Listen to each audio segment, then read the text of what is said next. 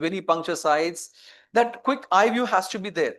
Never examine the patient over the clothes and for 45 degrees. It may so happen that in the cardiovascular station, they may keep the patient in the supine position. You have to ask the examiner, sir, I want to examine the heart. Can I take it 45 degrees? I have seen certain stations, like certain hospitals, the beds are not meant to be 45-degree inclined. So the examiner may tell, keep 1 or 2 pillows, and they may say, you may proceed with the exam. What they are trying to ensure is, yes, you know that the cardiovascular system has to be seen when the patient is lying at 45 degrees from the supine position. Is that clear? Patient should be properly exposed. Stand it on the right hand side. And again, I tell you, they'll be keeping a sanitizer. Safety, patient safety.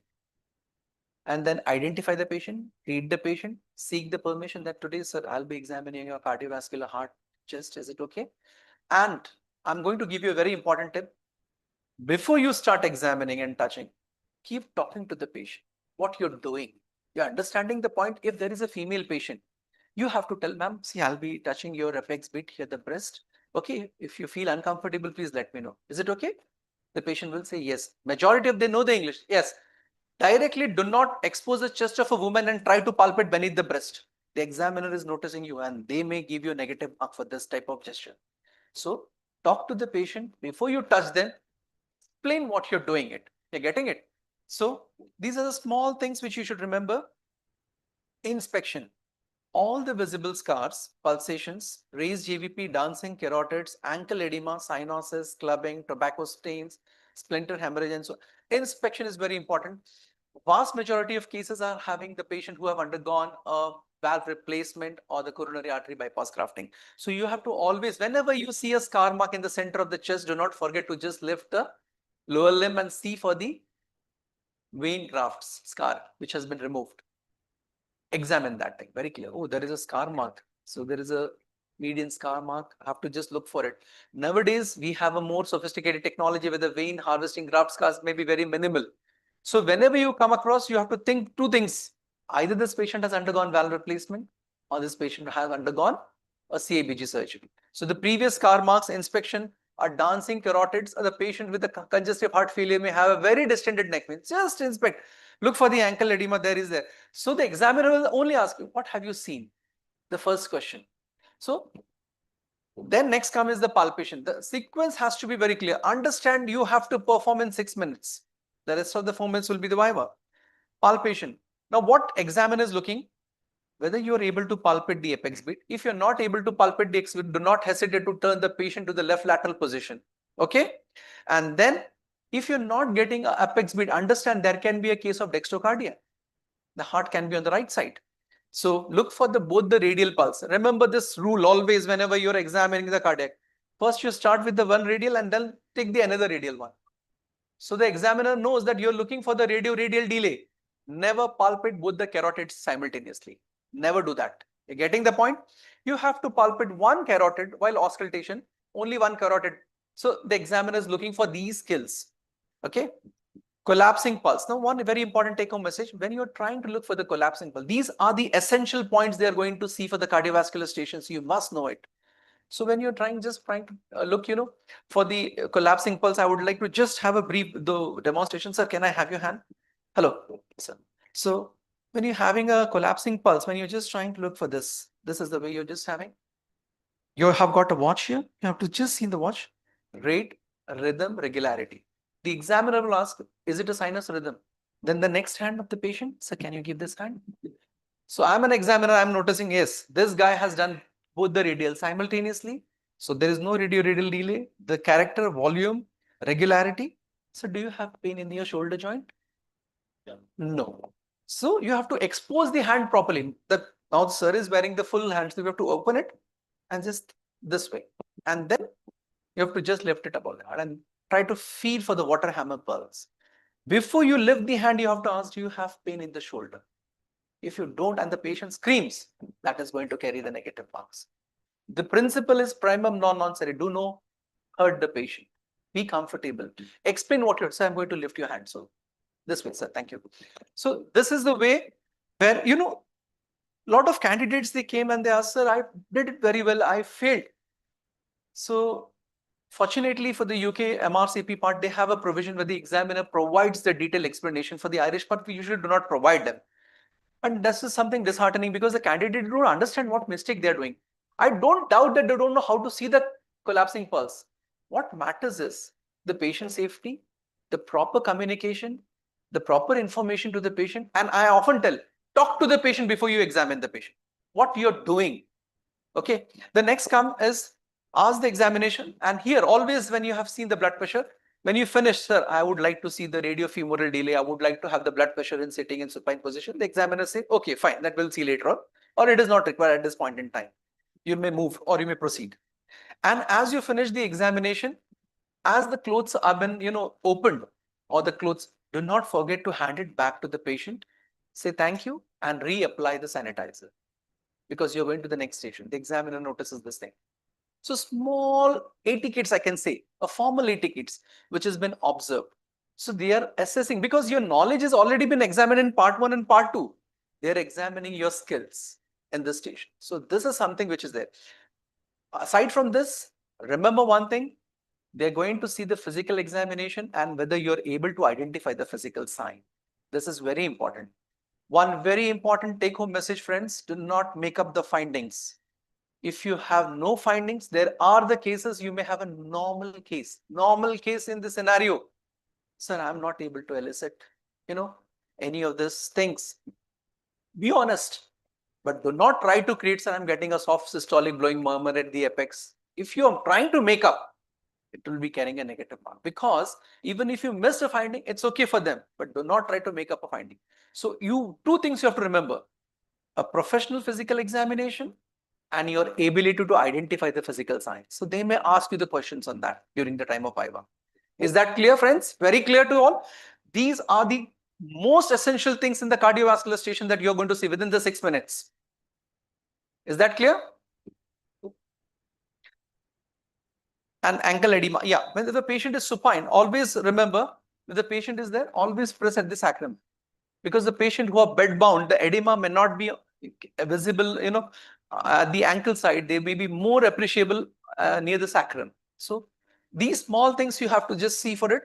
Auscultation of all the cardiac areas, left lateral position, sitting position, simultaneously palpate one carotid and the effect of respiration and sacral edema. I'll just try to demo you, just give you a brief idea that I'm trying to hold a stetho in my hand and the patient is lying there. So when the patient is at 45 degree, I'm going to place my 1 or 2 finger over the carotids. I'm going to place my stetho over the apex for a while.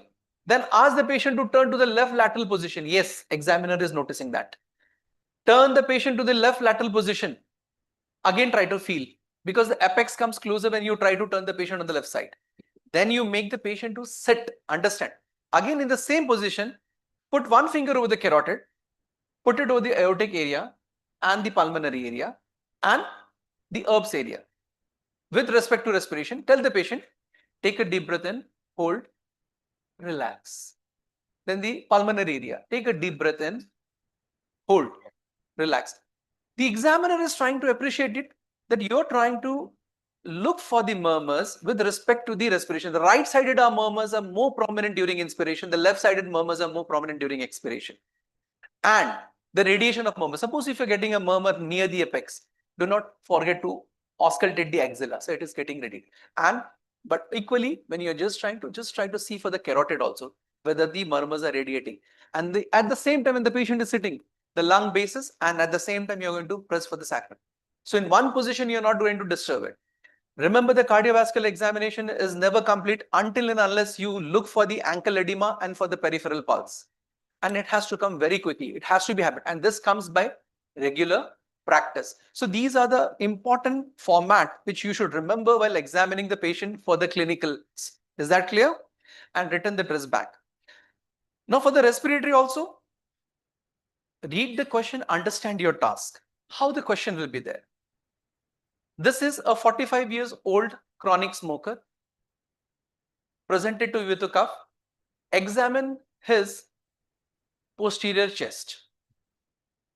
In the case, what they have said, examine his posterior chest. Now, what the candidate does, he goes to the station, he tries to examine the anterior, he tries to examine the posterior. It is practically difficult to do both the things within 6 minutes. I'll tell you honestly. Examine his posterior chest. If they're telling examine the anterior chest, do not forget to palpate the trachea. So you have to read the question, understand your task and start examining. The same fashion, hand wash, introduce yourself, take the consent, inform the patient what you're doing and setting 45-degree of proper position and the two components, anterior and the posterior, and a peripheral quick bird's eye view and ask the patient to cough. Look for the pallor, cyanosis, pursed lips, cervical lymph nodes, pulse, flaps, clubbing, tobacco stains. Now, this is which I want to tell you one thing which we were discussing right now, irrespective of the specialty. Any clinical examination consisting of two essential components. Remember this very clearly. What are these two essential components? One is a peripheral, one is examination proper. What is peripheral examination? When you enter the station and when you see the patient is lying on the couch, you have a bird's eye view how the patient looks. Is he comfortable? Is he distressed? Is he using his lips? Is the flaring of the ala nasal? Is he using his accessory muscles of respiration? Is he looking cynosed? Is he in distress? This is a general view of it. When you examine the patient, I'll tell you friends, I have seen lot of the candidates, they're very good examiner. They have know how to examine. But because of the time constraint, as I said, the time is everything. They spend much of the time in the peripheral examination rather than the examination proper. For examination, you are having a GI station. The guy is looking for the palmar erythema. He is trying to look for the flaps. He is trying to look for the spider angioma. He is trying to look for the clubbing. He is trying to look for the icterus. He is trying to look for the pallor. He is trying to look for the mouth. He is spending much of his time in his peripheral examination rather than the examination proper. So what is the examination proper in GI station? Inspection, palpation of the liver, palpation of the spleen, ballotment of the kidneys, and shifting dullness. In case of ascites, fluid thrill, then the percussion of the liver, percussion of the spleen, and in case you are finding a lump, auscultation for the peristalsis and for any bruit. But what happens is in the GI station, sir, I have seen even sir is a senior most examiner might have seen the candidate is wasting his majority of time, and I think this has been agreed upon the evening medical updates from the RCP UK where the lot of examiners send that the candidates are losing mark because they are spending much more time in the peripheral examination. The purpose of the peripheral examination, irrespective of the specialty, that you should know the pallor, icterus, cyanosis, clubbing, the condition of the tongue, the hands, the cyanosis, the dupuytren's contracture, the ankle edema. These are all the peripheral examination. So, whenever you see a respiratory examination, ask the patient to cough, look for the tubing, look for the nebulizer, look for the oxygen cylinders, look for the position of the patient and look for the peripheral examination, but do not waste your much time in the peripheral. Start with the examination proper. And again here, before you examine the patient, expose, greet yourself, take the consent and explain, sir, I'm going to examine your chest. I'm going to examine your anterior neck. Sir, I'll be trying to look at your windpipe. It may be some, uncomfortable. Majority cases who have found a lobectomy or the lung collapse, their examiner will ask and expect that you should know how to palpate the trachea. Look for the tracheal trunk. So these things are equally important in the examination. So peripheral and examination proper. So what is the examination proper? Look for the chest expansion, scar marks, chest movement, indrawing of the rib pattern, pattern of breathing, sputum, abdominothoracic, the patient is using a lot of intercostal muscles, O2 tubes and the respiratory rate. Palpation, chest expansion, tenderness, tactile vocal fremitus, percussion, trachea if not palpate, look for the tracheal trunk and the cricosternal distance. Auscultation, the breathe sounds, the added sounds, the rhonchi, the wheeze, the crackles, post-tussive rails, forced expiratory time, pleural rub, and then at the end you can say I want to sir do a PEF, I want to check this, SpO2 and so on and so forth. Return the dress back and wash your hand and say thank you to the patient. Now these points are very important. Please note this point. These are the essential points an examiner expects a candidate to know while performing the examination. They are all available in the textbook. What requires is a diligent practice and that too within the stipulated time frame, within 6 minutes. If you find the crepitations or the crackles, do not forget, ask the patient to cough and see the changes in the character of the cough. Getting it? Is that clear, friends? So the approach to the gastroenterology, again, read the question carefully. Understand what is your task. enter and introduce yourself, take the consent, hand wash and expose the patient properly and tell what you're doing it. Again, the examination starts in the similar fashion, a general and the peripheral examination. The patient should be lying flat. Now here, okay, 5 minutes.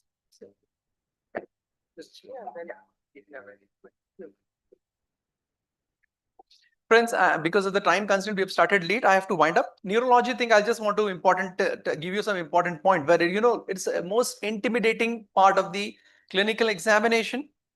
Read the question, again introduce. There can be the cranial nerve. They may tell you examine his cranial nerve and the higher function, or the examiner may tell examine his upper limb. So whenever you're examining the upper limb, lower limb, the format remains the same. The tone, the power, the reflexes, the coordination, the sensation, the joint positions, and the vibration, so on and so forth. Very important when you have been asked to look for the lower limb. Please understand the neurological examination can never be complete without assessing the gait of the patient. And do not forget to check for the spine.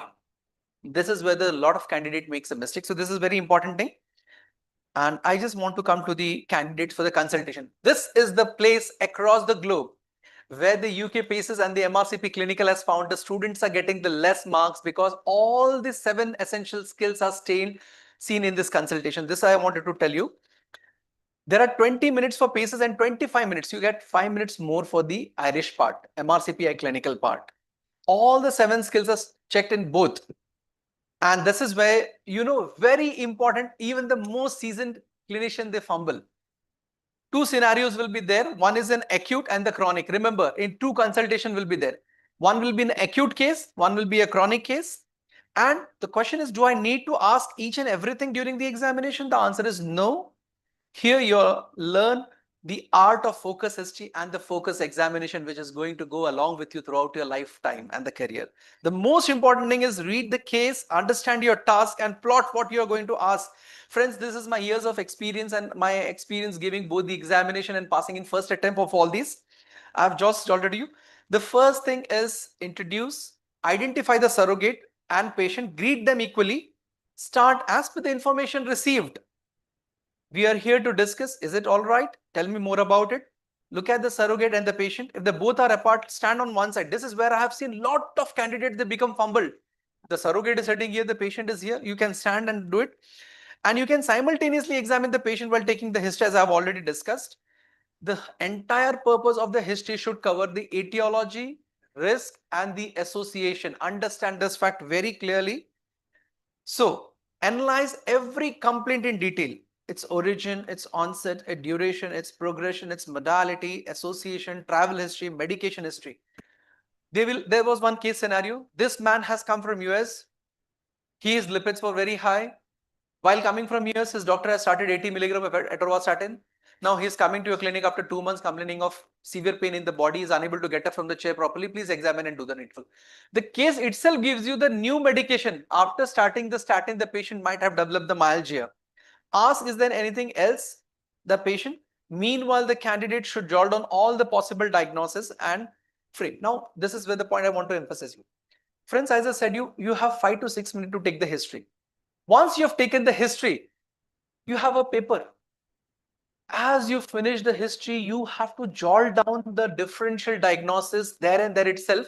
And just by the side of the differential diagnosis, you are going to write down all what you are going to examine. I'll be examining his goiter, I'll be examining his pulse, I'll be examining his blood pressure, I'll be examining his visual field, I'll be inspecting his chest, I'll be looking at his lung bases, everything you are going to see in that way. I'm going to see his gaits, I'm going to see his reflexes. Because the consultation is not fixed to one system per se. The patient can have a vague complaint. So you may see a part of different system, but you have to jot down. This is where, the most difficult part of the clinical consultation comes. Is the focused examination in a structured way. Supposing headache. Now I want to know, there's a headache, you have taken a history, blah, blah, blah, blah, blah. You have a differential diagnosis. This could be a migraine, this could be a tension headache, this can be a subarachnoid hemorrhage, this can be a space occupying lesion, this can be a primary headache, whatever a differential diagnosis. Now you tell me one by one. Now you're jotting down, what all things will you examine in headache? The examiner is going to see. Now you're getting up and you're examining it. Yes, tell me. I'm giving you one hint. I'll examine for the nuchal rigidity. What else? Yes. Pupils. What else? Yes, you're right. I'll be examining pupils. In pupils, what are you going to see? Light reflex and accommodation reflex. What else? Oculomotor nerve. Do you want to see oculomotor palsies? Nuchal rigidity. Third, fourth, sixth cranial nerve. I'm just writing down. Pupils, symmetry. What else? Fundoscopy. Do you like to see fundoscopy? Yes, jot it down immediately. Yes, fundoscopy. What else? You have less time. Exactly. Ear, paranasal sinuses, dental. Okay, fine. Trigeminal nerve, fifth nerve, V1, V2, V3. Patafat. What else? Headache. You have to be focused. What you're going to get in the spine? Blood pressure. One thing is the blood pressure. What else? What else? If he's an elderly patient, sir, temporal artery. Giant cell temporal arteritis. See, this is how your brain should work. You know, this is a case of headache. I am given a consultation skill and I have to do a focused examination. So the temporal artery you have missed. So when you're just trying to feel for the examiner is looking. You have done the fundoscopy, you have done all these things. So this is the skill of the clinical consultation. Getting chest pain. So when you have a chest pain, you should know what all things are you going to examine. If you think this is a case of a hypothyroidism, what all things will you examine? Supposing from the history you came to know that this can be a case of a hypothyroidism. Focus, see friends, believe me, you might be finding it very simple right now. Lot of good candidates have failed in both the consultation. It is not the haphazard head to toe examination. No, no, no. It has to be focused. It has to be structured examination.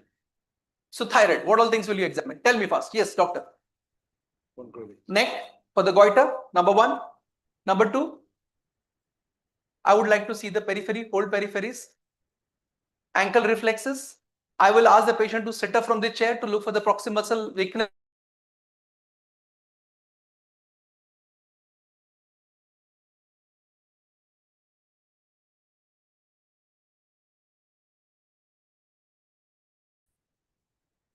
Sir, I would like to draw the trousers up to look for the pretibial. The examiner is trying to see these things, but equally when you draw a differential diagnosis, you have to know that this is my differential diagnosis. This is what I'm trying to examine. Friend, this comes by thorough practice, and this is going to go in a long way when you practice it. Okay. So in the last 3 minutes, this is very important. When you're going to do the physical examination, the same fashion, instruction I explain, be professional, be gentle. And in the last 3 minutes, remember, this is the place where the student wastes his complete time and he doesn't have a time to talk to the patient and the relative or the surrogate about the concern. Once when you examined it, then either if there is a surrogate or the patient, turn and ask, I feel this patient has this complaint. If the patient is acute, I would like to keep this patient under observation. If the patient is chronic, I would like to do certain battery of investigation. These are my likely differential diagnosis. I want to do this sets of investigation. Do you have any concerns? What are your ideas and expectations? Ask this thing, because in the last 2 to 3 minutes, this is a very important thing. I have seen a lot of the students in the clinical examiner. The examiner has put the candidate has not assessed the concerns of the patient at all. And this is where they fumble. So last 3 minutes, ideas, expectations, and the concern, you're going to explain your differential diagnosis. Don't be stubborn. No, this is a myocardial infarct. This is subarachnoid. I personally feel, we may have to do one scan, and probably I'll take small amount of fluid from the back. We call it a CSF. And do you have any concerns or idea what can be this? You talk to them. Doctor, I feel this can be brain tumor. My father died of this thing. Okay, fine. Definitely. This is a genuine concern. Show empathy. The moment when you show empathy, that also carries a mark. Listen. So last 3 minutes of the clinical consultation is very important. Explain your plan, diagnosis, differential diagnosis, and do not hesitate to patient that I would be taking an expert opinion. Always remember, the patient management is a multidisciplinary. So now the communications and ethics. Sir, can I have 2 minutes for the communication? Maximum 2 minutes. Okay, fine. I'm sorry because we are, So the communications and ethics stations. This is the same thing which we have discussed. As we have a very less time, I'll tell you about the communication. Friends, again, the doctors have done very big blunders because they're anxious during the exam. In communication station, read the scenario and understand your task. Are you breaking a bad news? Are you going to do some medical procedure? Is the patient unwilling for some medical procedure? Refusal of the treatment? Anything like that. So the communication skills, you have to understand your task, and the moment you enter inside it, again the same factor. Hello, greet, introduce. And first you recognize who is the person with you you're going to talk to. Because there may be examiner, one assistant, and one the person with whom you're going to talk. Identify them. And before you start anything or disclose anything, first thing I'll just give you, seek the consent. And tell we are here to discuss this thing.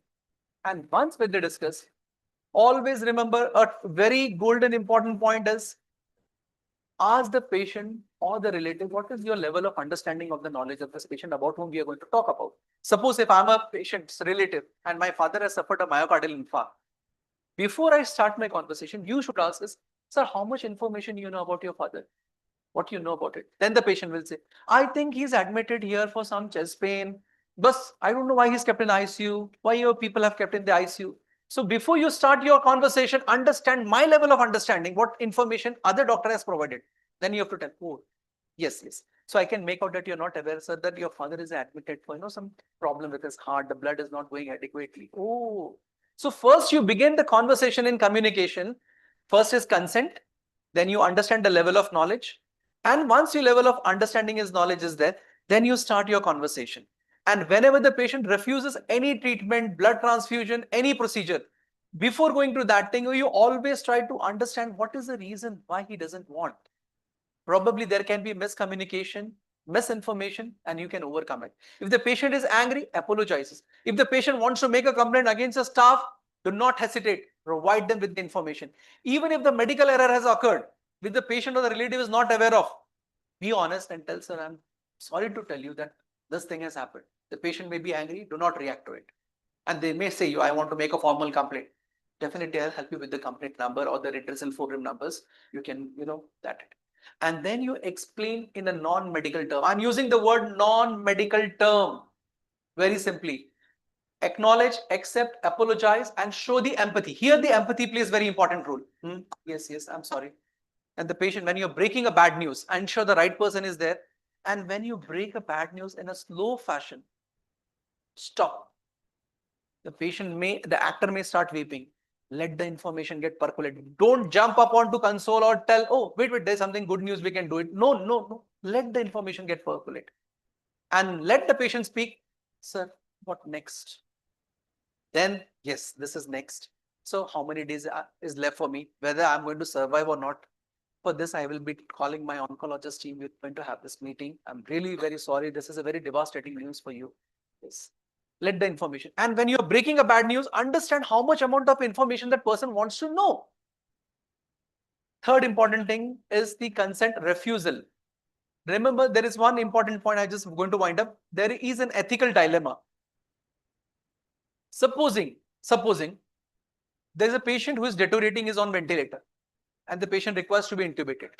And the son comes to know, and you're trying to tell that your father has gone in respiratory failure and we have to intubate it. The son is against that, I don't want to put him on mechanical ventilator. Now you are the person who is giving a communication skill. Now here the scenario is refusal for the life-saving treatment. So you have to understand if it is a reversible factor where the ventilator can save the life. The first thing you should ask him, do you have any written consent from your father stating that he doesn't want ventilator?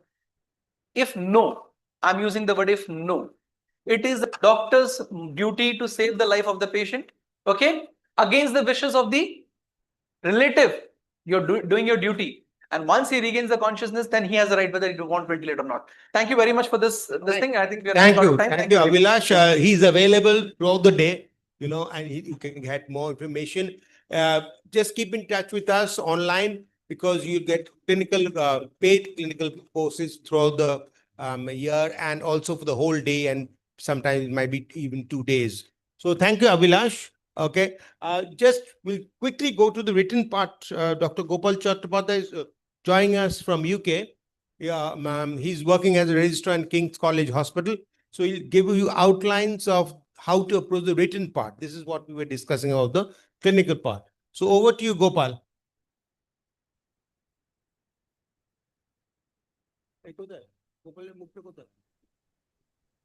Hello, am I audible? Hello. He's joined too. Yes, Dr. Gopal, you are audible. Thank you so much, sir. But I don't think I'm Hello, audible. Gopal, are you there? I am here, sir. Yes. You're ready to go? Yeah. Am I audible? Yeah, your little voice is, but can we put up the voice? Can't hear him very well. He's got a soft voice, we know that, but I mean, we need to Online, we are able augment to hear the you very volume. well. Yeah, online seems fine. Yeah.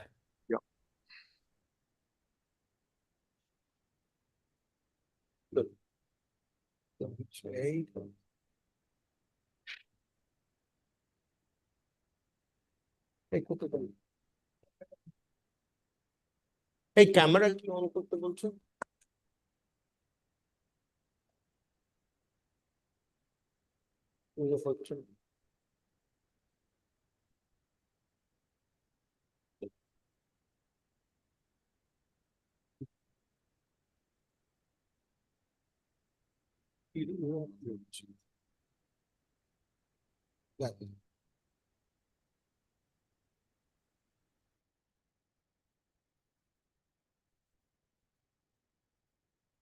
এটা কি পরে করবো? কিন্তু হয়তো গোপাল তো রয়েছে, গোপালের মুখটা তো রয়েছে। Yeah, Gopal, please unmute yourself. You're muted. I can, yeah. Hi. And Hi. you're ready to Yes. go now. Yeah. Am I audible? Am I audible? Hello. Yes, you are, Dr. Gopal. Thank you. Thank you so much, sir. Now, I understand I'm audible on the online platform. Just want to confirm if I'm audible on in the venue. Am I audible physically over there?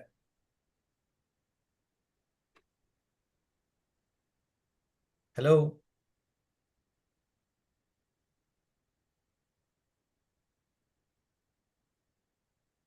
You're audible loud and clear.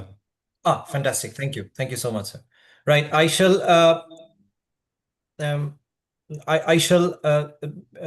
stop my video and I shall just try and share my screen. Just give me 2 seconds for that, please. Right. Thank you.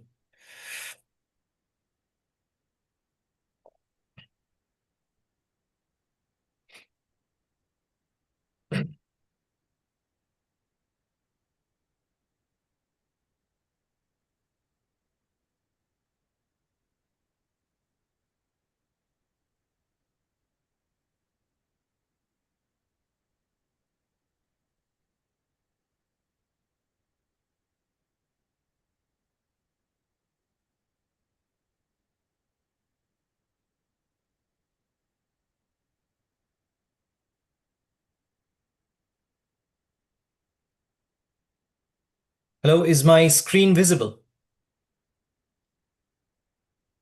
Yes, it's visible. And is it visible in the venue? It is visible now. It's gone. Can you just enlarge it, the maximum? Yeah, I will. But I mean, I have still not put it on presentation mode. But is my just screen visible for the moment? Yes, it is. Thank you. And the next thing, sir, if please somebody could check if it is visible in the presentation mode and if the slides are moving. Yes, it's Are moving. it's going- Yeah, absolutely fine. Fantastic. Thank you. Right. A very good afternoon to everybody. So the next few minutes, we shall be going through a little bit of the premise of the MRCP examination. My name is Dr. Gopal Chattopadhyay, and I am presently working in the UK. I just wanted to have a very brief understanding as to, do we have a lot of DNB and MD students in the audience today?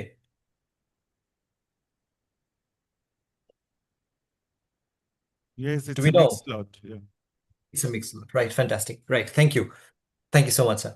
So This is a meditorials presentation, and originally we have been doing this in a slightly bigger way, this presentation in a slightly more detailed fashion in our online courses, where we do one session for introducing the MRCP examination.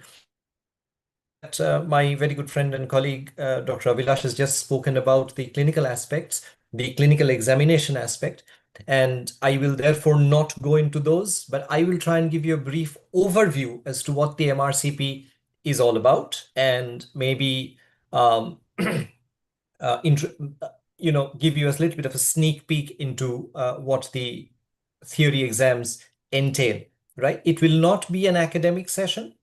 It is not going to give you specific pointers. It is going to be more on the lines of a broad overview. Okay, so I would think that we would not be in a position to answer very detailed and specific questions at this point. But if you have more general or generic questions about the exam, then please feel free to get in touch with us. And if you are inclined to take our course, then again, please do let us know. Right, so this is a meditorials presentation. Now, what is meditorials? You have been hearing that today's seminar is organized by the Association of Clinicians of India. Meditorials really is a subgroup of Association of Clinicians of India. So it is basically all of our members in the Associations of Clinicians of India are either members or fellows of the Royal College of Physicians of Ireland. Some of us are additionally members / fellows of the UK Royal College. And of course, a lot of us have additional qualifications from India and even other countries as well. In addition, a lot of our members have experience of working in India as well as UK, Ireland, and some other countries, and have teaching experience both for Indian exams as well as primarily for the British and Irish membership exams as well. With this very brief introduction, we shall jump right into the topic of today's discussion. What we shall discuss is the very commonly asked questions, some questions which are sometimes, they surface in discussions. They're not the more commonly asked questions.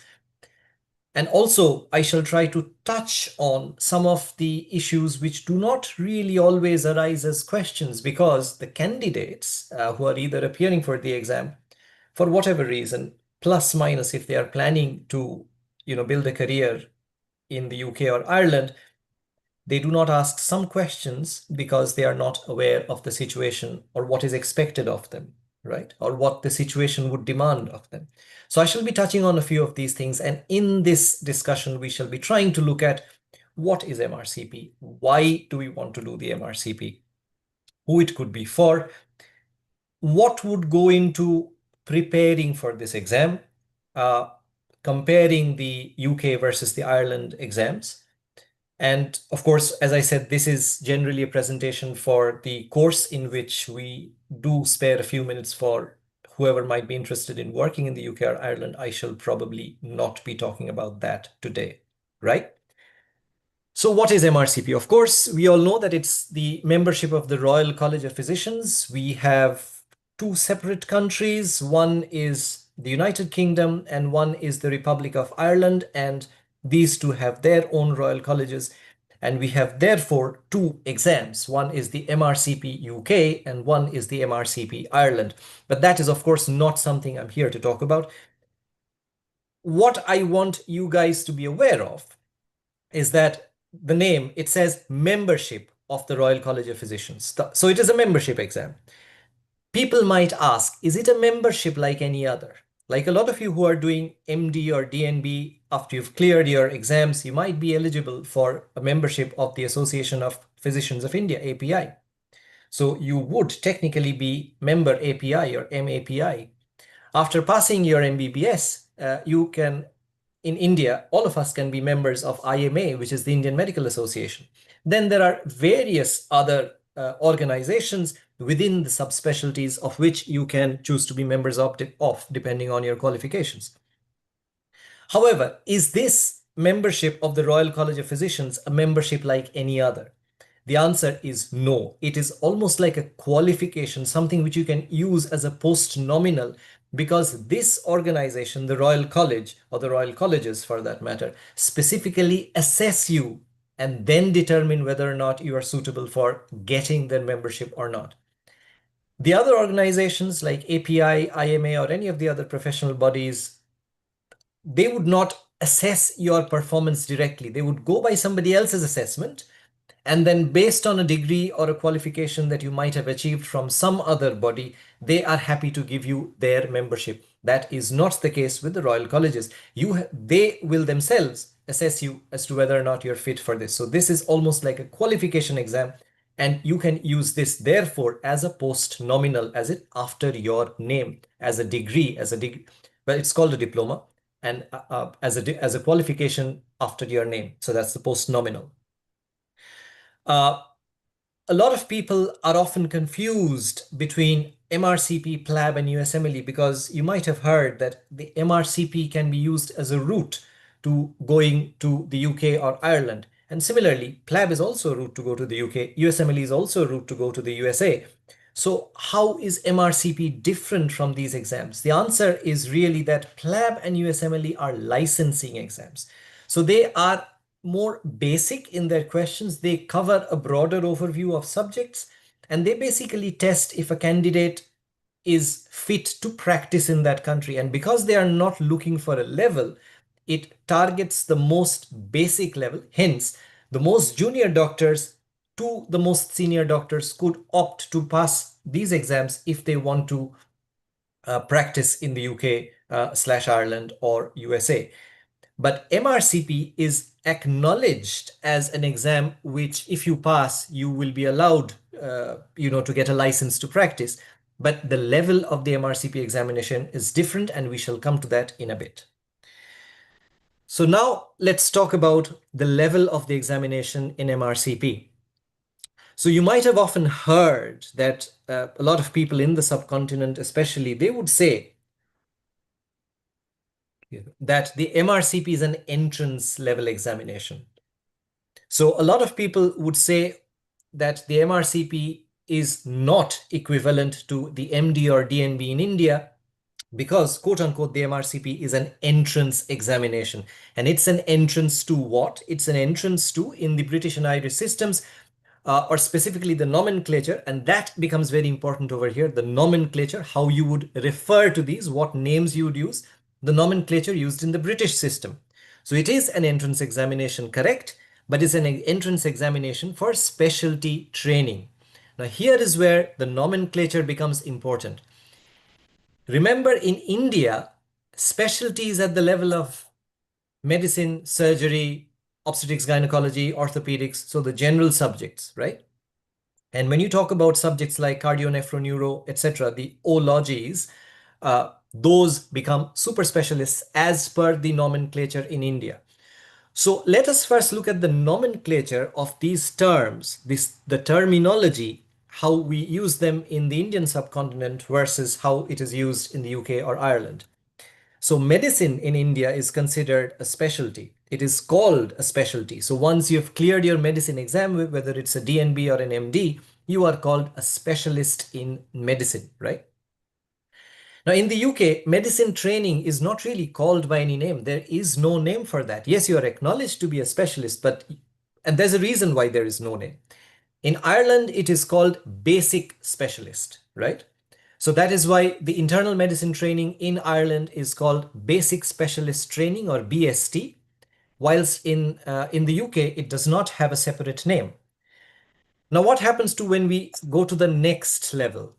So when we go to the next level, like, as I said, the ology subjects, cardiology, nephrology, hematology, immunology, endocrinology, respiratory, like pulmonology, right? So these in India are referred to as super specialties. So there's a very clear distinction between the specialty level and the super specialty level, okay?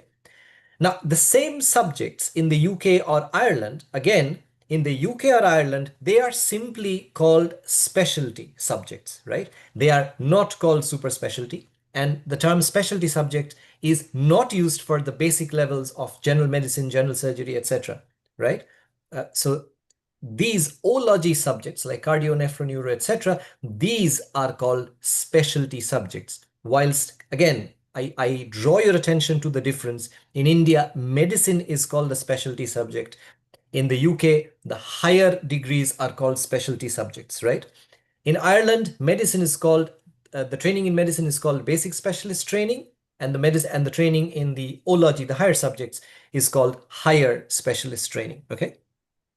So if you note, the term specialty is used slightly differently between India and, say, the Western world, right? So what becomes an exit exam in the context of India, say an MD or a DNB exit exam, which you give before you get your MD or DNB medicine degree. So that's an exit exam, you agree? Yeah? And that is the qualification that you would need to apply for the entrance examinations for cardiology, nephro, neuro, etc., right? So in both countries, there are exit exams which assess if a candidate is suitable or is fit enough to apply for the higher specialty subjects or the super specialty subjects, which in UK is simply called the specialty subjects, right? Now, in India, in the Indian subcontinent, you might have two different exams, one for exiting the previous level and one for entering the next level. However, in the UK or in the Ireland, it is just one exam, which is equivalent to exit from the previous level and entry into the next level. Excuse me. The reason for this, the reason for there being two separate exams in India versus just a single exam in the UK or Ireland context is because in India, you can stop right after doing an MD or a DNB in medicine, and that's absolutely fine. You are permitted to stop just after being a specialist in medicine. Not everybody you know would have a super specialist, quote unquote, a super specialist qualification or degree, right? But in the UK or Ireland, the internal medicine or the general medicine training does not allow the candidate to stop at medicine. If the person stops at medicine, the person has to leave the field, right? So the training is an integrated pathway in which there are a few initial years, 2 to 3 years of internal medicine training, followed by 4 to 5 years of what is in the UK called specialty training, and in the Ireland is called higher specialist training, right? So the ology subjects like gastroenterology, pulmonology, immunology, genetics, infectious disease, cardio, nephro, neuro, hematology, all of these, what is called super specialty in India is simply called specialty subjects in the UK and is called higher specialist subjects in Ireland. So that is why the MRCP is at the level of an exit level examination for medicine and an entry level examination for the higher subjects. Therefore, which is the same as what you would expect in MD medicine or a DNB medicine. Therefore, the level of the MRCP examination is the same, right? Is the same as an MD or a DNB exam. It is testing the same things. Yes, the question pattern is different. The focus, the thrust on a few different things is what makes up for the difference between the two exams. But largely, the level is what I'm talking about. The level of between the MD medicine or the DNB medicine and an MRCP is the same, right? So it is just like you exit one door to go through the next. It is a set of doors, a series of doors, and it is the level that matters. The exit level for one level, the exit exam for one level may be the entrance exam for the next level, okay? So now what is MRCP? We talked about the level. Now what is expected of a candidate? Of course, you are expected to have an in-depth knowledge of medicine. And as my colleague and friend, Dr. Avilash, has adequately exemplified, that you need to be a safe doctor, right? So after the MRCP examination, you are expected to be a medical registrar, right? And after that, when you enter your specialist training or higher specialist training in the ology subjects, you're supposed to be a specialist registrar, specialty registrar. So a medical registrar and a specialist registrar. So the two different levels, but the specialist registrars in some subjects still continue to function as a medical registrar during on-calls. So therefore, because you're registrars, you're not really a junior, but you're not a consultant yet. The consultant needs to feel that the patients are safe with you. Therefore, the system runs on the medical registrar. The NHS system runs on the medical registrar. Therefore, you don't just need to have knowledge, you need to be a safe doctor. You need to be empathetic towards the patients. And these are qualities which are specifically assessed in the exams for candidates appearing for these exams. Then there is the slight other bit, the confusing bit for people coming from outside of the UK or Ireland, say the Indian subcontinent or the African continents, as to what are the different royal colleges. We shall maybe spend 1 or 2 minutes on this, but later, not just now, okay? So why MRCP? Why would you want to appear for the MRCP exam? So somebody might want to appear for the exam just for career progression, right? So you're adequately qualified, and you just want, to further your career chances and opportunities, you appear for this exam. Or you might be a fresh pass out, you have worked in medicine, you feel you have a thorough knowledge and understanding, a significant understanding and knowledge of medicine, and you want to go down the route of MRCP as your career progression pathway, you could opt for that. So that is one reason. The other is further training. A lot of you guys, a lot of doctors from across the world, so I'm talking about people outside of the UK or Ireland, would opt for MRCP as a route to gain further medical training in the UK or Ireland, right? So it might be used for that purpose as well.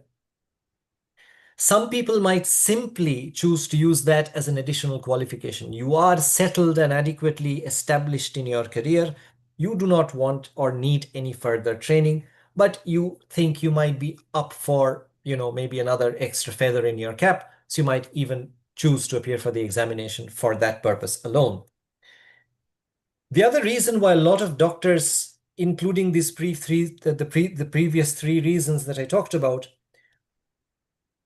one reason why they consider the MRCP examination is because it is an internationally acclaimed qualification. Now, kindly note, I am not using the term internationally recognized. There's a difference between recognized and acclaimed. Recognition has to do with your political system, rather the healthcare political system, whether how the relations between one country and the other, and the opportunities that one country wants to give to its own citizens. Again, the question of politics comes in here. So which is why recognition might not be universal. So the MRCP examinations is definitely not recognized as a postgraduate qualification in the USA. But equally, it is recognized as a postgraduate qualification in the MRCP UK is recognized in India. The MRCP examinations are recognized in the Middle East. The MRCP examinations are recognized in Australia, in maybe Singapore. So you see the difference. It is recognized in some places, not recognized in other, but universally and internationally, it is an acclaimed qualification. So even USA, they might not recognize you. You might have to appear for their USMLE if you want to move to the USA after clearing your MRCP exam, whether from UK or from India.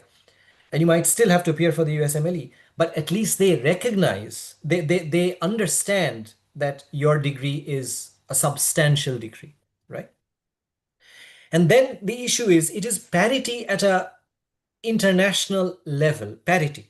So what I mean by parity is not, I'm talking about medical educations and healthcare system over here. I'm not talking about the science. Of course, the MD and the DNB exams in India are exceptional exams. The training courses are extremely grueling, and the products that come out after these training programs are exceptional physicians. There is no question about that. And the international community accepts that. They might not officially proclaim that, but they accept it, right? That Indian doctors who have done their MD or DNB are exceptional physicians. But the problem is the healthcare system. Now you see, the Western education system, the healthcare system, the health education system is largely protocol based. That is not to say that you guys do not learn protocols in MD or DNB. But honestly, hands on heart, how many of you think that all of these protocols are actually followed to the T when you're seeing patients on a practical day-to-day basis? It is not possible because of the diversity of the subcontinent. It is not possible because of the socioeconomic situations in our subcontinent, in the African continents, or in a lot of other parts of the world, where protocols have to take a backseat because obviously the protocols are generated in resource in intensive countries, in resource rich countries. So what they can offer to patients, what patients there can afford, is not necessarily the same as what can be offered to patients in countries where people are not that rich, and that also translates to a difference in what people can afford in those countries, right? But because, unfortunately or fortunately, the system is run by the Western bodies, how many protocols have you seen coming out from the Indian subcontinent? You will be honest, there are not many. So because the system is run by them, the show is run by them, this gives you a qualification which is at par with an international system versus what we do as standard of care in our countries. Okay. Then, of course, because of all of these, there's a certain level of expectations from the candidate who has passed the MRCP examination at a global level. Again, the expectation, I'm not restricting myself to knowledge. A candidate who has an MD or a DNB is equally expected and responsible to have, a supreme level of knowledge and skill. But there are a few things which we shall be talking about, and my colleague Avilash has already kindly explained that there are certain things which are specifically assessed in the exams, in the MRCP exams, which maybe at least even till this date are not that, you know, are not that important in the context of the Indian exams, right? Now, who is it for? There's a reason why I'm asking this. You could say, well, this is a very stupid question because it clearly says membership of the Royal College of Physicians. Therefore, it should only be for physicians and people who are interested in medicine. Definitely not for surgeons, definitely not for obs and gynae people. But then the answer in the context of MRCP, as opposed, as different from the MD or DNB, is that the MRCP exam is not mandatorily associated with a 2 or 3 year clinical medicine teaching program, which is what some people say, well, why should we equate MRCP with MD or DNB? Because in MD or DNB, the candidate has to go through 3 grueling years of training, and in MRCP, you can appear for the exam without any training. Yes, true. But the point is, whilst you can appear, while you are eligible to appear for the exam without an official 2 or 3 year training program, you might not really do that well till you have undergone that grueling experience or training and knowledge base before you have applied for the exam. So it translates to practically being similar, though not necessarily being the same. Okay. Therefore, somebody who is not in the medicine training pathway in the UK or Ireland can still appear for the MRCP exams. And I have seen people, GPs in the UK, who have their own separate exam, the MRCGP, the membership of the Royal College of General Practitioners. I have seen a lot of GPs also appear for the MRCP exam because it is used as a very important step and is a stamp of the person's knowledge and skill. Okay. And of course, because it is a little bit more open rather than the MD or DNB exams, which only cater to trainees in internal medicine, and because of its openness, it can vary a little with what your goals are, with what your targets are, and with what your plans are, depending on the list that I've just given on the left-hand side. Okay. So as I said, it is not necessarily only for physicians. So in terms of preparing for the exam, of course, we shall not spend a lot of time on this today because you guys will be well aware that there are multiple courses strewn across the internet and hundreds of books. But then what I'm trying to just tell you guys is that there are probably certain things which you might, sorry, just give me 1 second. Can you just give me 1 second? I shall stop sharing my slide, please, yeah?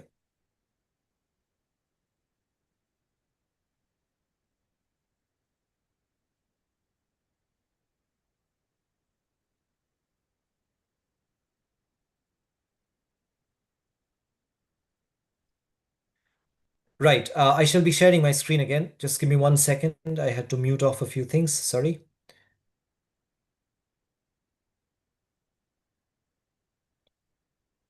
Sorry, just give me a second.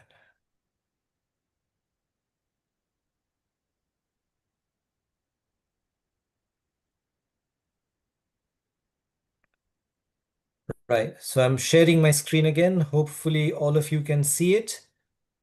And hopefully all of you can see it in presentation mode now. Yeah? And you can see it moving, right? Okay. Fine. So in terms of, yeah, thank you. So in terms of preparing for the exam, there are a few things which is good to keep in mind. Like certain things which, whilst there is no end to resources available online or even across the market, there are a few things which probably you would be good to use specifically because those are key things, right? So for example, there are certain books, certain question banks which are very popular because they do seem to have a lot of impact on the way candidates perform in the exam. So I shall only be talking about the books over here because it is really difficult to talk about an online course because there are literally hundreds of them, right? And hundreds of good ones, really. So of course you would need to have a good knowledge base. So theory textbooks in general internal medicine would be helpful. Now you might coming from the Indian background training system where there's a lot of thrust on the American, I wouldn't say books, but specifically Harrison. A lot of you might not even have heard of the name of Cecil, which is another big American textbook of medicine. But nonetheless, the thrust is so much on Harrison that everything else gets, shadowed out, occluded. But because this is a more British and Irish exam and their protocols are slightly different, again, because their healthcare systems are slightly different, you would be good, and some of their units of measurements are slightly different as well. You would be good to acclimatize yourself to this British and Irish system if you want to appear for the MRCP examination. The healthcare system is largely similar, but there are some differences, and definitely some of the units are different between the British and the American system. Now in India we use the American units, right? But the British use a slightly different system in terms of the units they use. And therefore, in order to get used to that, whilst the theory exams will give you the normal range, then it spends that extra fraction of a second more in order to look at the normal range and then determine whether a certain value given is higher, normal, or lower, right? And you would be doing yourself a favor because these exams are time critical. If you know some of the normal ranges, if you know some of the units, so that looking at the value itself gives you an idea it is grossly over the normal range or below the normal range, or if it's generally normal, right? So therefore, some of the British and Irish textbooks are Davidson's, Kumar and Clark, and I think the most important one, and anybody in our group like Associations of Clinicians of India or Meditorials would agree, that you cannot afford to enter the examination hall without having a good understanding of the Oxford Handbook of Clinical Medicine. The latest edition being number 10 is what I've given here, but feel free to keep yourself updated, right?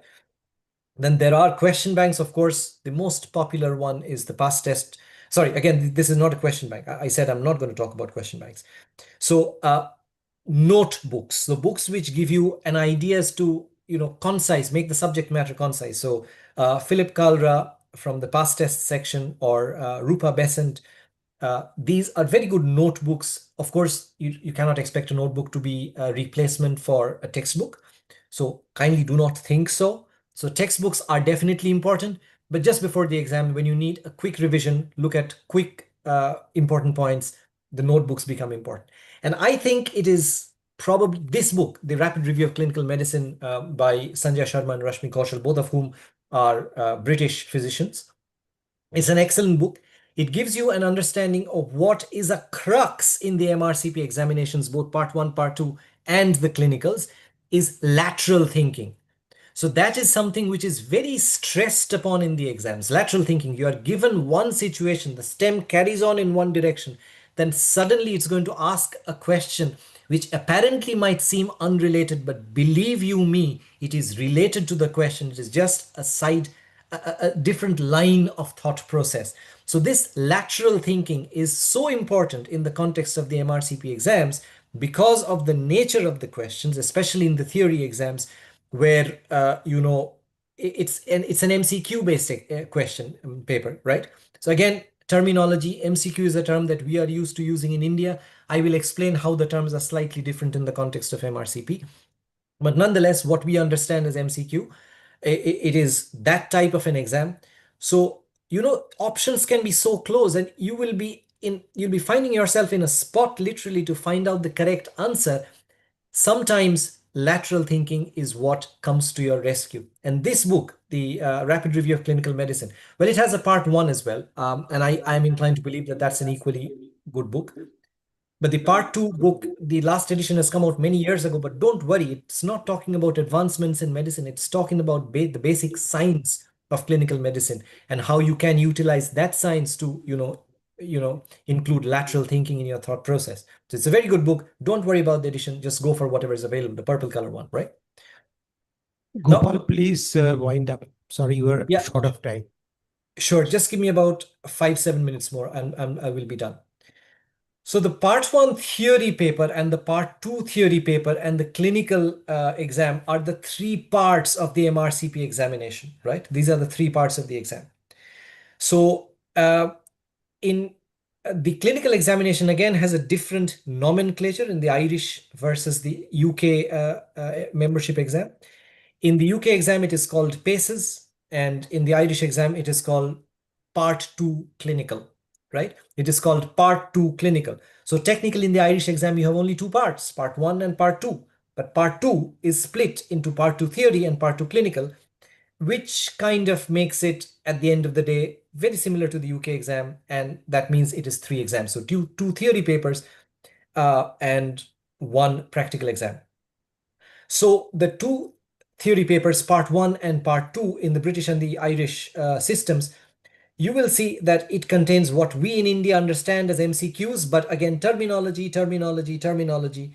In the UK and Ireland, they are called best of many, BOM, or because there are only 5 options given, it is called the best of 5.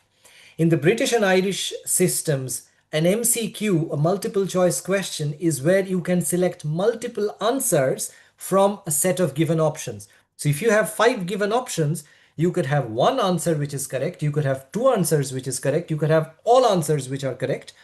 So that, according to them, is MCQ. If you have just 1 option that you need to pick up, that is called a best of many. And because there are only 5 options given, it's called a best of 5, right? Terminology is important. The clinical examination, Avilash has already very lucidly explained to you that the ability to communicate at every level with your consultant, so examiner, with your patient, with your colleague, right? Somebody who is at par with you, are all important. So you will know that this is something which is important in day-to-day medical practice in the UK or Ireland or the entire Western world. So I'm just given an example, S-bar. It's a way of handover. It's a formal way of handing over. S-bar stands for situation, background, assessment, recommendation. Okay. So when you're handing over to the next shift, you give them the situation. This is the patient that came in with this. The patient has come in with chest pain and we've diagnosed acute myocardial infarction. Background, the patient has dyslipidemia, the patient has uncontrolled diabetes mellitus. On assessment, the troponin levels are so and so, and we found a rising trend. And the patient's blood pressure is on the lower side. And recommendation is not basically, you're not recommending anything to the other team. You're basically saying that we have done so far and we would suggest and request you to do the next steps. So we have done, say, we've given the antiplatelets, we've given the analgesia, the patient is still in pain, the patient's next set of bloods needs to be done, next set of investigations need to be done, these things need to be chased. So that is your S-bar handover. So the syllabus, as I said, is fairly extensive. The crux is the time. It's a time critical exam. Both the theory exams and the practical exams are time critical. And it is important and maybe good to have a general know-how of the UK and Irish medical systems when you appear for the exam. So now I'm going to compare and give you a slight bit of a difference between what the UK and Irish exams are. Basically, as I said, it still has 3 parts to each exam. The nomenclature is different. Part 1 is called Part 1 in both. It is Part 1 and Part 1. Part 2 is called just Part 2 in the UK, and in the Ireland examination, it is called Part 2 Theory, right? And the third level, which in the UK exam, the clinical exam is called PACES. The same part, the clinical exam in the Irish exam is called Part 2 clinical, right? Now, there's a subtle difference in the Part 1 papers of the UK and Irish exams. In the UK, Part 1 has 2 papers. So it's 2 3-hour papers with a gap in between on the same day, right? Ireland has just 1 paper, okay? Ireland has just 1 paper of 300 questions. So basic science is included in the Part 1 of both exams, but because there are more questions, because of 2 papers in the UK exam, there is a slightly greater thrust of basic science in the UK exam and a lesser thrust on basic science in the Irish exam. So the questions of basic science can be just basic science in the UK exam, but it's less likely to be that in the Irish exam. And it is more likely that they will give a basic science STEM or a clinical STEM and ask a basic science question, or a basic science STEM and ask a clinical question. So that could be the modification that the Irish exam does, okay? There are no pictorials in the UK Part 1 exam, and there are pictorials included in the Irish Part 1 exam. Pictorials are included in the Part 2. The Part 2 of both exams are absolutely the same, right? So there are multiple papers and there are pictorials included, and basic science is less of a thrust in the Part 2 papers. But the pictorials in the Irish exam in Part 1 do not include data interpretation pictures, which are both included in Part 2 of both the UK and Irish exams. The clinical exam, again, is very similar, but the breakup of the stations is slightly different between the UK and Irish exams. And depending on what you're appearing for, it would be good to practice for the specific exam, but bear in mind, largely the expectations of a candidate are the same. The expectations from a candidate are the same. And the preparation is largely very, very similar. How you examine, how you talk, how you communicate. So again, Avilash has already talked about the practical exam. So this is the old UK format. I always give this in my presentations. I'm not going to talk about it in detail. I always give this because a lot of the examiners, a lot of the courses are still, they still have a little bit of a hangover because the change has been very recent. Only about 2023 end of the year is when it changed to the new system. It would be good now, of course, as more and more days pass since the change, people will be more aware as to what to teach, how to assess. But just so you're aware, some people might still have this little bit of a hangover from the old system, right? But the system has changed. Again, I've given one slide on the Irish clinical exam. I will not talk about it because this talk is not meant for that. But just the system is that it will have long cases and short cases, okay? And what is important in the context of the practical exams, both UK and Ireland, is this. If you look at this, these are some clinical skills which are specifically assessed in the exams. So there are 7 of them: A, B, C, D, E, F, G. A is physical examination, your method of examination, your findings that you elicit. B is identifying physical signs, so eliciting a physical sign based on a correct physical examination method. C, what is most important, is clinical communication. Communicating to the patient, communicating to your colleague, communicating to your consultant who is your examiner. Gopal, please skip the clinical part. It's been done in details today. Sure. We concentrate on the Part 1 and Part 2 written. Yeah, sure. So just so you know that these things are important for the clinical exam, and I just want to give you this one piece of information. If you see these A, B, C, D, E, F, G, and if you see G, which is maintaining patient welfare, which I'm absolutely aware that Avilash has talked in detail, you see G is present in all of the sections, okay? So G is present in all of the sections. So in no section can you fail in maintaining patient welfare, otherwise you'll fail your practical exam, right? Now, again, I will not spend time on working in the UK or Ireland, but I did say that there is a slight difference between what is UK and what is Ireland and what are the different royal colleges. This is maybe a little bit of something like a trivia in this presentation. There are 3 royal colleges of physicians in the UK, and there is 1 Royal College of Physicians in Ireland. Now, if you look at the map, there are 5 different colors: blue, orange, pink, olive green, and satin green, right? So there are 2 countries, UK and Ireland. So this landmass on the right-hand side, which has three colors, blue, Scotland, orange, England, and pink, Wales, these three together are Great Britain. It is not UK, it is Great Britain. And you see on the left-hand side, this island is the island of Ireland. It is divided into two parts politically. The olive green part, smaller part at the top, is called Northern Ireland, and the rest of the bigger part in the south is called just the Republic of Ireland. So I did mention just now that Scotland, England, and Wales are together called Great Britain.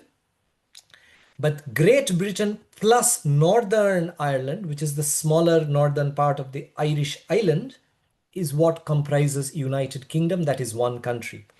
And the satin green, bigger southern part of the Irish island is the other country, the second country, which is the Republic of Ireland. So UK is England, Scotland, Wales, and Northern Ireland, and Ireland is the Republic of Ireland. Okay.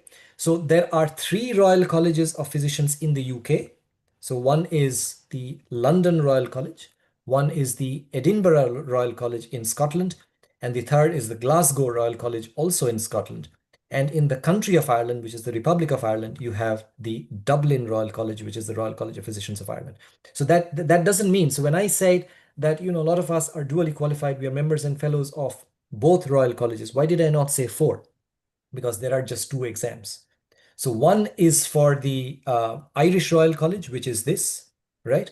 And there is one exam and you can choose your college of entry, England, Scotland, England, Edinburgh, or Glasgow, depending on the UK Royal Colleges, okay?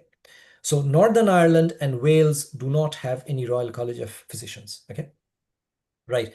This is the UK training pathway. The reason, and this is the old system. The reason why I have given this is because I want to show you that whilst MRCP does not mandatorily require a candidate to have had 2 or 3 years of internal medicine training, somebody in the training pathway is mandated to pass the MRCP in order to proceed to. So you see the CT1 and CT2 or ST1 and ST2, it is now called IMT. So CT was core training. It is now called IMT or internal medicine training. And the ST3 onwards or ST4 onwards is the specialty training, and between these two is where you would need mandatorily your MRCP examination. Okay. Well, please I shall not conclude. spend any more time on how to get there, but there are ways and means, and that is my presentation for today. Thank you so much. Is there any Thank burning you. Thank you. question? Thank you very much, Gopal. Thank you so much, sir. I think there probably will not be a lot of time for questions, so maybe you can direct them to my colleagues present there during lunch. Yeah? Is that okay? Sunday morning. Thank you very much. Yeah. Thank you. Thank you so much. Thank you.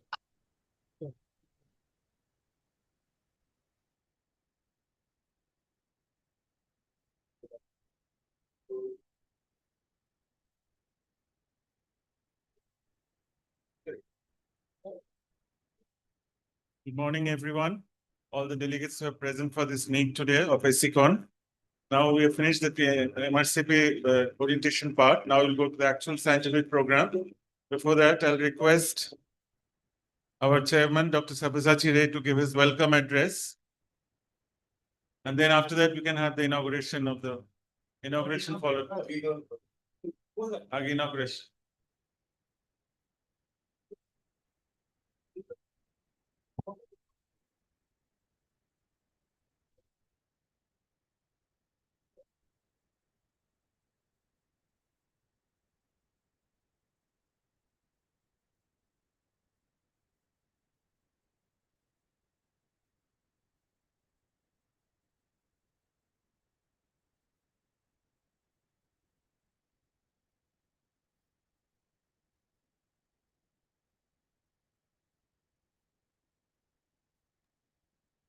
Can you be on full screen, please, for the inauguration?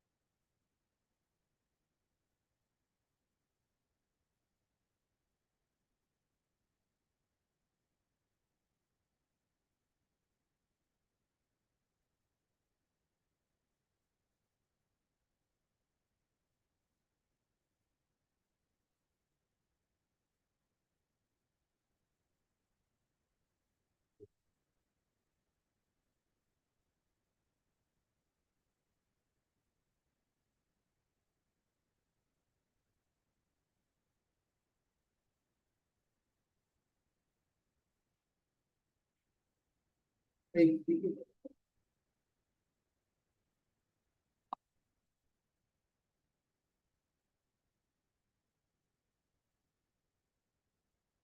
my privilege and honor to welcome you all on behalf of the fellows and members of the ACI to this Aci-Con 25. Many of us perhaps not realize we are now celebrating the 20th year since we were formed. In the month of September 2005, on the 6th of, to be precise, 6th of September, the Royal College of Physicians and the then Indian chapter, later on changed to ACI, has been in the MOU and working together and formed this organization. And since then, we are performing as an emissary of the college. And since then, we have been, 2005, we started the MRCPI written, followed by clinical examinations. And since 2007, is almost every year we have had this clinical examination. Unfortunately, due to COVID, there was a few years pause. We are starting again in 2026. The clinical examination and usually held in Peerless Hospital.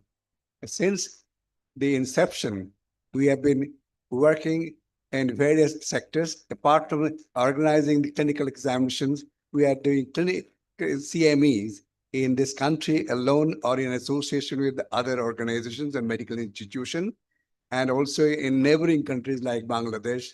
And we are continuing our medical education alongside. But unfortunately, during COVID, there was a pause. And then we, after a short break, we started continuing our education system by webinars and series of webinars. And now we have started this. We also have this, you already heard about the meditorials. The meditorials were formed as a med prep initially and now changed to meditorials. And you will find meditorials, Devashish, can you project the website? We have a website of Association of Clinicians India, as well as meditorials. And you've already heard, meditorials has been tirelessly teaching the potential candidates for MRCP examinations, both UK and Ireland, and on a regular basis amongst the faculties. You already listened to the Avilash, and you also have listened to Gopal Chatterjee, and now we have another faculty who is sitting in front of me, the Dr. Somnath Bhaur, who is actually he is actually leading the show nowadays for the last couple of years and organizing the whole talk. So more details, you can contact our website, and we can find out more details from the desk.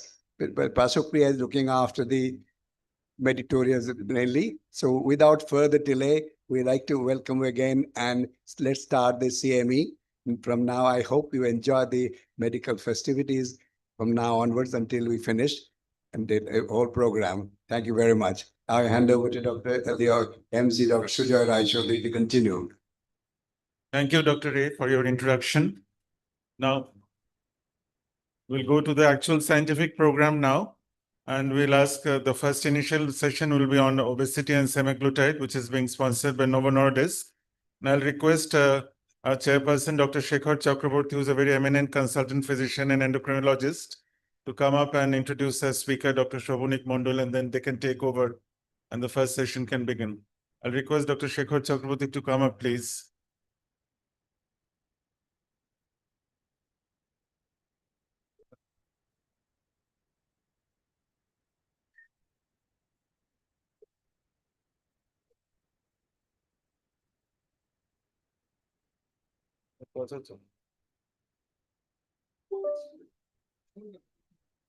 I'll ask Dr. Shobhunik Mondal. I'll be calling him over on the dais.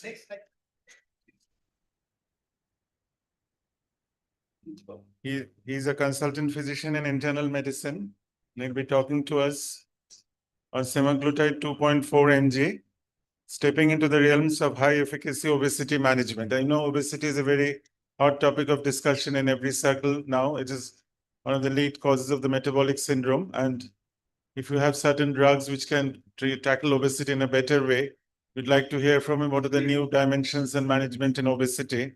And over to Dr. Mondal, who's a very eminent erudite young speaker, will be giving us more insights into the management of obesity with semaglutide. Over to Dr. Mondal.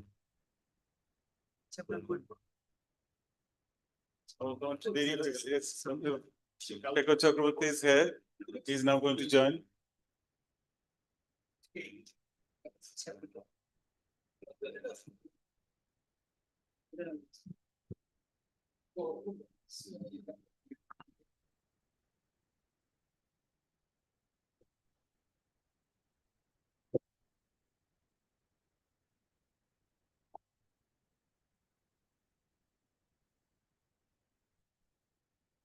So without further delay, yeah. Okay, sure. So without further delay, we are going to start our session, and I would like to thank the organizers for having me here.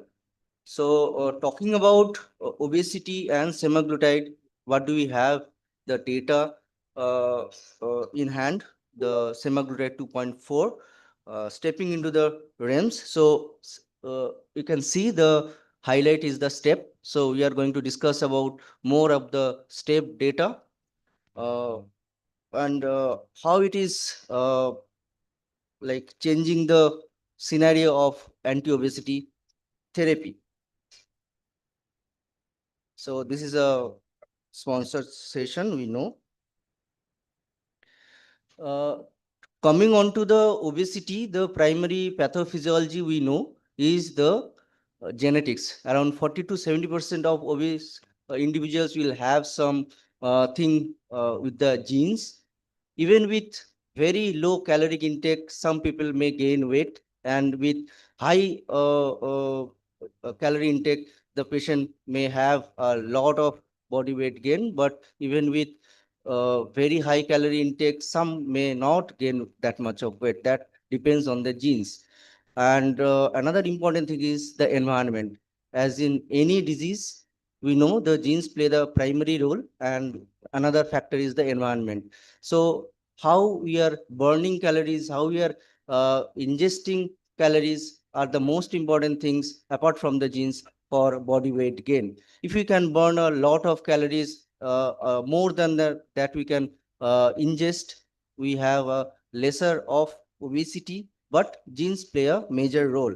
So there are certain biological factors as well, which is the brain, the hunger center, the hypothalamus. They have superior action on the food intake, the calorie intake. The biological, the brain controls the food or energy intake. So there are three patterns of calorie intake. One is that we eat to maintain a homeostasis, the calorie we need and the calorie we burn to maintain basic physiologies. So we eat when we feel hungry. That is the eating for hunger. If someone is eating more, it can be due to more of calorie burn. And another thing can be the hedonic eating. We eat for pleasure. Some desserts we may not need for the calorie, but we eat for pleasure. These two sectors need either medication or surgery if the person is obese. But another thing is the factor, that is the executive function that is done by the prefrontal cortex. There is some superior control to everything. So the prefrontal cortex decides whether we need to eat or not. This can be dealt with through behavioral therapy. So there is a continuous tug of war between weight loss and weight gain. There are factors like if we can increase the activity, if we can reduce the calories, there can be weight loss. If we, in certain persons, the basic metabolic rate, the metabolism is very slow. This will lead to weight gain if you eat the same calories. If the hunger hormones grow more and the fullness hormones go less, there will be weight gain because we'll tend to eat more. This is the basis of obesity. So where do we stand? We have this novel molecule semaglutide 2.4 that has got 94% homology with the natural or the human GLP-1. What is the basic action of GLP-1 and GIP? It actually increases the satiety released from the small intestine. And semaglutide has got a T-half of 1 week. So it acts on the hindbrain as well as the hypothalamus to reduce the appetite. So it maintains the homeostatic regulation and suppresses the hedonic regulation as well. So we have multiple studies, the step 1 to step 11, as well as step teens in population between the age group of 12 and 18. And there are other studies ongoing, like the step up with 7.2 milligram of semaglutide. From multiple steps, sustain as well as the pioneer with the oral semaglutide and the essence, focus and pioneer teens, we have immense data even in the Indian population as well. So coming on to the step 1, it was studied over a period of around 68 weeks when semaglutide 2.4 was compared with placebo for major weight loss program. And the data is quite encouraging that after a period of around 68 weeks, there was severe or major weight reduction in the tune of 17%, whereas compared to placebo, the weight reduction was 2.4% only. This was in addition to lifestyle modifications with intense workout as well. So around 93% of the population gained or lost weight of around more than 5%, and more than 20% was weight loss was found in around 30%. So there are other factors we consider during weight loss program, that is the waist circumference reduction, and it was quite significant with semaglutide 2.4, and HbA1c reduction was found to be 0.5%. This was in non-diabetic patients. So even in non-diabetic patients, we can bring down the HbA1c. So in patients with pre-diabetes as well, there will be definitely remission into non-diabetic population. Systolic blood pressure was reduced by around 7%, and diastolic blood pressure was reduced by around 3%. And this is short from 36. This is actually the physical quality of life in patients having obesity. They have got better score. That means the quality of life improved. The CRP was reduced by around 58%, whereas in placebo, the CRP was reduced by only 20% with intense calorie restriction. And what happens if we withdraw the semaglutide? Does the weight regain to the previous level? No. After a run-in period of 20 weeks, if we stop the injectable semaglutide 2.4 milligram, this was studied in the step 4. The weight gain is there, but it is around 7% of the total weight loss. So it does not regain the complete weight loss. And if we continue in the other arm, if we continue, there will be reduction in the tune of 18%. And in step 5, for a longer duration, for more than 2 years, if we continue the semaglutide 2.4, we have seen the weight reduction is in the tune of 17%, because after around 68 weeks, the weight is more or less stagnant, but the continuation of weight loss is there.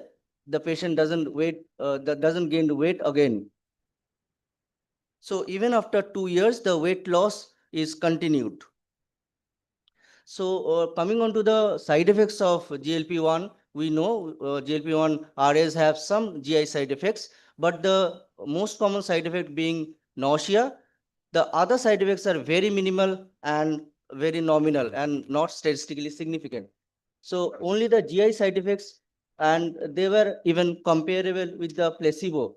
All adverse events were in the semaglutide arm was around 90% and around 86% in the placebo group. So these are also comparable. It is not that significant statistically. So to summarize, there is around 20% weight loss in 1 in 3 persons, 1 in 3 obese persons taking semaglutide. The weight loss is sustained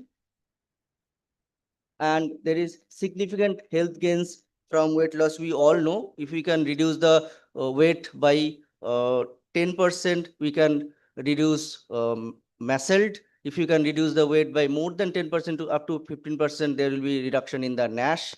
All those things, all those major adverse cardiac events can be reduced with weight reduction. We all know the data. So with the usage of semaglutide from the multiple studies, the STEP studies, we get enough data even in Indian population to reduce significant health. There will be significant health gains. Thank you.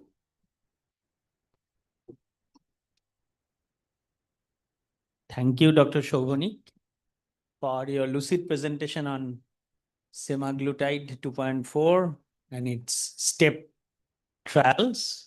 Thank you very much because you have finished well ahead of your stipulated time, which will be helpful for our program.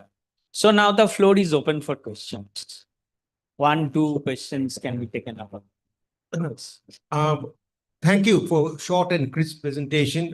That's the essence of the day. You said the trend. I have a lot of endocrinologists over here. Okay, this hype in obesity and the use of GLP-1. Okay, is it justified or are we just doing it only for commercial reasons? Very good question. You have very, renowned endocrinologists. What about this hype on obesity? I mean, is it justified? Are we really, targeting whatever we need to, or is just media hype on a pharma drive? Obesity isn't there before. It's nothing new. Yes, it's there, but probably we didn't have medications to target obesity. So effective medications other than bariatric surgery, and several of the medications which have been previously used, unfortunately, were withdrawn because of different reasons, some because of cancer, some because of cardiovascular risks. So now we are not only with the molecules, newer molecules, not only are we getting greater weight loss with regards to obesity management, but also we are looking into the target organ damage prevention. So that data is very significant, whether it is the cardiovascular, the CVOT studies, the MAFLD outcomes. So we have those data. So that is probably more significant rather than targeting weight per se. So we need to look at the end result also, including obstructive sleep apnea as well. Thank you. That is very, very important topic. And also we are playing with a naturally having hormones with a little modification. That is one of the intensify that one.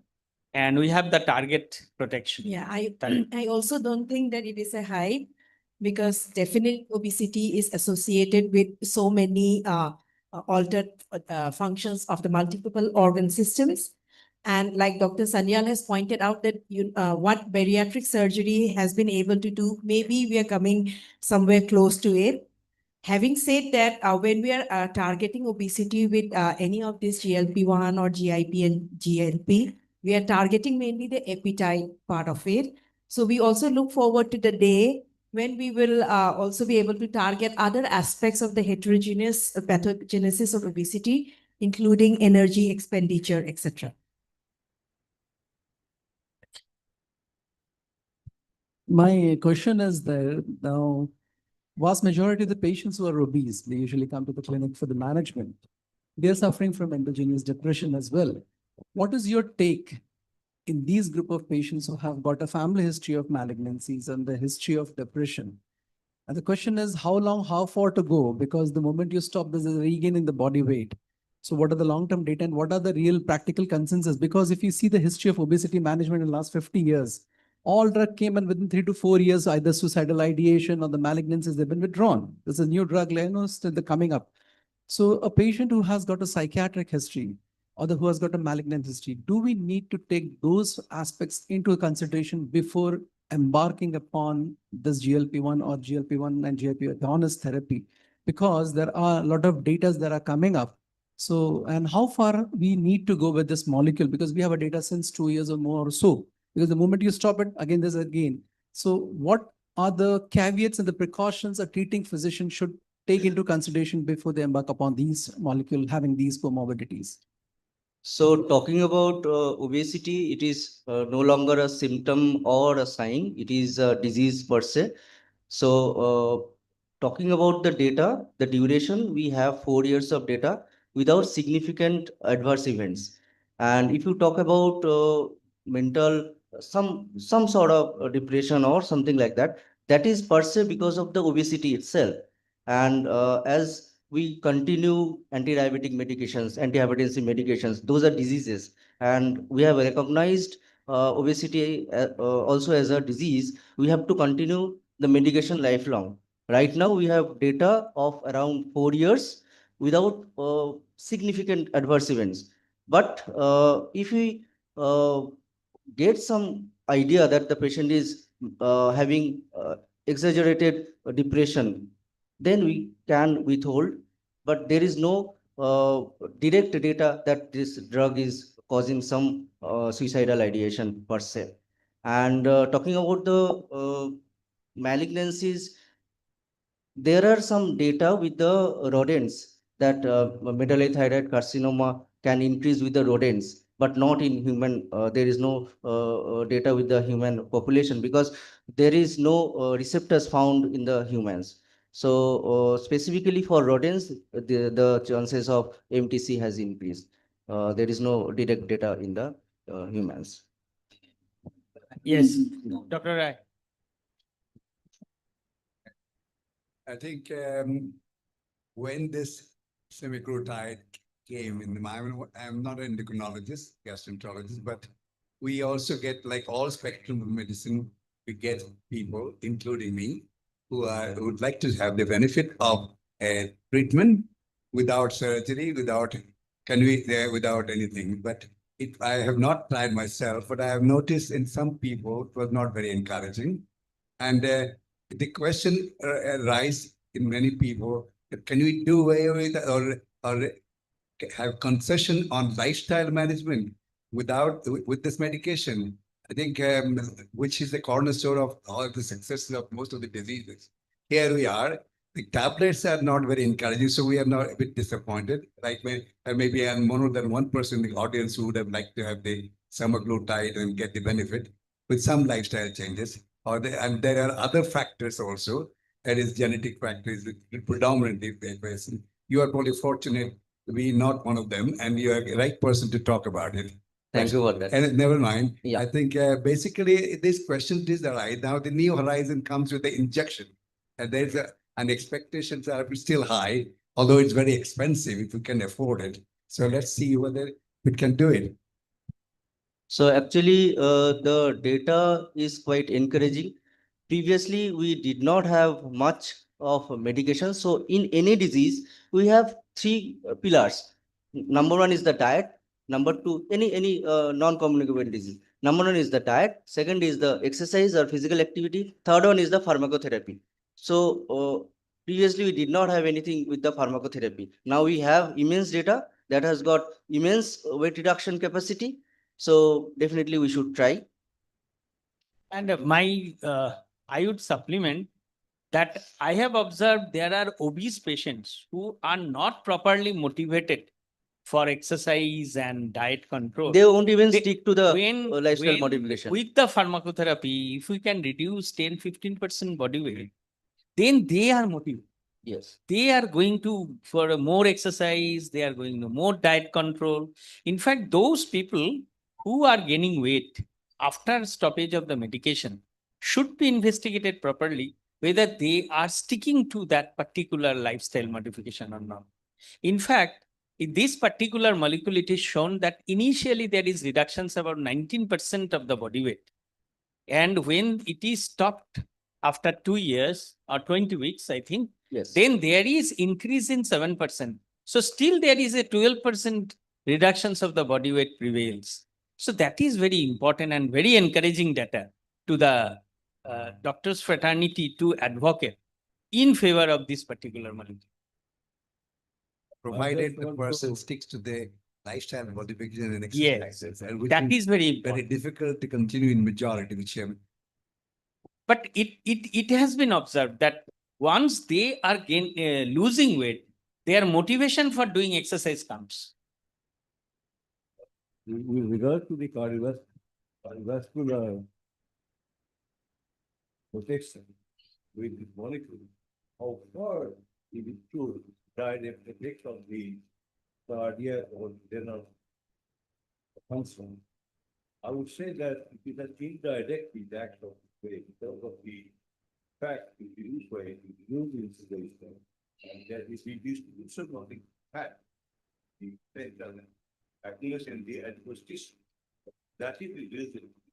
That is primarily the reason. Second is, as I've already mentioned, there is more than 50% reduction of the HSCRP, that is the marker of inflammation. So through reduction in the inflammation as well, there is reduction in the adverse cardiac events.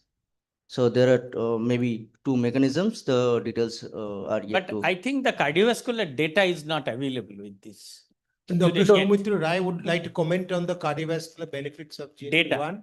But where So we have select data, SOUL data. The SOUL trial was on oral semaglutide and it was fantastic to reduce the MACE, but not Yes. heart failure.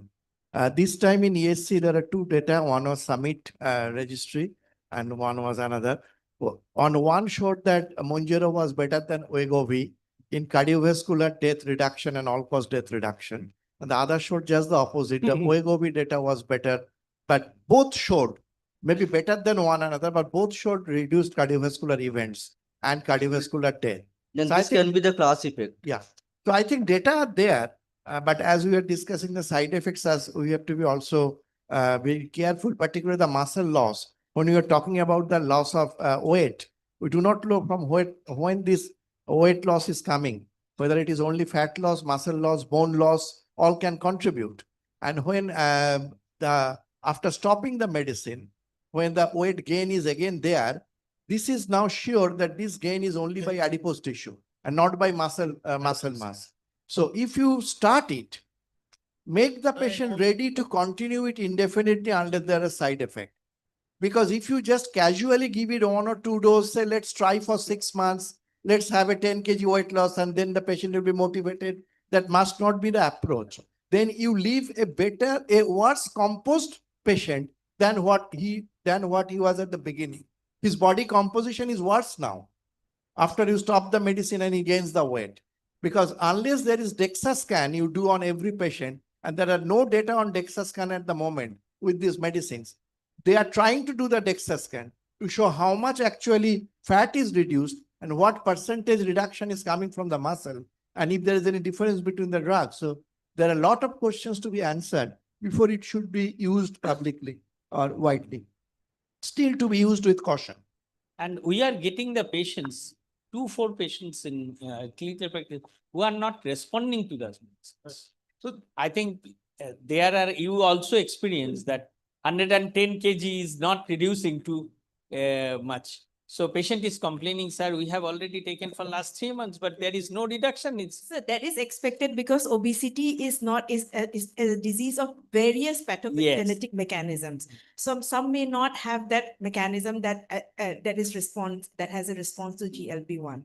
For example, taking the previous question in somebody with depression, with, let's say, obesity? Do we give GLP-1 or something else? So a better choice, which is not available, would be naltrexone and bupropion, which also has antidepressant action. So actually, if even in all the trials, it's not that 100% responded, because obesity has got various pathogenic mechanisms. Regarding psychiatric problems, we are now doing a study, DCGI approved, and they have asked us to do a questionnaire to look at the psychiatric backgrounds. And if there's a cutoff beyond which we cannot use that drug, so patient will have a screen failure event. So we are looking to that. Till now, we've had the trial for about 3 months running. Till now, we have not had any patients who did not have any psychiatric background starting to get psychiatric problems. Still now, it's only 3 months, but after 6 months, when the study is completed, we'll give you more information. So that is, I think, encouraging. Okay, thank you. Thank you very much. I think if there is no more question, I'll conclude the session. Thank you, Dr. Mondal, and thank you all. Thank you. Thank you. Dr. Mondal and Dr. Chakraborty for that interesting session on semaglutide and obesity. Now we go to the second session, which is a CRM panel discussion. It's a cardio-renal metabolic panel discussion. It's a very interesting session which will be moderated by Dr. Indira Maisnam, who is a consultant physician. And we invite the panelists, Dr. Dev Mallo Shannal, consultant endocrinologist, Dr. Ashish Mitra, consultant physician, and Dr. Soumitra Ray, consultant cardiologist, to come up on the dais. And the session can start then. Dr. Indira Maisnam will be coordinating the session on CRM panel discussion.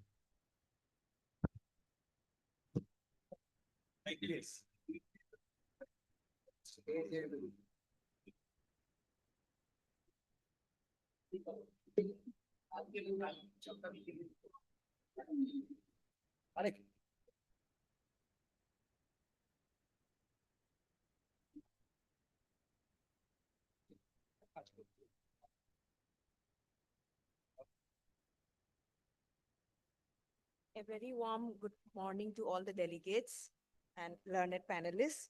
So we have been told that actually in the flyer it is a CRM, but right now I think the focus is on the CKD in type 2 diabetes. So this is also the slides that have been shared by VI.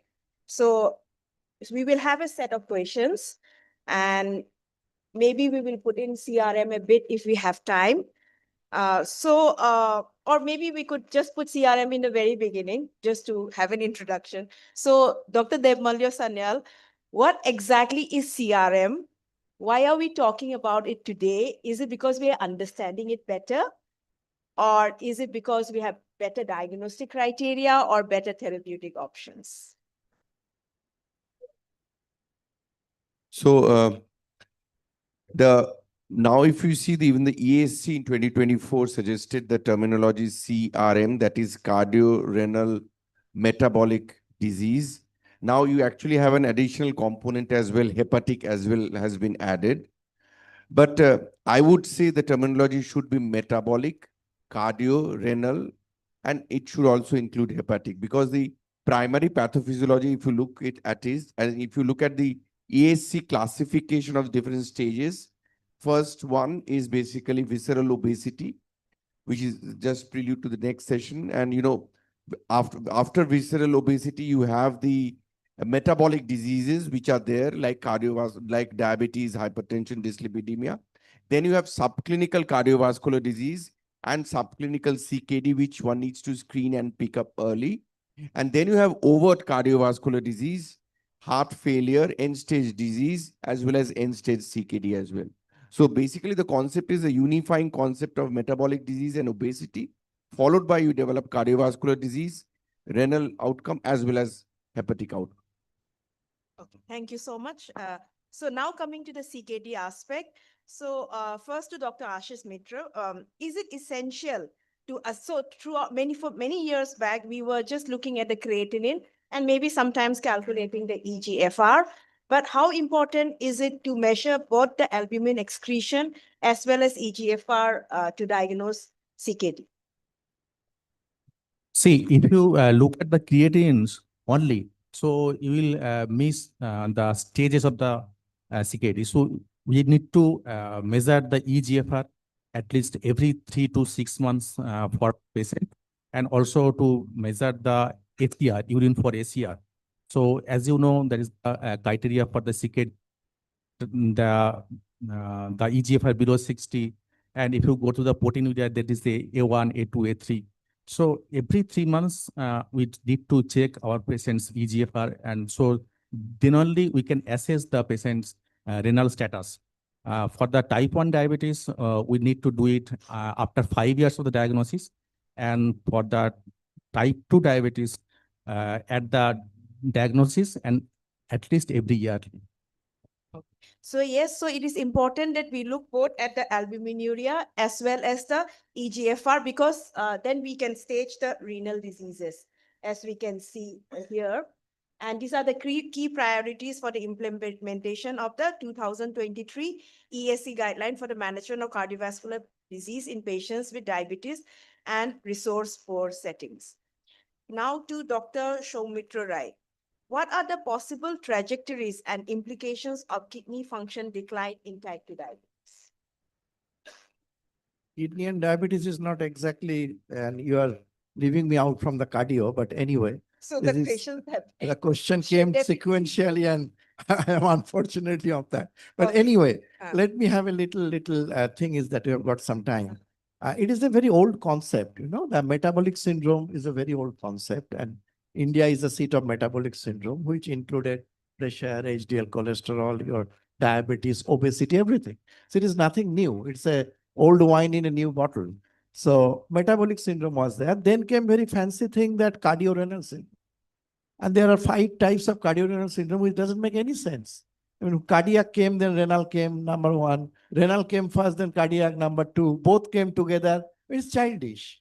So it's nice that it has gone. That's useless. Then came what you are calling CRM on this part of Atlantic. They called it CKM on that part of Atlantic. Actually, the concept came from American Heart Association presidential address about 4 years ago, 5 years ago. That CKM concept, that cardiac, kidney, metabolic. Of course, liver can always go in, brain can always go in. There's an expanding family. But CKM is the basic thing. And what they have found from 0 to 5, and 0 is the risk factors and other things. But important thing is that very early is the obesity. So obesity is the basis they have identified, is the master of all ceremonies. And then in the stage 3 only come the cardiac, renal, and other things. And stage 5 is the advanced, as Devmal was saying. So diabetes and kidney, I'll give to Devmal. Rather, I would say how heart and kidney are affected. Yes, I would specifically ask how kidney disease actually affects the cardiovascular. Yeah. Why are we so concerned for the heart? And as you said, Dr. Mitra, as well, whether to do EGFR and albuminuria. If I ask you, some patient ask me, doctor, I have done an ECG. Need I do to have a echocardiogram? So it is that kind of question. It is again a childish question, because an organ is multifunctional. Heart is just not rhythm. It is pumping, it is rhythm, it is valve. It's like a house which has got its wall, its doors, its floor, its pipeline, its electric line. Everything can go awry. And you have to find out different investigation to find out different. Kidney, what you are doing in EGFR is seeing the filtration rate of the glomerulus. There is only one part of kidney. You have to see the whole tubule system that is coming the ACR. You have to see the hemoglobin, whether erythropoietin is produced. You have to see the hormones are being produced. What is the calcium homeostasis? Everything is kidney function. So kidney can be wrong even when your EGFR is okay and microalbumin is not there. So you have to see an organ in totality. So when you are talking about heart and kidney can affect heart in various ways. The simple is that if there is kidney failure, there is water retention, and there is heart failure can be aggravated. Second, kidney can cause hemoglobin low with erythropoietin business. What SGLT2 is trying to correct is also can go into heart failure and ischemia, because anemia is one of the important cause both for heart failure as well as ischemic heart disease. Then there are cross talks of kidney. Kidney talks more because there are 2 kidneys and 1 heart. So heart is a bit silent. So what happens when there is heart failure? There is underperfusion. So one cause of renal failure is heart failure. So there are various ways, and most important nowadays, rather than the pathology, because we are not so much concerned about pathology. We have to find out if there is disease. We are more concerned with the medicines given. What medicines we can give in face of kidney failure, what medicines we can give for kidney in face of heart failure or ischemic heart disease, like simply pioglitazone. It's a good drug for diabetes and for kidney. Pioglitazone is excellent for ASCVD. It's an anti-ischemic, but it is very bad for heart failure. So again, for the same organ, a drug can be used in different ways and can be taken in different perspective. So I think what is ESC has given recently is a very important thing. If any diabetologist see a patient, of course they see patients and diabetic patients, and sorry, not diabetologist, endocrinologist. If an endocrinologist sees a diabetic patient, now you know you had to call yourself diabetologist. I was barracked in another program that we are not diabetologists, we are endocrinologists. Fine, fantastic. So if an endocrinologist happens to see a diabetic patient, his duty is to find out if the patient has got a CVD, heart failure, CKD. Absolutely mandatory. If a nephrologist sees a kidney patient, he has to see if there is ASCVD, heart failure, diabetes. And if I see a heart patient, I have to find out if he has got diabetes or CKD. And if there is ASCVD, if there is heart failure, if there is heart failure, whether there is ASCVD. So these four, if one is detected, other three must be written plus or minus. You cannot keep your prescription empty on that. ASCVD, no. Heart failure, no. CKD, yes. Diabetes, yes. You cannot write one and leave the other three. So that is our duty. How it happens is less important. What happens is more important, and whether it has happened already is the most important. Yes, so they are very much interlinked. And so we re-emphasize the fact that EGFR and albuminuria definitely should be seen and not only one in isolation. And we can see here, this is a trajectory of kidney function decline in DKD, where it could be many ways. It could be classical decline, there can be reversal of the regression of the albuminuria, or somebody could decline very rapidly, or also we have the non-proteinuric, non-albuminuric or non-albuminuric CKD. Okay, so and diabetes is associated with greater risk of decline.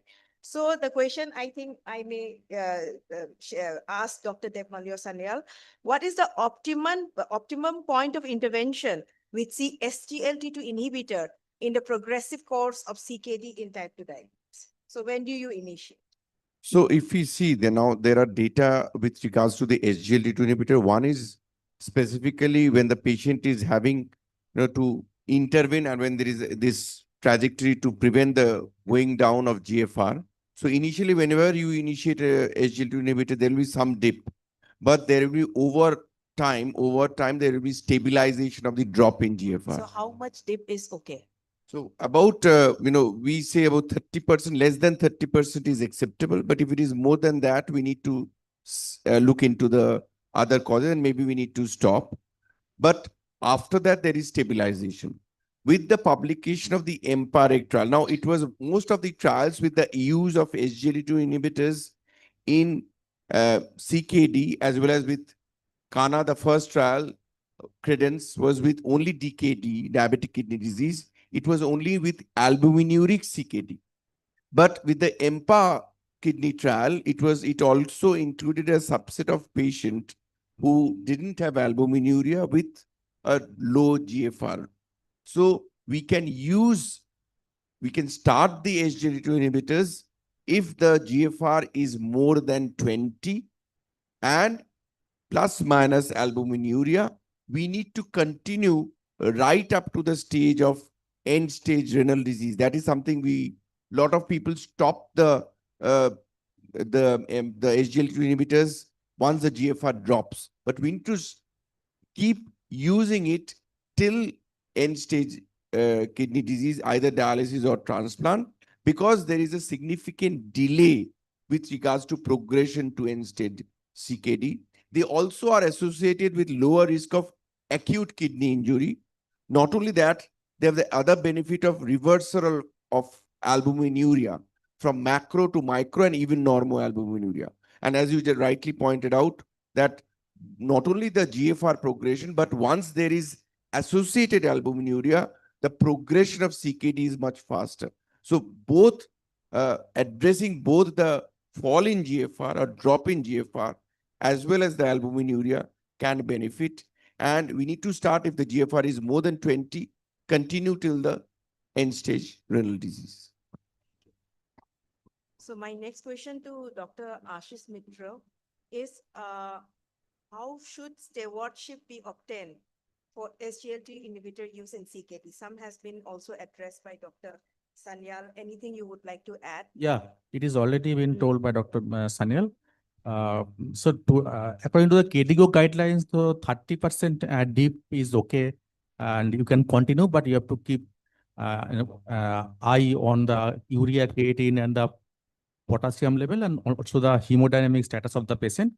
And if the patient is already getting any diuretic, I think there is a need for dose decrement or temporary stoppage of the diuretic, and also the AC inhibitors. Some dose adjustment of the AC inhibitor or ARB is required.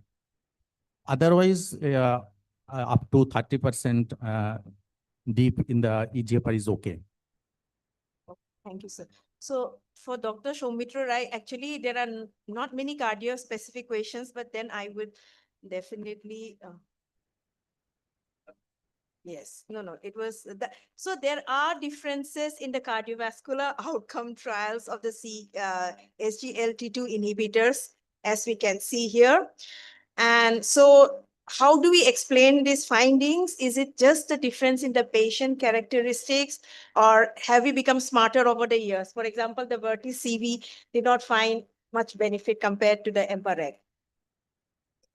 This is an ongoing controversy, but just 2 weeks ago when ESC was completed in Madrid, there was a head-to-head comparison of empagliflozin and dapagliflozin on different aspects, and they found really nothing. They're absolutely same. Fortunately or unfortunately for some people and some other people, they're absolutely same on all scores. Now, this is a very interesting data and very genuine data. I must say very genuine data. But again, everybody knows now, it's so old a discussion, that EMPA-REG had 98% of secondary prevention, known ASCVD, almost all of them. Whereas Canvas had got around 30% and 40-60 division, and declared TIMI had 30-70 division. So more the primary prevention people you take, is very hard to find any benefit in them, because they already have very low event rate in the placebo arm. So what's the patient population? The first three trials, these EMPA-REG, Canvas, and Declare, with the major adverse cardiac events and cardiovascular death, are certainly now is due to patient population. And if you see the sub-analysis, though by statisticians bar us to draw too many conclusions from sub-analysis, I don't know why. Canvas and Declare, if you see the subgroup of patients who are secondary prevention, there you get the p-value, even with a smaller number of patients. But when you take it to the full population, you don't get the p-value. But again, the same thing comes to all-cause mortality. But evidence is in front of you that empagliflozin is positive in all first three. Canvas is only one and Declare is none. So the others are your conjecture. So if given a chance and given the same price, same availability, why don't you stick to the evidence-based medicine? But if you see the hospitalization for heart failure and CKD, they're exactly same. So they are same, because these are not affected by the ASCVD standard of the patient. Because this primary secondary prevention was due to ASCVD, not heart failure. Nobody knows how many heart failure was there in EMPA-REG or Canvas or Declare. It was never disclosed. So we do not know that analysis. So what we are talking about ASCVD, and ASCVD doesn't change your chronic kidney outcome, or is not directly related to heart failure hospitalization. So that's why there is difference. But of course, the white lines may be green, we do not know. So better stick to what you are seeing as green. Thank you, sir. And another question for you, sir. So regarding the heart failure with preserved ejection fraction, which is possibly the most common cause of heart failure in obesity. So what is your choice of pharmacotherapy? Look, And for where heart, does, and also a little word on GLP-1 also. heart A few failure with words of- preserved ejection fraction has one class 1 indication, only diuretic so far. And in some continents, now SGLT2 is class 1, though in mostly it is 2A. Important thing is that even there is a terminology called heart failure with supranormal ejection fraction when it is more than 70%. And usually that is a very funny group with very bad prognosis because they have hypertrophic cardiomyopathy, they have got amyloidosis. But neither in the DELIVER trial nor in the Emperor Preserve trial, they actively excluded amyloid heart disease or hypertrophic cardiomyopathy. So when we interacted with the principal investigators, they said, we have got no search engine to find out whether those patients were included. And given the projected high number in the society of those kind of patients who actually contribute to supranormal ejection fraction, there must have been a good number of patients in DELIVER and Emperor Preserve who have got those diseases. And by sub-analysis by ejection fraction category, the good job of empagliflozin or dapagliflozin is kept till the ejection fraction of 93%. So maybe now they are doing sub-analysis, trying to find out if they have got some data. And there is a paper, I also wrote a paper at hypertrophic cardiomyopathy and amyloidosis may be benefited at least symptomatically, even without those very costly and experimental drugs by simply SGLT2 inhibition. And SGLT2 inhibition is, of course, everywhere. This time there is a DAPA-ACT trial published only 2 weeks ago, which showed unnecessarily that patient admitted with acute heart failure, even if given dapagliflozin, is not doing well. I mean, not much benefit. But it is a 6 months trial only, but there is no hospitalization or benefit in terms of mortality. This is very funny and totally unnecessary because gliflozin is class 1A indication already for all acute heart failure patients, all hospitalized patients. And they are trying to do the meta-analysis by clubbing the DAPA-ACT with MPulse and the sotagliflozin study, solo study. So there is no point if you fail yourself to bring your friends to pass you. So I think DAPA unnecessarily did it and put themselves into a back foot. And otherwise, all heart failure patients, whatever be the ejection, whether chronic or acute, whether post-MI or non-post-MI, it is an universal medicine to give gliflozin at the moment and first medicine to start. Thank you, sir. Supranormal ejection fraction, actually, I'm hearing for the first time.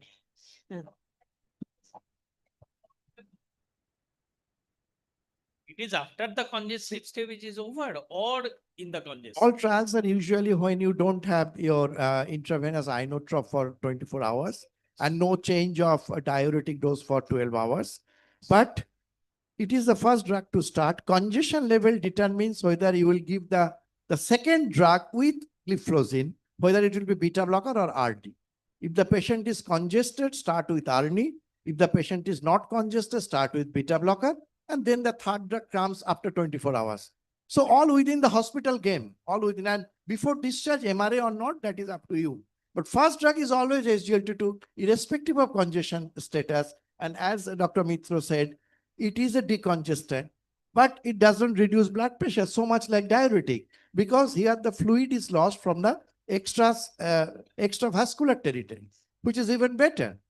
So it is an extravascular fluid loss. So intravascular volume remains almost same. So there is no postural hypotension with gliflozin as opposed to any diuretic.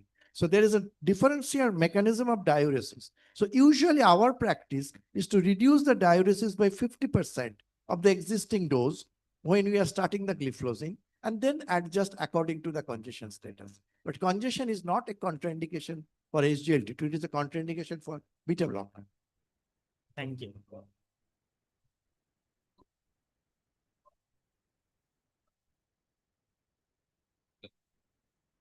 Why can't we use the beta blocker or the ACE inhibitor to reduce the feeling pressure in that diastole and improve the cardiac function instead of starting the diuretics? Look, other two molecular group, one is Topcat trial with the MRS, was actually positive, but it was came as negative because of some differential effect from some countries. Very unfortunately, it has been shown by further analysis that in Poland and Romania, they did not give the medicine, just filled up the forms. And actually, if you take those countries out, otherwise in the rest of the world, it was a positive trial, okay, with MRA. Second happened with Paragon heart failure, with ARNI. It is generally a negative trial, but up to 57% ejection, it is positive. In females, it is positive.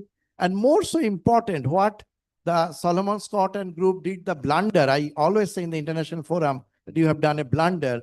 Why did you keep Ramipril on your placebo, on your second arm? I mean, when you test one modality of treatment against something else, that means that something else is an established treatment. No, not Ramipril, the Valsartan.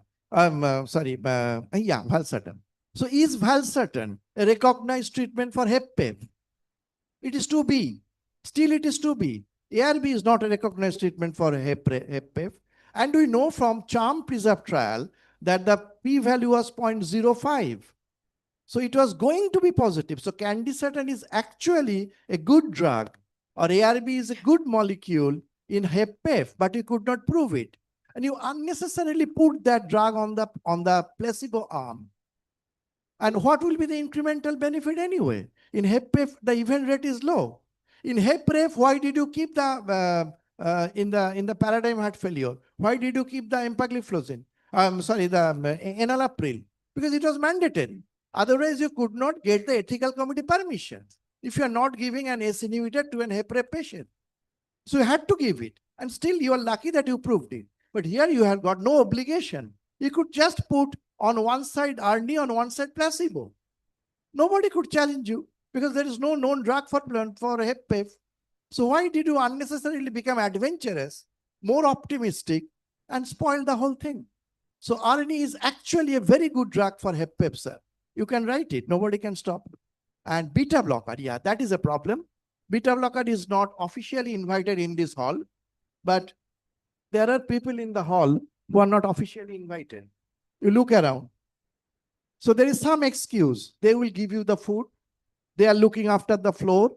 He is taking after the electricity. So beta blocker is there. In HepPEF, most of the patients are ischemic. Most have got hypertensive. Most have got arrhythmia. Most have got atrial fibrillation. So some excuse you get to beta blocker in anyway. In Paragon heart failure, 70% people are already on beta blocker for HepPEF. So don't have to have an official invitation for beta blocker. It is coming uninvited for other purpose. So don't bother about it. Beta blocker is there always. Thank you, sir. So next question to Dr. Debmalyo Sanyal. How have the guidelines evolved to recommend clinical adoption? So if you see the guidelines nowadays is clear with regards to use of SGLT2 inhibitors. If you see the patients having cardiovascular disease, they should be used plus minus GLP-1 on top of or along with metformin, even without metformin. In heart failure, they remain first line as the Shumitruda mentioned. Similarly, in CKD, the KDIGO guidelines, the ADA, ESD guidelines, they are the first line therapy. And then you have the our ARBs as well as AC and the non-steroidal MRAs. Now you have the GLP-1. So they are there. And also for weight aspect and without hypoglycemia, they are there. But with CKD and heart failure, they are the first line therapy. Especially with CKD, it should be used, as we mentioned, beyond a GFR of 20, irrespective of their ACR level. And it can be used along with these inhibitors and ARBs. One important advantage is that the hyperkalemia may be mitigated. Now we also have a recent trial with MRA combination. And SGLT2 MRA combination. And that has shown also a significant benefit in terms of lowering of albuminuria. They mainly looked into albuminuria. There could be almost 50% reduction in albuminuria. The ADA mandates at least 30% reduction in albuminuria should be targeted.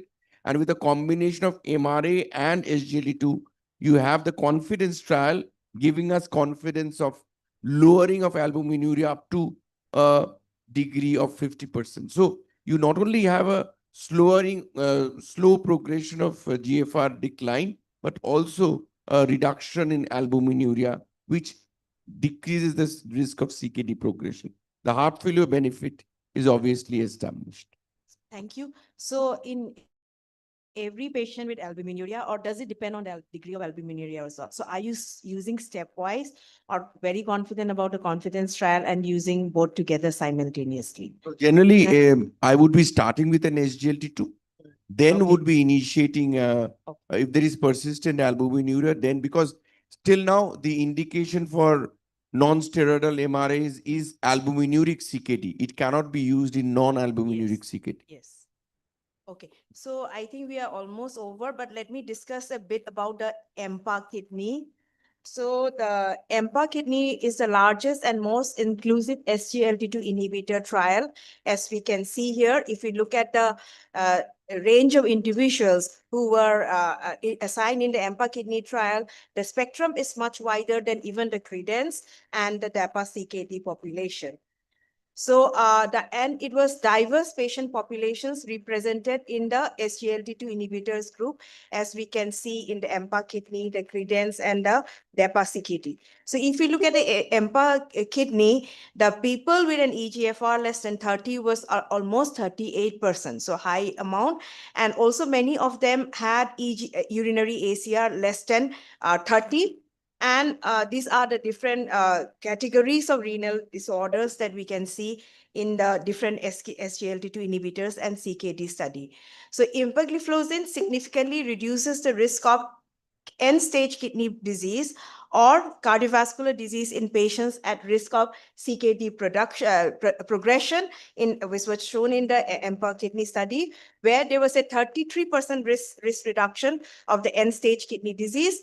And the combination of end-stage kidney disease and cardiovascular death, there was 27% reduction. And end-stage kidney disease and all-cause mortality was decreased by 20%. And it slows the rate of eGFR decline by half in patients of CKD across different ACR levels as well as etiologies of CKD. And so empagliflozin may potentially delay end-stage kidney disease by up to 27 years and avoid 4,000 plus hemodialysis sessions in patients of CKD. I think all of us are actually targeting this, that to delay the hemodialysis, to delay the renal replacement therapy. So this appears to be a very good news for us. And if we look at the long-term effects of empagliflozin in patients with chronic kidney disease, so this is a repetition of what was just discussed. So I think we could come to the concluding remarks from all the specialists. So first from Dr. Ashish Mitra. So basically, empagliflozin is, I think, the second medicine we introduce after the metformin, according to all the guidelines, right? So, and irrespective of the proteinuria or eGFR status. So, thank you, sir. Dr. Soumitra Rai. Of course, my SGLT2 is for all heart failure patient with or without diabetes, with or without CKD. All CKD patient with or without diabetes, with or without heart disease. And whether all diabetic patient with or without CKD, with or without heart disease, that Devmallo can tell. But I can tell from my angle, yes, for all diabetic patient as well, at least one molecule should be it, because when it comes as a first line in anti-diabetic, if you see ASCVD, fine, you can get ASCVD if you want to get. If you think that when the patient will come with heart attack or stroke, I'll wait till then you never get the ASCVD. You will come to me, not to you. So you will get the ASCVD when you go for a carotid intima media thickness, when you go for coronary calcium score, When you go for femoral atherosclerotic study, then you know the patient is already atherosclerotic. He is a CVD patient, may not be clinical, but subclinical. What is the second indication when he is the first line in diabetes? Risk for ASCVD. You don't have to have ASCVD. 3 out of 5 risk if you have, your smoking family history, obesity, diabetes, and dyslipidemia. 3 out of these 5, then you are high risk for ASCVD and you are supposed to start with SGLT2. Third, any kind of heart failure. Again, the patient won't carry the oxygen cylinder to your chamber. You have to find out whether the patient has got heart failure. You have to ask the question for symptom. You have to bend down to his feet to find out the pedal edema. You have to go to his neck, hunt for his neck to see the jugular, not jugular artery, but jugular vein. Go for the jugular, that is a term, no? Go for the jugular. Okay, so go for the jugular vein. And then you have to do an ECG, maybe an echocardiogram and an antiprobenepin in certain cases to find out you are not missing that heart failure. Then again, this is SGLT2. Then you do the albumin and EGFR. If there is any hint of CKD, again for SGLT2. And if 1 or 2 patients left out of this, then you may think of other medicines to start with for diabetes. Thank you. Dr. Sanya? So already Shoumitruda has summed up. So CKD, heart failure, cardiovascular risk, cardiovascular disease. You also have the obesity. We want to avoid hypoglycemia. And we want the primary prevention, especially of heart failure and CKD. It's also indicated. In the NICE guidelines, you have all these indications. Additionally, it has been indicated for young people with diabetes. So, there are now several studies with both EMPA and DAPA suggesting a benefit in young diabetes beyond 12 years of age, showing benefit in terms of glucose reduction overall. So that is an additional approval as well. So almost across the board, unless you have the obvious contraindications and the acute illnesses where we need to temporarily withdraw. Otherwise, for most, probably it may be indicated. Thank you. When the patient complains that my body weight is reduced so much, sir, I am looking bad. What to do? Sir, how do you address? I address it my own way. What is your opinion? So one is, again, lifestyle, because a lot of these people lose muscle mass because we don't exercise at all as a population. So that is muscle mass. And, one important agent which I use, of course, if there is no heart failure, is paraglitazone. Because paraglitazone actually, counterbalances that weight loss quite well.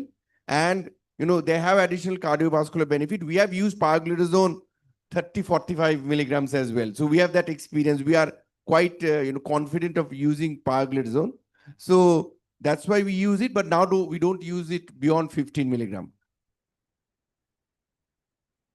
It stabilizes the otherwise, but the muscle mass, Yes. the protein intake has to be counseled. The exercise and resistance training exercise has to be counseled. That is very important to prevent the sarcopenia. But Devmal, then why do you, to prevent that weight loss, why do you do another medicine rather than ask him to enjoy life and take mutton biryani every day? That will give you the protein, that will give you the weight, that will give you the happiness. I think we can discuss that in this forum, but if we do that outside, it will be difficult. In diabetic CKD, when you have a nephrotic proteinuria, the protein is restricted to 0.8 gram per kilogram of body weight. So that is also one of the important concerns when you're trying to prescribe the protein in this subgroup of patient diabetic CKD, stage 3 and again, stage if 4. you look at for most of our Indian data, we have a very poor protein intake. Yes. For most, we don't require protein restriction. This is Western data. So even 0.8 gram per kg body weight, even those who are non-diabetic kidney disease won't be having that 0.8 gram. So if you look at it, so most people are very much low in protein. So for our case, if we have a dietary assessment, most of the CKD patients won't require protein restriction. I agree, but in case if you're recommending an additional protein, don't you think it's further going to damage the glomeruli? Well, it depends on the stage of CKD where we will not recommend additional protein. But for most, require what we are saying is adequate protein, not additional protein. Okay. Any nephrologist here? I think this protein restriction in kidney disease is a bit controversial nowadays. Or And would we nobody is competent as a unless it's an nephrologist? advanced kidney disease, nobody restricts If protein. sir is with protein restriction, could opine.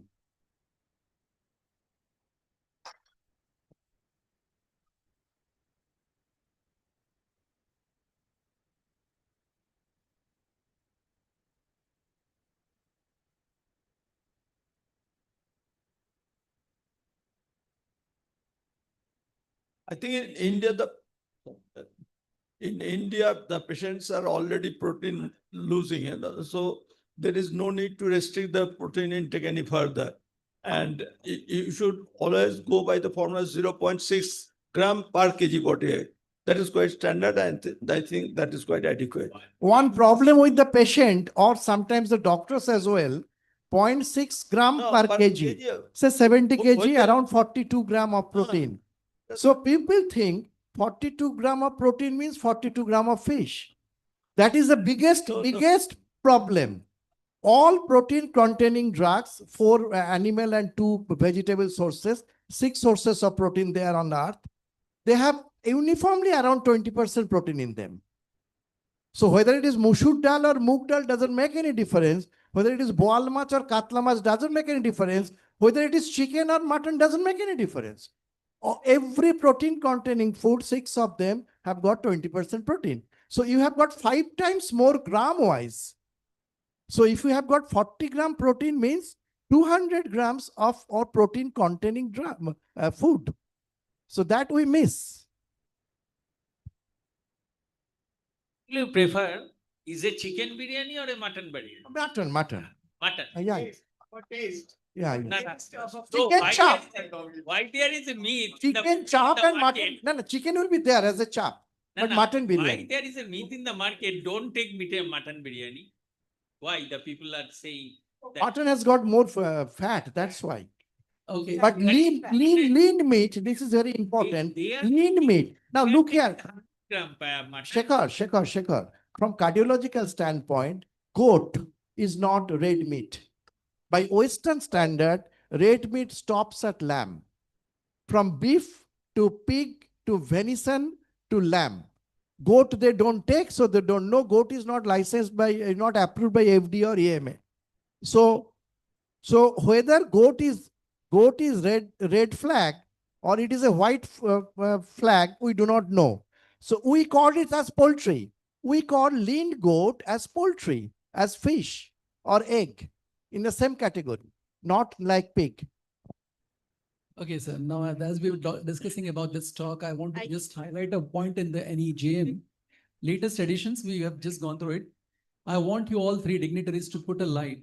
Now, the guidelines has very clearly been told about when we combine an ACE inhibitors, ARB, SGLT2, Fendenon in combinations. The concerns, the caveat, now they're trying to tell that we try to combine these 3 molecules as soon as possible, right from the stage 1 to the stage 4 of the CKD, of the diabetic kidney disease stages. And the talk is about that you should try to combine it. The caveat in the practical problem, what we have noticed is the drop in the blood pressure and the rising in the potassium. Fortunately, a few months down the line, we are going to have a sodium zirconium now, which we have a potassium blocking agent. So the talk, I just want you 3 dignitaries that how can we address the concerns in regards to the management of the hyperkalemia, as well as the drop in the GFR. And we try to combine these 3 molecules together. And what are the take-home messages that the treating physician should take in managing a patient when we really want to have an evidence-based guideline-directed medical therapy, combining these 3 molecules, and in event when you have a further rise or the drop in the GFR and the rise in the potassium levels? So I think we should be combining it all together at one go. It should be, especially with ARBs and SGLT2. Then the Fendenon we combine as a 3rd line agent actually, because it's only indicated in albuminuric CKD. And we have to be watchful about the potassium rise. And again, Fendenon has to be used on patients who are at maximum tolerated dose of AC inhibitor and ARBs. So we need to reach the maximum tolerated dose of AC ARBs. There's no point, we can always add the SGLT2 inhibitor, which is protective and which also lowers the risk of hyperkalemia as well. Now, If the potassium is permissible with a maximum tolerated dose of ACARBs, then we start a finrenone, and we need to monitor the finrenone, and you need to calibrate the dose accordingly. You need to have, there are several ways. You need to reduce the dietary intake. You may titrate the dose of the diuretics as well. You need to down titrate medications which may raise the potassium levels. And finally, you have the option of, using potassium, absorption blockers as well. So this is how we go. For most of the patients with finrenone, we don't have a problem, but with some, we need to be careful, especially we may need to down titrate some of the agents. But we have to monitor. In some, about 1% or 2%, we had to withdraw finrenone because of rise in potassium levels. Thank you. I think we have had a very lively discussion. One Thank you. question from Okay. just one question. So thank you. Good presentation from all. Just one question to Dr. Roy. So you have mentioned about the writing the diabetes tick, yes or no. That is very easy. And ACVT, okay, that is also not that difficult. CKD, yes, that is also easy. But heart failure, that is one thing. First of all, we are doing echocardiography. In most of the echocardiography things, that is not uniform. Ejection fraction is not measured by modified Simpson method. That has not been mentioned in the echo. So in a patient with heart failure with preserved ejection fraction, just tell us in a nutshell that what are the parameters that we are supposed to look. In most of the cases, we don't get global longitudinal strain and all GLS, we don't see in the echo. So just see the salient features by means of which we can identify the heart failure. So very simply, heart failure is a clinical diagnosis. So as I already mentioned, symptoms must be elucidated. You give 10 minutes time to patient. You cannot see a patient in 5 minutes and exclude heart failure. That is not possible. Practically not possible. So you have to take the symptom. You have to see the signs. That I deliberately mentioned because nobody bends down and looks at the pitting edema, and hardly anybody knows how to look at the JVP, and let alone the basal crepes and other parts. And how many have can palpate the liver? Nobody. So that is the problem. So symptom and sign. Once you think the patient is clinically heart failure, then your job is to do an echocardiogram by Simpson's method if possible. If ejection fraction is below 50, your job is over. He is heart failure. Nothing is doing. If the ejection fraction is normal, then you see a few things. LVH, LA dimension. It's very simple. If LA is dilated and if there is LVH, there is high probability of HEPF. And then you do an anti-proBNP. And that's it. Very simple. Don't make all those fantastic echo parameters, and nobody can understand except the echocardiographer. And even from two echocardiographers differ. So don't go into that. LVH, everybody knows. LA dimension, you yourself know what is the normal dimension. And if they are in favor, do an anti-proBNP. If anti-proBNP have, patient have symptom, sign, echo normal ejection with LVH and LA dilated, anti-proBNP. You don't need anything else or under the sun to diagnose HEPF. You can make a rubber stamp and put a HEPF. Thank you. So let's close the session now. Thank you so much, all the panelists, the delegates, and organizers definitely, and the sponsors. Thank you. Thank you very much. We are now breaking for lunch, and then we'll meet again within half an hour. Thank you.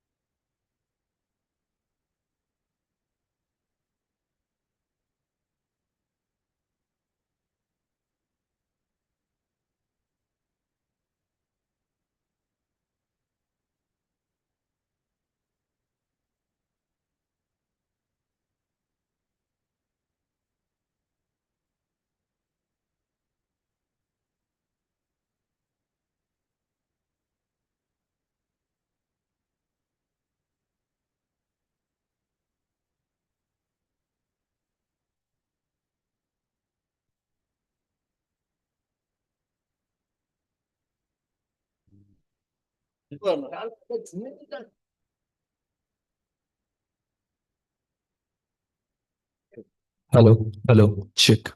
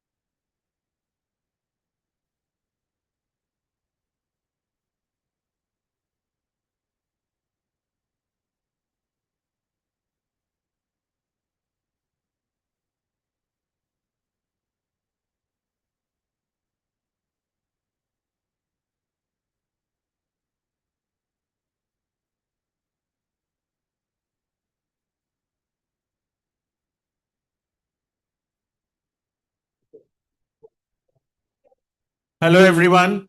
Requesting all of you to come back and so that we can start the session as soon as possible. It's already 3 o'clock. We have a lot of scientific sessions remaining. So please, all of you are requested to come back so that we can start the session as soon as possible.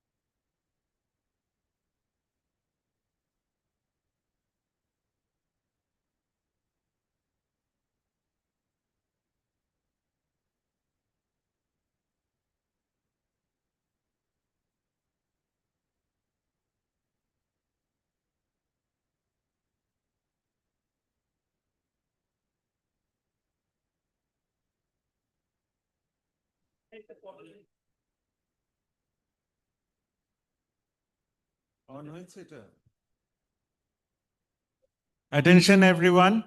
We are starting the second session post-lunch. So all of you are requested to come back. And this session is a very interesting session on obesity workshop. We have 5 eminent speakers on this topic. And we'll be starting the ball with Dr. M.K. Mukhopadhyay, who is a consultant endocrinologist. He'll be talking on why obesity is a chronic disease. Over to Dr. Mukhopadhyay for his presentation.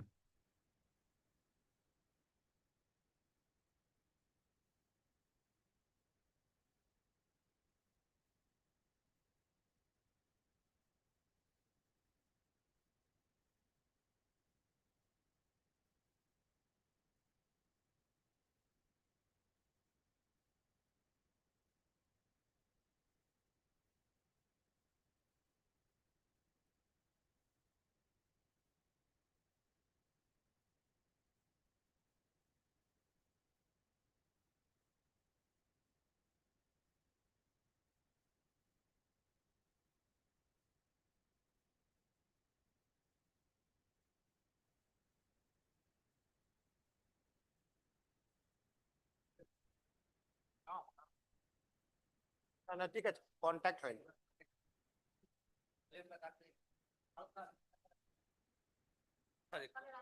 হ্যাঁ hello না ঠিক আছে শোনা যাচ্ছে ওকে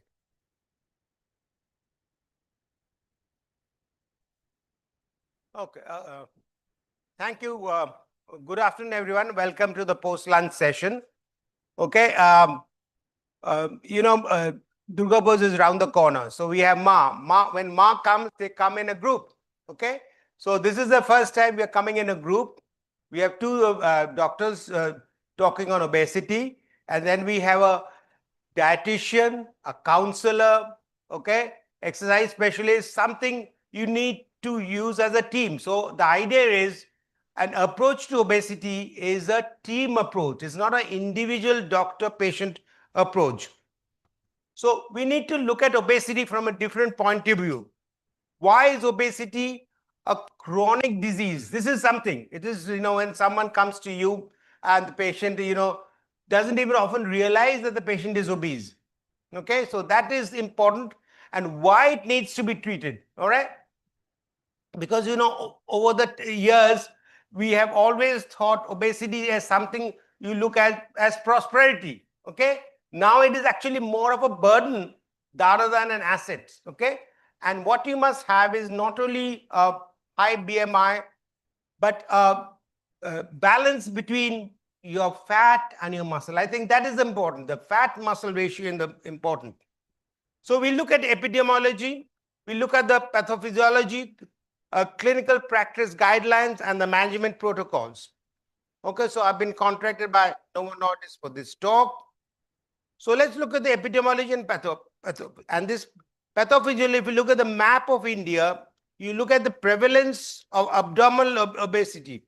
The ones in red are very high prevalence, that is more than 50%. If you look at states like Uttarakhand, Punjab, okay, J&K have more than 50%. If you look at West Bengal over here, it's between 35 to 50%, and low to moderate is in the light yellow areas, that is Rajasthan, Madhya Pradesh. So 4 in 10 women in India are affected by abdominal obesity, with many exceeding what we call the recommended waist circumference. And you can see over here, Kerala, Punjab have more than 60% obesity. So obesity is not unifactorial, it is multifactorial, okay? So we have genetic changes, we have epigenetic factors, environmental, socio-cultural factors, physiological and behavioral pattern. I think that is what we're also going to target, behavioral patterns. So we have neuronal and hormonal communications which modulate food intake and energy expenditure. So if we look at the level of the hypothalamus, okay, we have what we call homeostatic eating. So when we eat, when we work for a long time, if we do not eat something for long, we feel hungry. That is your natural, okay? And then you start eating, you feel full. That is satiety.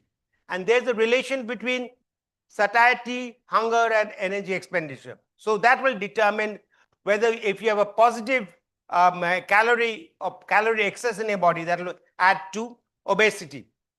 Then we have mesolimbic system. That's called hedonic eating. That is eating for pleasure. That is the thing which we are going to target.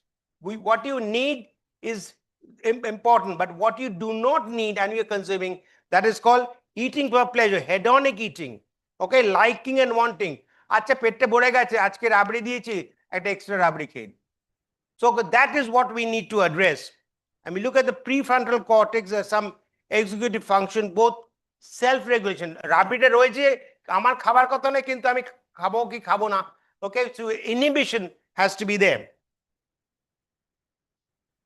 Okay, and these are all regulated. So remember, it's an endocrine system. Okay, so we have satiety hormones. This is the huge list of satiety hormones, the GLP-1, the top among the PYY. Then in the adipose tissue, we have leptins. In the pancreas, we have other hormones, and the hunger hormone is ghrelin. The ghrelin is a very important hormone, just like insulin for your body. It is the only hormone which reduces your blood sugar. Ghrelin is the only one which increases your hunger. All right. So if you look at What is the importance of ghrelin? If you look at the previous treatment, bariatric surgeries, they to do sleeve gastrectomy. Okay, why? They used to take that ghrelin secreting part, okay, which is in the fundus of the stomach. Adipocyte dysfunction is a key driver of complications. All right. So when you eat more, you have excess calorie in the body, the fat. Body cannot store anything except fat. Remember that. Amount to store glycogen is limited, amount to store protein is limited. So extra is all as fat. And when you have excessive calorie, where does the fat go? Initially, it goes into the abdomen and then it spills into ectopic tissue. That ectopic tissue is very harmful. Where? In the heart, the epicardial region, the pericardial region, in the liver. So fat deposition causes inflammation in these organs and can damage these organs. So these are very important. An adipocyte, it's not an inert tissue. Adipocyte has just, either cosmetic value or it is a storage or a reservoir. No, it is one of the most sort of active endocrine organs in the body, producing a lot of inflammation and insulin resistance. Okay, so you have all these cytokines, interleukin 6, TNF alpha, and they cause inflammation and insulin resistance.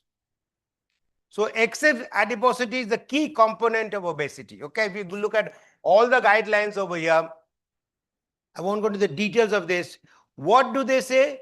It is a chronic obesity, and obesity is a chronic low-grade inflammatory state and immune dysfunction. And it is not only a chronic disease, it's a relapsing disease. That means you lose weight, you put on weight, you lose weight, you put on weight. So weight regain is the biggest challenge for everyone in our team, as you will see later on. So maintaining weight loss, okay, over a period of time is very important, as just mentioned. Okay, as soon as you lose weight, your satiety hormones get suppressed, your hunger hormone goes up, you feel more hungry, you tend to eat more, and then you put your weight back on, unless you have some mechanism in position which is going to prevent that weight regain.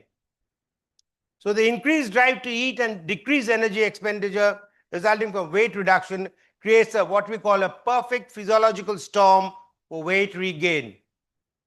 So if you look at the current obesity treatment guidelines, okay, for example, the Endocrine Society of India Evaluation and Practice Management, what does it say again? It's a chronic relapsing progressive disorder. Remember, it's also not only a relapsing, it's a progressive disorder defined by excessive obesity that may impair health. When that fat impairs your health, that is serious, and that is what we're all trying to address. There are various methods of assessing obesity. We have BMI, but probably in the Asian population, a waist circumference more than 90 for men and more than 80 for women categorizes obesity. That is because most of the Indians have an abdominal obesity. So we are metabolically obese. So we are called a thin fat Indian. We look relatively thin, but actually we are metabolically fat. And the body percentage should, if it is more than 25% for men and more than 37% for female, that is also a hallmark of obesity. So we have to use different parameters. So you may not be obese by one parameter, but you will look at other parameters, you might be obese. So these are various practical guidelines. I won't do the details of that. But what are the therapeutic recommendations that obesity should be treated to?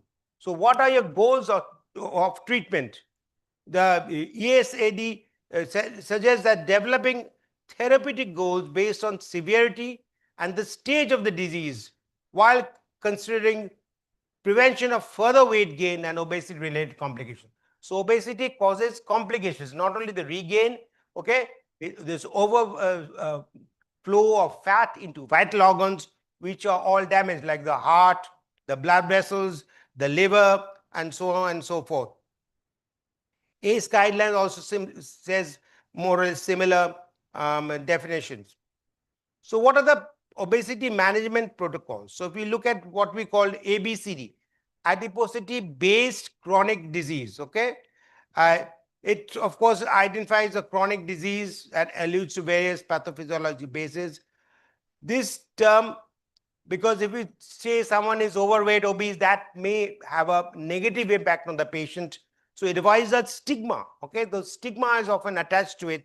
So if you use these algorithms instead of obesity, is probably a bit better for your patients. So if you management of obesity, of course, is with lifestyle. We have people talking on it with or without pharmacotherapy. If you have adiposity-related complications, you must think of using pharmacotherapy. If your BMI is between 25 to 26.9, that is, of course, the Caucasian cutoff. For the Indians, it is 23.5 or more. But if your BMI is 27 with comorbid conditions, you should be thinking of, apart from lifestyle, of pharmacotherapy. And of course, if the BMI is 30 or more, even without complications, you should be thinking of pharmacotherapy along with lifestyle. And you can see someone was discussing in the last few talks, lifestyle everywhere. Okay, so that is the key driver. All right, you cannot expect your pharmacotherapy and sit tight like that. You have to move your arms and legs, do physical activity, because as we were discussing, you lose not only fat mass, if you do not exercise, you lose your muscle mass as well. All right, that is why you need to reduce the fat, increase your protein intake, increase your exercise, so the muscle is actually, the protein is pulled inside your muscle, and that is why you gain. Otherwise, you will invariably lose both fat and muscle mass. So what are the lifestyle interventions? I won't go into the details of that. We have qualified people to do that. Basically, you have to tell your patient need to be on a negative balance. That means you must have hypocaloric diet. So you have to eat less than what you're expending. All right? And that helps you to lose weight.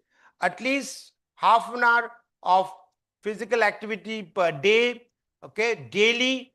But if your targets of weight loss are more, you probably need to exercise more, 45 minutes to 1 hour. Okay, we have a exercise consultant who will also tell us about it. If you look at the diabetes prevention program, that means pre-diabetics, overweight, get them to lose 7% of them weight, minimum weight loss. Okay, they gave you a 58% reduction in the incidence of diabetes. Okay, with lifestyle and moderate intensity exercise, that is about 30 minutes a day for at least 5 days of the week. So this is the weight reduction, as you can see over here, with whatever strategy you do, and you tend to gradually put it back on. And by 5 years, about almost 80% of the weight was regained. So that is the unfortunate part of it. If you do only with lifestyle. So lifestyle looks very good. It does not cost you any money, all right? But you will invariably put it back on because of certain, as it saw, some compensatory mechanisms in the body. So lifestyle alone, including dietary changes, were insufficient to maintain the weight loss, okay, over a period of time. Now, I've told you the reason, but we'll go into a little bit more detail over here. Following weight loss, hormonal changes persist for 12 months. So they promote weight regain through leptin, ghrelin, PYY, reduction of appetite. And why does it happen? The body produces more ghrelin, as I mentioned. It reduces your satiety hormone, and these drive hunger and weight regain. So what are the pharmacotherapy for obesity management? Of course, we have to look at lifestyle changes, give the patient more information, make the patient educated about weight loss, and we have different ways with or without pharmacotherapy. So I won't go into the details of that. These are some of the molecules which are available. Today, we'll be discussing more details about tirzepatide. In the morning, we discussed about semaglutide. And till all these molecules came in, okay, bariatric surgery or weight loss surgery was the only sort of effective way apart from lifestyle to lose your body weight. And these patients lost at least 20% or more of their body weight. And if they do it sufficiently well, they could reverse your diabetes, particularly in the first 5 years of your type 2 diabetic life.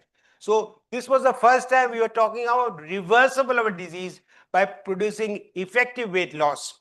And the drugs, as you will see, are closely mimicking that 20% mark. So 20% was the magic figure which everyone was trying to achieve by bariatric surgery. Here, we now have lifestyle with pharmacotherapy, which is nearing that mark. There were various types of bariatric surgical procedures. I won't go into the details of that. So to summarize, as an introduction, obesity is a complex chronic disease which requires personal management. So you cannot give a diet chart to same diet to everyone. You have to individualize it, okay? And worldwide, obesity is classified as a chronic disease which leads to, by various bodies, it leads to severe, it is a complex interplay of genetic, environmental, and social factors. And management includes obesity management through basically personal lifestyle, targeted pharmacotherapy, surgical intervention, which are tailored to the needs of the patient. And the biggest challenge, as I said, is weight regain, okay, because of the various mechanisms which I've shown you before. So thank you very much for your patient hearing. We'll move on to the next speaker.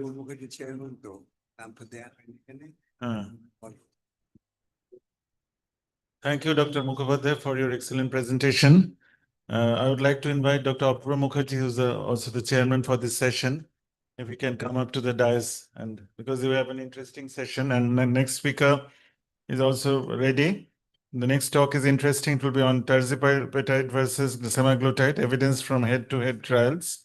It will be delivered by Dr. Sagarika Mukherjee, who's also a very eminent consultant endocrinologist of the city. Over to Dr. Mukherjee for your presentation.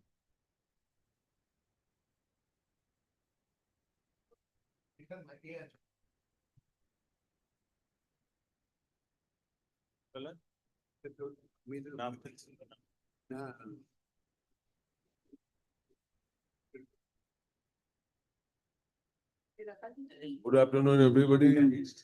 We all see what Manojit Ketan highlighted, that metabolic surgery was the resort for really achieving weight loss in candidates who were categorized as significant obesity management is required, because obesity itself is a disease now perceived all over the world to be an important contributor of obesity-based chronic diseases pertaining to cardiovascular system, cancer, osteoarthrosis, and so many diseases.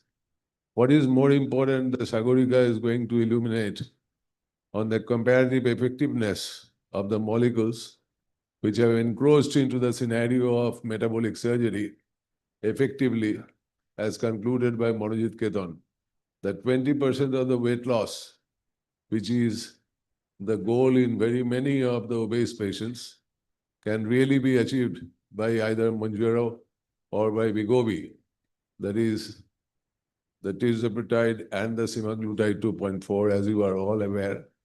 And Sagarika is going to present before us the studies associated with them, head-to-head comparisons. Over to you, Sagarika.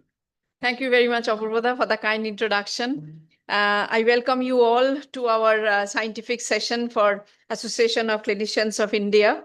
I'm very glad for the audience present here. What a time to speak about obesity after lunch, and also before the largest festivities, which is coming in about a week's time. Our festivities is going to start, and we are talking about obesity.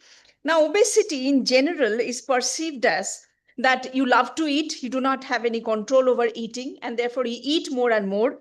And because of the pleasures of eating, and you also don't exercise at all, and therefore you're piling up weight. But as we know that obesity is just not a disease of eating and not balancing out it with exercise, but there are other nuances with obesity as well. That just not about exercise, but there is a lot of things about genetics, lot of things about how you were born, what was your birth weight, what was your prenatal history. These are the certain things which also influences obesity. And mind plays a very big role in the obese person's health, because food gives us a lot of pleasure. Food is something, whether you're obese or whether you're normal weight or whether you're underweight, food is something which really adds on to the pleasure for our daily life. And when food is curtailed, say for example for diabetic patients, when you say that you are not allowed to eat this and not allowed to eat that, especially when it comes to carbohydrate food, carbs and fat really contribute to the entire taste of the food. And especially for Bengali population, which I cater to, when I tell them that na mishti খেতে বন্ধ করে দিতে হবে বা মিষ্টি খাওয়া কমাতে হবে, they say, what is left in life if I curtail down on sweets and if I stop sweet? I don't have anything else left in life for. So the two hormones which play a very important balance for managing obesity and insulin resistance is which comes from our gut, the GIP, the gastrointestinal polypeptide, and GLP-1, which is gastrointestinal like peptide 1, which is secreted from the L cells and the K cells of the pancreas.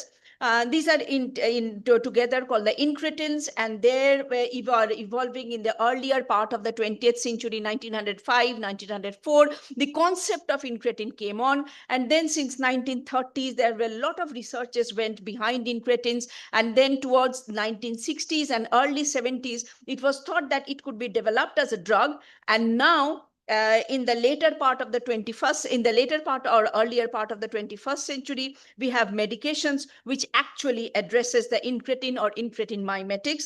First were the DPP-4 inhibitors, which came into the market, and then we have the GLP-1 receptor agonist, and now we have a combined GLP-1 and the GIP-1 receptor agonist which have come into the market. So what does these hormones do? These hormones have got multifarious roles, primarily on the gut, especially on the pancreas. What they do is they stimulate the insulin secretion, and this is also dependent upon how much of carbohydrate you have taken in your meal. If you ingest a large amount of carbohydrate in your meal, there will be a large surge of insulin from the influence of these GLP-1 and GIP.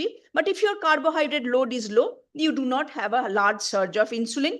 Along with this, they also play a big role in the central nervous system, the part of the brain which controls our appetite, part of the brain which tells out about satiety. They command on that part of the brain to reduce your food intake, increase your satiety, maybe promote a little bit of nausea so that you averse away from eating. They promote insulin secretion and also causes a little bit of early or delayed gastric emptying so that you have a feeling of fullness in your stomach.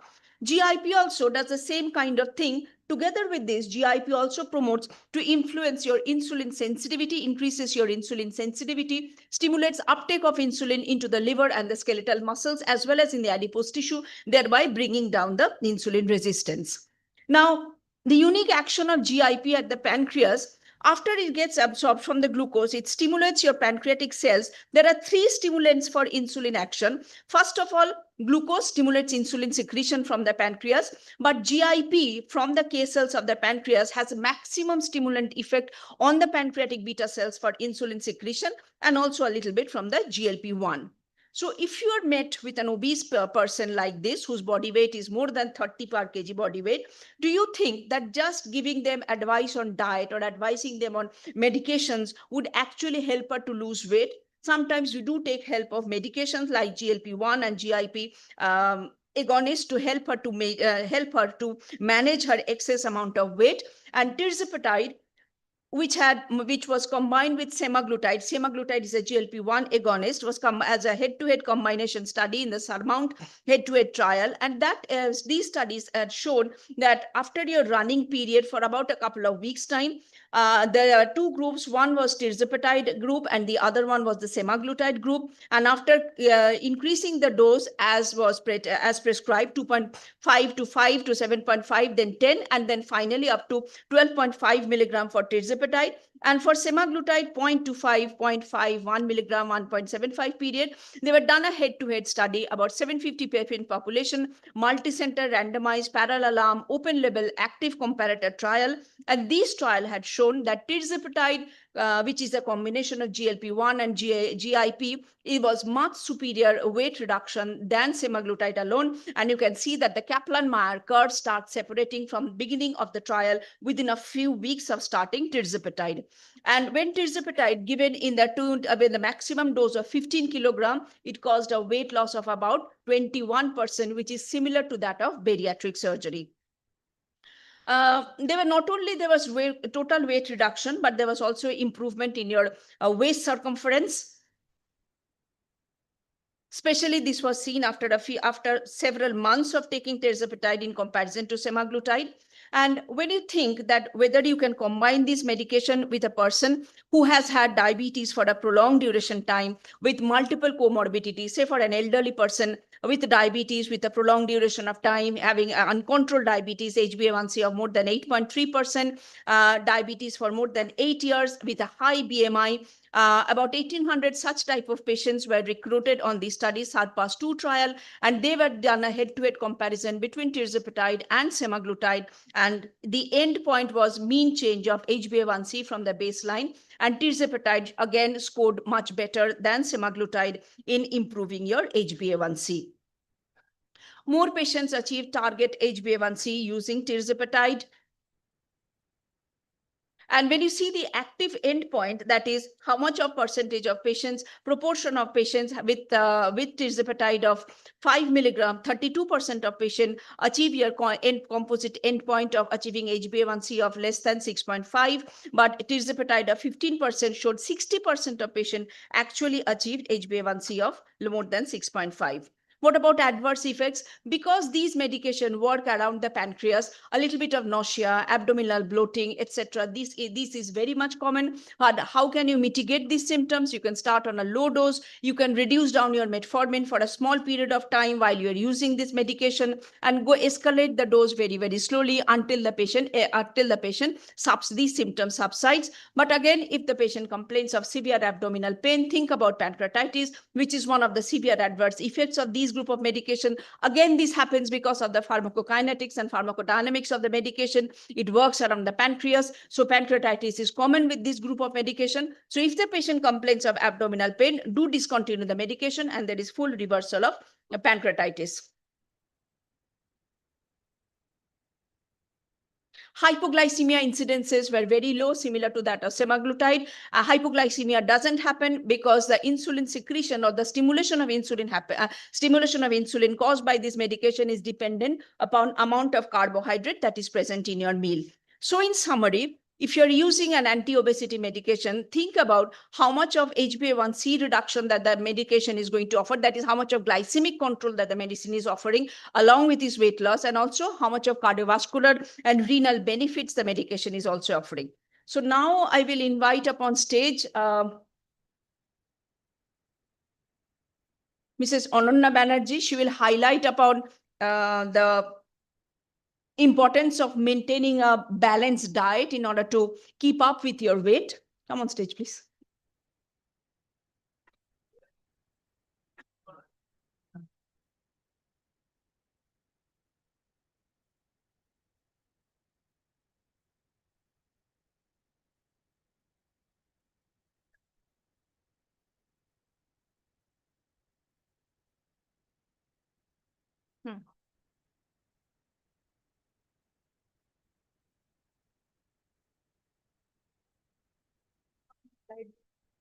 Next slide. Thank you so much.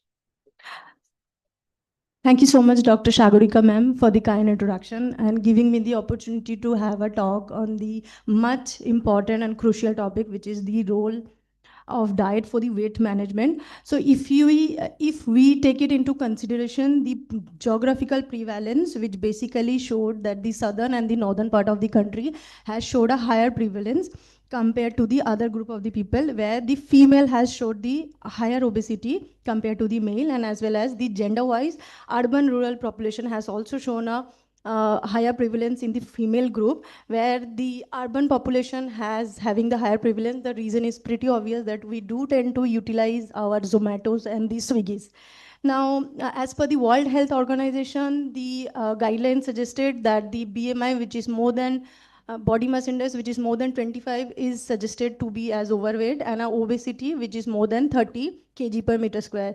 Now, as we all are aware, that obesity comes with multiple comorbidities, and if we refer that we all desire to have a healthy body, compare, however, the unhealthy part, which is always remaining here. In our lunch also, we have seen the same thing. Now, here diet plays a crucial role. How it is? So suppose now we are thinking to give a diet chart to a patient, where exactly which part we are taking and thinking in consideration, and how which part we are thinking for the consideration. Now, suppose a patient, we are giving a calorie restriction, where we are actually focusing on the starvation of the patient, the adherence, at the end, it will be poor. And apart from that, if we are looking at a diet where actually patient is having a healthy plate, where we are giving a equal portion size in a right manner and a right quantity. Now, a patient, suppose for us, whenever I see a patient, I look at the comorbidities, whether the patient is having any heart failure history or maybe osteoporosis. In that particular moment, exactly where we are thinking the patient is having maybe patient age limit, maybe at 25 years old, or maybe the patient is 45 years old. According to that, we have to modify that. Apart from that, we have to also look at that the patient is having maybe a sedentary lifestyle, or maybe a active exercise routine which they are following. And according to that, we have to give a not exactly the diet thing, but a particular dietary journey which we are supposed to give, along with our treating physician, as well as the diabetes educator, as well as our the nutritionist. Now, as we, whenever we are counseling a patient, we try to aim a BMI which between 18.5 to 24.9, depending on the degree of the baseline, what the patient came to us with a BMI, along with the anthropometric measurement, maybe a height, maybe a weight, maybe a Broca's index, a body mass index, along with a, we are aiming to a waist circumference which has to be less than 90 for a male, less than 80 for a female. Now, what exactly the strategic measurement we do follow for to give a dietary management to a patient? First and foremost, it is definitely lifestyle modification with a balanced, nutritious meal, and secondly, the consistent exercise routine. Now, to give a dietary approach to a patient, the first thing we follow a 9-inch plate, where the half of the portion to be filled with the fruits and vegetable, 1/4 should be filled with the consistent beans, fish, and poultry. The remaining portion has to be with the other whole grains. Now, for a nutrient base, if you look at it, so we generally focus on macronutrient and micronutrient. For a macronutrient, carbohydrate, protein, and fat. For a micronutrient, definitely more added colors and vegetables in our plate, which includes the vitamins and the minerals. Now, looking into the carbohydrate recommendation and the fiber recommendation. So as per American Diabetes Association, RSSDI and ICMR, majority of the cases we got a guideline for around 50 to 60% of the carbohydrate, where we have to increase the fiber intake, limit the refined carbohydrate, and preferably low glycemic index food and low glycemic load foods. For a person who is already on a GLP-1 therapy, in that case, definitely we would be more encouraging on soluble fiber, because that can basically increase the production of short chain fatty acid that can basically helpful for our gut microbiomes. Now, looking into the consideration of, these are some example of a carbohydrate containing foods, and these are some example of the healthy carbohydrate which can sustain the blood glucose level, and this can be the unhealthy carbs which can give an immediate spike to our food. Now, these are the sources of soluble fibers and insoluble fibers. Here comes the importance, because soluble fibers, which we are more focusing for a person who is initiated, who has been initiated with GLP-1 analog. Now, these are the protein quantity, because as per the guidelines, 0.8 gram per kg body weight per day, so that we can prevent the malnutrition. That is first part. And the second one important is we can prevent sarcopenia, because obesity comes with protein and muscle loss. So in that journey, we have to prevent the sarcopenia as well as the renal dysfunction. Now, coming with a protein, we have to emphasize on incomplete protein, or whether it is a complete protein the patient is taking, to make sure that a person is having all kind of amino acids. So for that, we are expecting a patient to have more complete protein, because that egg can be a very good option. Looking into the incomplete protein because it has got lacking in one or more essential amino acids. So how we can make a complementary protein? We can simply ask our patient maybe legumes with the nuts and seeds, maybe a grains with nuts and seeds, maybe a legumes with the grains or a dairy product. Now, these are the Indian popular ways to we can actually inculcate for a patient to have a good ways of protein, like adding dal mixed vegetable khichdi, or maybe adding eggs for all the meals, or maybe we can add not only with go with sambar or idli, rather than we can not only with the idli and dosa, we can ask the patient to add on the sambar as well as the vegetables. Now, looking into the muscle health, as we all are aware that the higher Indians has got a higher body fat as well as the higher visceral fat. In that case, they tend to have poor muscle health and a loss of protein levels. So due to which the mortality rate also increases. In that case, we are generally promoting for a protein, omega-3 fatty acid, vitamin D, vitamin B, and magnesium to be included in the diet in a more quantity. Now, looking into the fat, what exactly we are looking at for a fat? Around 20 to 30% of the total calorie. And we have to also include the saturated fatty acid less than 7%. So these are some sources for omega-3 and also monounsaturated fats like almond, soybean, all kind of seeds. And this is a very important slide where we are actually promoting in Bengal. Since we are from Bengal, so we are actually having more of mustard oil, where the mustard oil has shown the better compared to the other oil because it has got lesser saturated fat compared to the monounsaturated and polyunsaturated fats. Now, this is the exact dietary modification we are talking on the journey of our weight management. So first is calorie restriction. How much calorie restriction we can do? It all depends on the degree of the treating physician, definitely. And the next part, if the doctor is giving us the go ahead, definitely we can modify according to the BMI, according to waist hip ratio and all the other anthropometric measurement. And apart from that, we even look at low carb diet, even the high protein diet, Mediterranean diet, and maybe a DASH diet, or it could be intermittent fasting. So I would go one by one. For a calorie restriction, it is basically,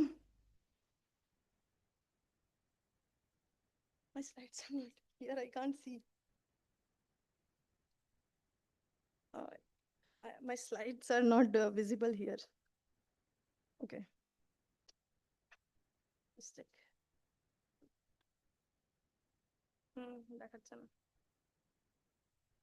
Ma'am, my slides is not visible here. You want me to come with my laptop? Yes. Shall I go and come with my laptop? Slides is No, not I don't know. You just continue. Yeah. Okay, for a calorie restriction, we basically aim for two things. One is either a very low calorie diet or maybe a very low calorie diet. The low calorie diet, where we generally give 1,000 to 1,200 kilocalorie diet to a patient, or maybe for a very low calorie diet where we emphasize more and lesser than even 1,000 kilocalorie diet chart per day. Now, if you look at the very low calorie diet and a meal replacement, so here comes a catch. So meal replacement is something under the discretion of the doctor, because we more emphasize on the dietary protein or dietary vitamins and minerals. And apart from that, giving a very low calorie diet, that can also lose a patient total muscle mass. So giving a protein is something which would be necessary for that patient, around 15 to 20%, or maybe if we are giving a 800 kilocalorie diet a day, 50 to 80 gram of protein per day would be necessary for that particular patient. Now, the next comes is Mediterranean diet and dietary approach to stop hypertension. So for this two diet, it is majorly same, but only thing it got diverted. Only thing is that Western population would be more focused on Mediterranean diet because it has got certain amount of alcohol. And both the cases, it would preferably improve the glucose control, lower the LDL cholesterol, and that would also invariably reduce the cardiovascular risk. Now, would you allow me? Yeah. So intermittent fasting is also, there are 4 ways. Alternate day fasting, where no calorie intake on this these fasting days. There is a 5:2 diet where actually we are giving a fasting for 24 hours once or twice a week, and then time restricted diet where suppose maybe 16:8, 16 hours of non-fasting, fasting state, and 8 hours of the time where the patient is actually having it. Same goes with 14:10, one meal a day, which basically is one meal a day for 18 to 20 hours of daily fasting.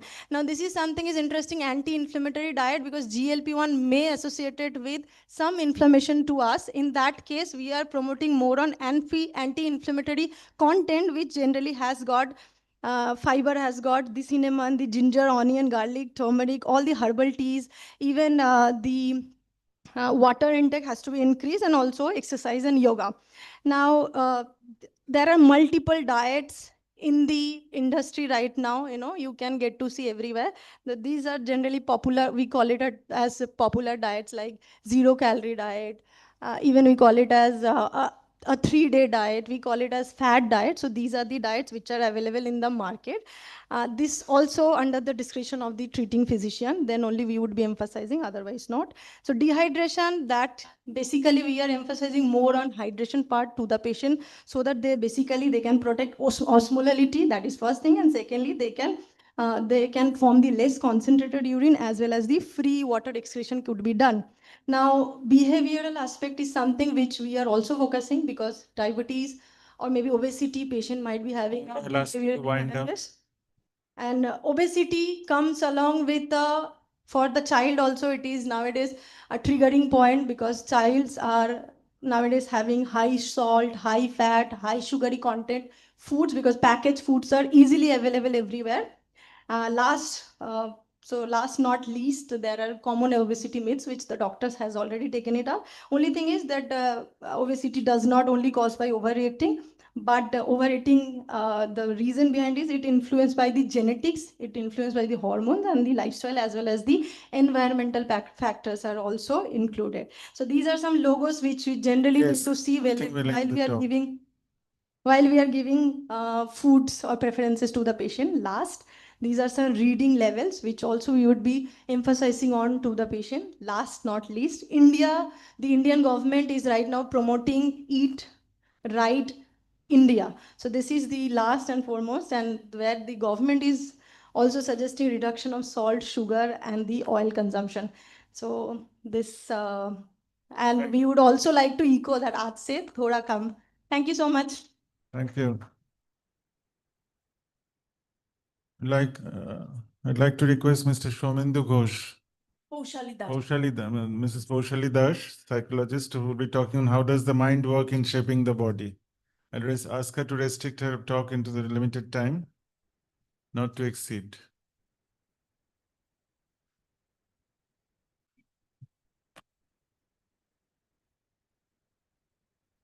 Good afternoon, everyone.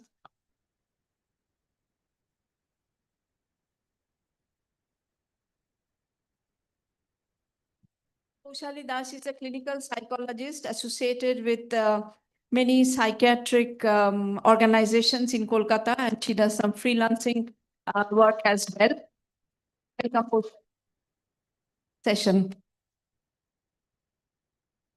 Good afternoon, everyone. So my session is for 10 minutes, right? Yeah, I will definitely conclude. I am Paushali Dash, a practicing psychologist for over 2 decades, treating patients of various disorders. Today, as the topic suggests, I will talk about obesity and its psychological effects on individuals. As I talk about obesity, let me recall a couple of my patients who came to me with disorders related to obesity, but with completely different perception and its profound psychological and physical impact on regular life. The first case was Miss Shanta. In 2022, Shanta came to me at 102 kgs of body weight. She was 22 years old and a student of MSc first year. Due to repeated criticization about her body from friends and relatives, she was depressed and make herself socially isolated. She didn't do any kind of exercise. she was referred to me by a psychiatrist. The area of intervention that I given to her was body image perception. It is a very important step for the obese person. I gradually developed her self-confidence back. I did psychotherapy to treat her depression.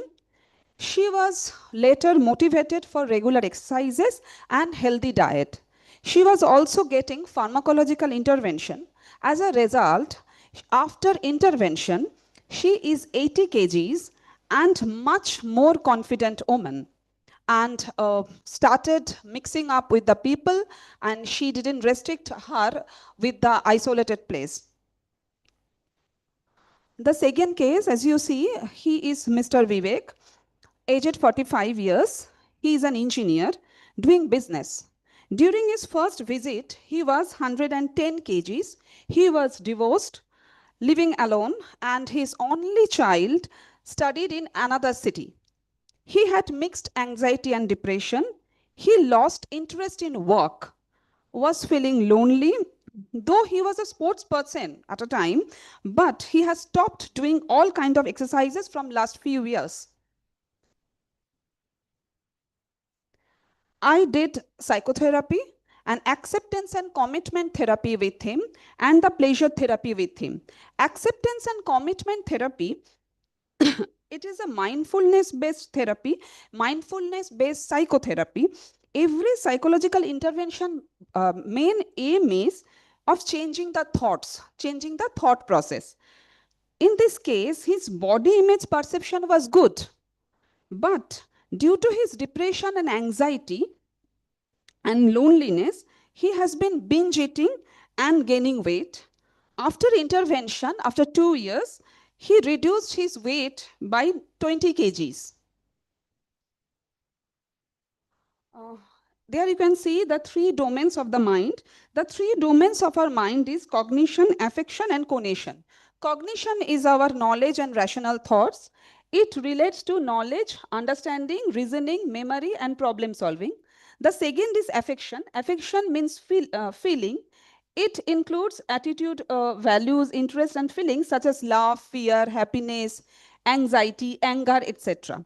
And the last one is conation. Conations is our actions, meaning how a person behaves in his environment. That involves the intention, willpower, drive, and action towards the goals. 4 aspects of body image. The 4 aspects of body image or perception is almost as same as cognition, affection, and conation. Only one extra is perceptual aspect. Everyone's perception of his image is unique.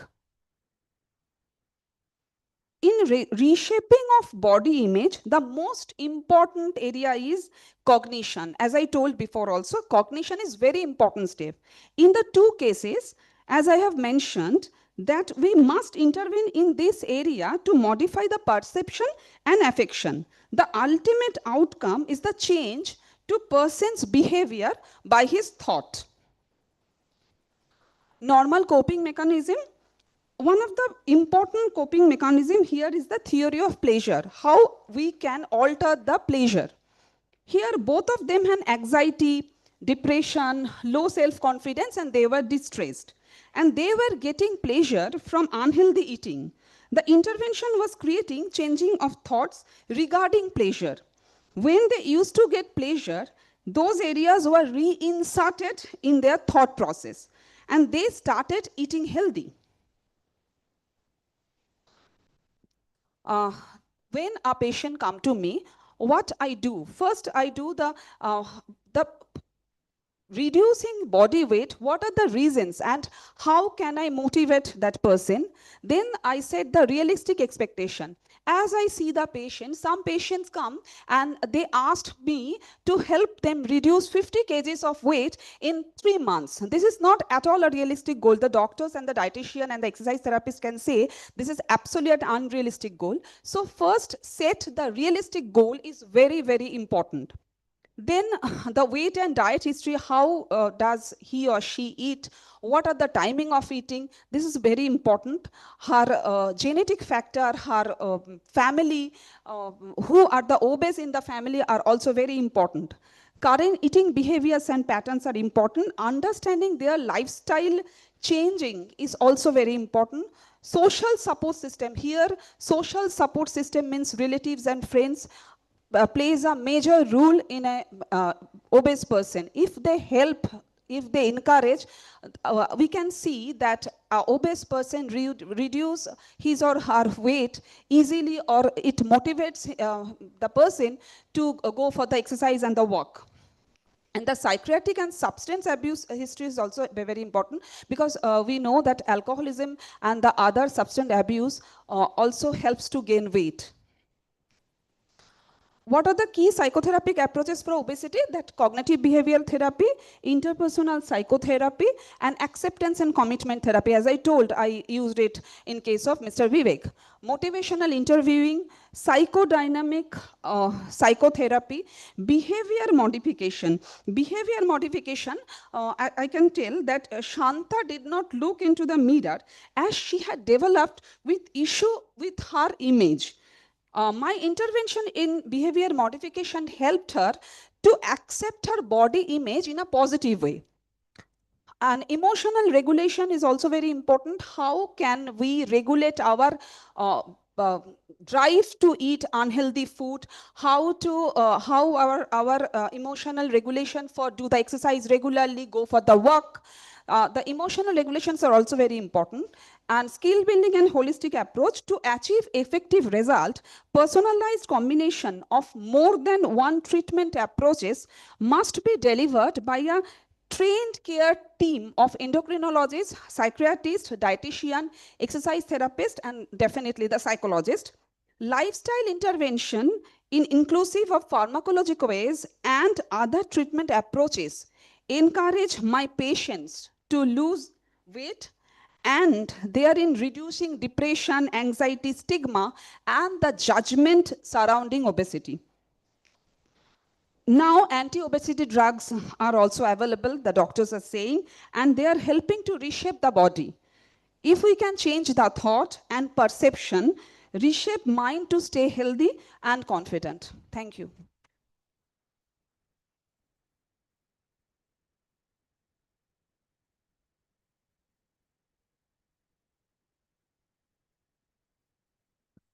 Now I'll ask Mr. Shomendu Ghosh to give his talk on essential body training for weight management.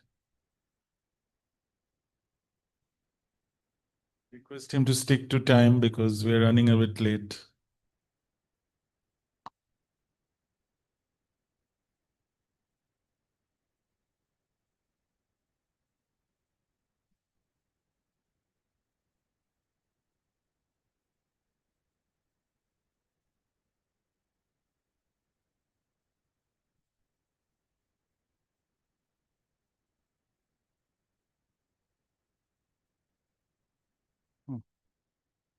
Good afternoon, everybody. So after this mental health, diet, medication, do exercise play a role? No, if it doesn't play a role until and unless it is having a holistic approach. So everything is required, and as madam says, motivation is much more required. So if you see nutrition, medication, and exercise along with mental health can play a significant role in reducing your weight. And weight means that is fat loss, not muscle loss. We call it weight loss, but we should correct it and we call it fat loss. So there are different types of obesity, and the fourth one is mostly predominant in Indian, that is the visceral obesity. So we work more on this visceral obesity. There are different types of obesity you can see. There is gynoid obesity and android obesity. So very, very important thing to understand, everybody has talked about BMI. So BMI should be Asian specific. As we are diagnostics, the cutoff is 22.9, not 24 for us. But BMI does not preclude or differentiate between muscle and fat. So this is very important. BMI doesn't distinguish between muscle and fat, and it cannot distribute between the fat distribution. So all this 3% having the same BMI, but the distribution of fat is different. It is difficult for diagnosis for the athlete, national level athlete. Their muscle mass is high, so it shows BMI is more, but they are actually not metabolically obese, as sir said. So this is very, very important. And we will more focus on the central obesity and insulin resistance. So in the chambers, dietitians or the clinician chambers, we should have a hand grip meter, a measuring tape. A attendant should take the waist hip ratio. Sarcopenia is very predominant, and if possible, keep a body fat analyzer, BCA machine. So then you can do the treatment in a more better way. So these are the 4 things. Number 1 thing, Paushali madam has already explained, motivation is very important. Every day the patient think, tomorrow I will start exercise. So for this, set them a small goals. Start slowly, find the activities, make it a habit. So making it habit is very difficult. So when I recommend my patients, I say start with only 5 minutes. 5 minutes in the morning, 5 minutes in the evening. Then gradually in the next week, you make it 7 minutes. And a regular follow-up is very, very important unless you cannot make it a habit for them. Motivate, and always in a group. Even I see my father used to walk alone and it was not regular. When he find 3 or 4 friends of his age, now his work is everyday regular. And this is very important. So you need some partners, some friends for motivations for exercise. You can reward yourself also for exercise. So these are the simple exercise. With me, Joyashree is there, though it is very difficult. Joyashree, you can just go on doing few things. I will just keep my talk on. So she is a trained yoga therapist. So sitting in a posture, you just show, no need to dictate. So we all are sitting here, in the office goers are sitting. So you can just show that what are the few exercise sitting in a chair, we can just move our muscles. That is very, very, very, very important. And also the mindfulness is very important. Just few stretchings are very, very important for these types of exercise. What is physical activity? Any bodily movement produced by the skeletal muscle resulting in the energy expenditure above resting states is called physical activity. And what is physical fitness? A set of attitudes that people have or achieve which relates to the ability to perform physical activity. So this is the physiological changes occurring during exercise. So when we are doing only 5-10 minutes exercise, there will be no fat burn. So make it, you keep on doing, you can show few exercise what you can do, just sitting up and down, these are the things. So when you make it a practice and doing 40 minutes of exercise, and gradually it will help, along with a calorie deficit diet will help in the fat loss. It is very important to take the doctor's prescriptions before going for any exercise, because sometimes when the patients have high blood glucose level, they started doing some panic exercises. So that are very dangerous for your heart. So make a checklist, talk with your doctor, doctor will give you some test, then start this fitness exercise. We have lost many celebrities unknowingly because of some other factors. So this is very, very important to restrict panic exercise. So this is some examples you can see. What Joyashree is also doing needs oxygen, that is aerobic exercise. These are jogging, walking, sitting in a chair. Then we need to start strengthening of the resistance exercise. For this, you can use resistance bands or some bottles in hand.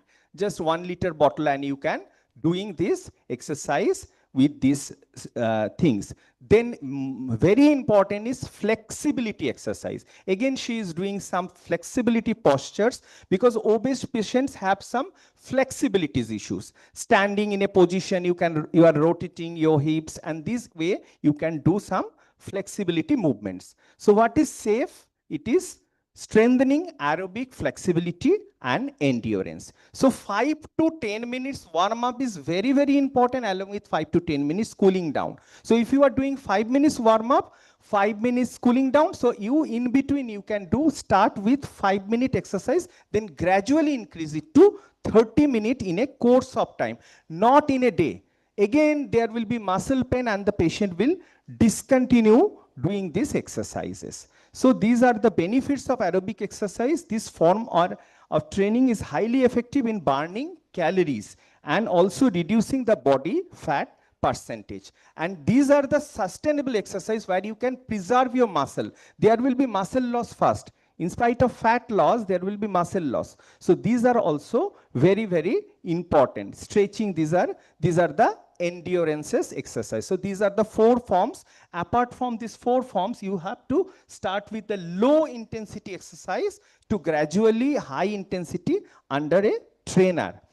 Walking after meal are also very effective for insulin resistance or insulin sensitivity or postprandial, reducing the postprandial glucose levels. So 10 minutes walking after the meal. There are many studies you can go and check. So these are also very, very important. So frequency, intensity, time is very important. This is very important. How much calorie are burning with how much? So you have taken a plate of lunch. So what is the estimated calorie and how much calories you are having and how much is burning with that amount of exercise. So 1 MET is defined as 1 kilocalorie per kg per hour and roughly equivalent to energy cost sitting quietly. So 3 MET is called, less than 3 MET is called light exercise, 3 to 6 moderate, and 6 over is vigorous.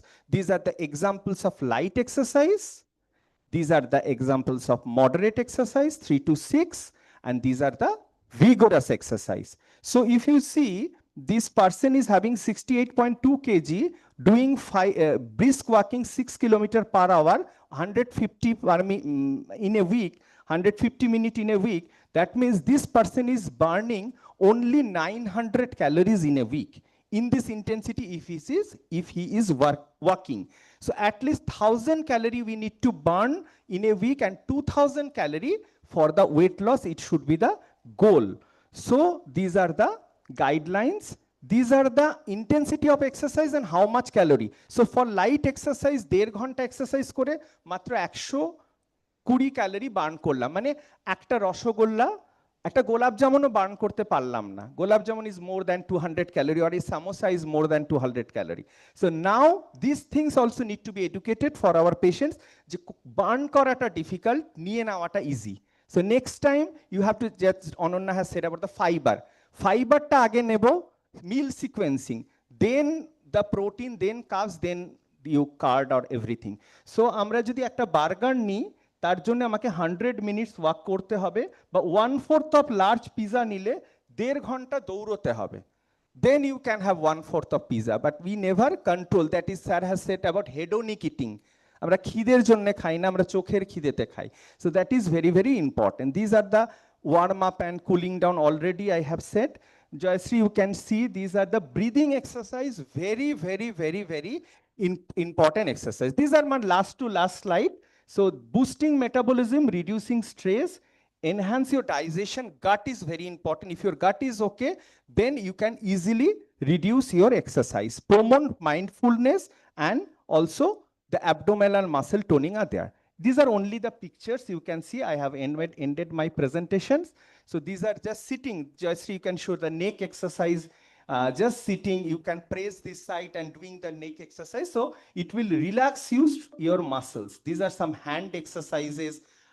These are some trunk exercises, folding your trunks. So initially you have to motivate your patient to start this first, then gradually goes into training from any experts. So these are the office tips. Instead of using a lift, you can use your stairs. In this way, you can motivate your patients. So this is very, very important, that people should be taught to plan for the periods of physical activity. Motivation is important. So thank you very much. Instead of giving any excuses, if you have time to scroll your social media, then you have time to do this much of exercise. Thank you. Thank you very much. Thank you. brings us to the end of the obesity workshop. Monojita, would you like to come up on stage, please? And Showman, Yuhu, Ananna, and Poshali, please be around. If you have any questions, please ask us. And I'm very grateful to Eli Lilly to generously sponsor this session. Any question? Yes, Amit.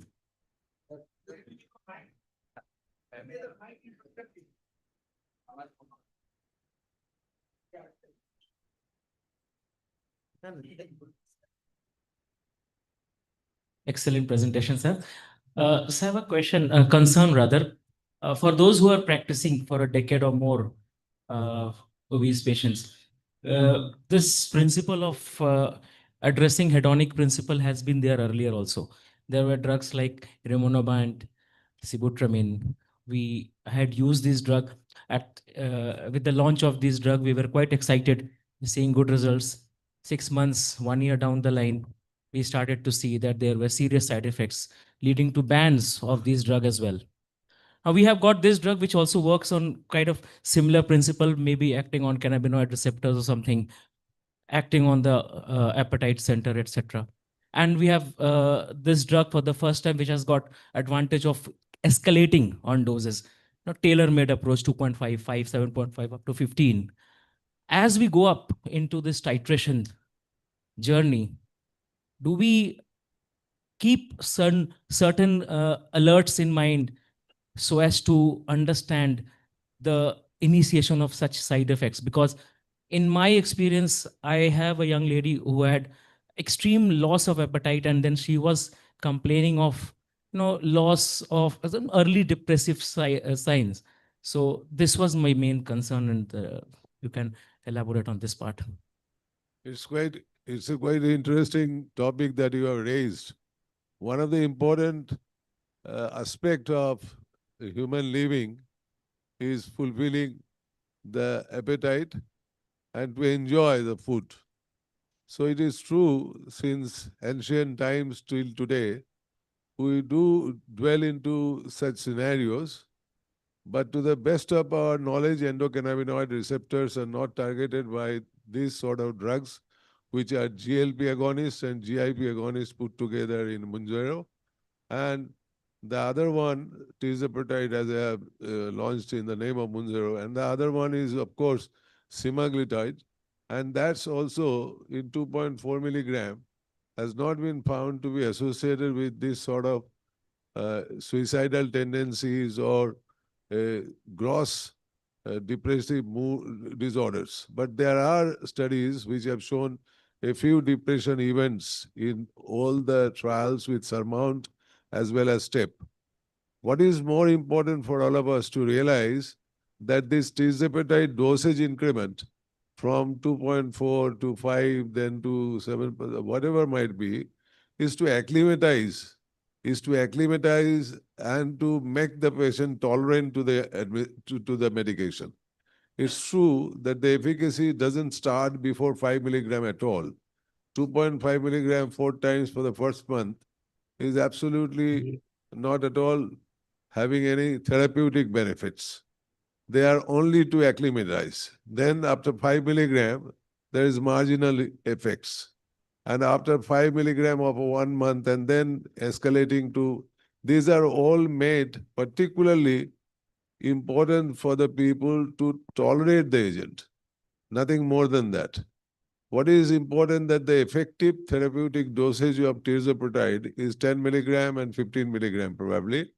And in South Asia, we do believe that we do possess a different type of body habitus, as well as the South Asian phenotype do exhibit a more amount of visceral fat and the ectopic fats, which are unseen in the rest part of the world.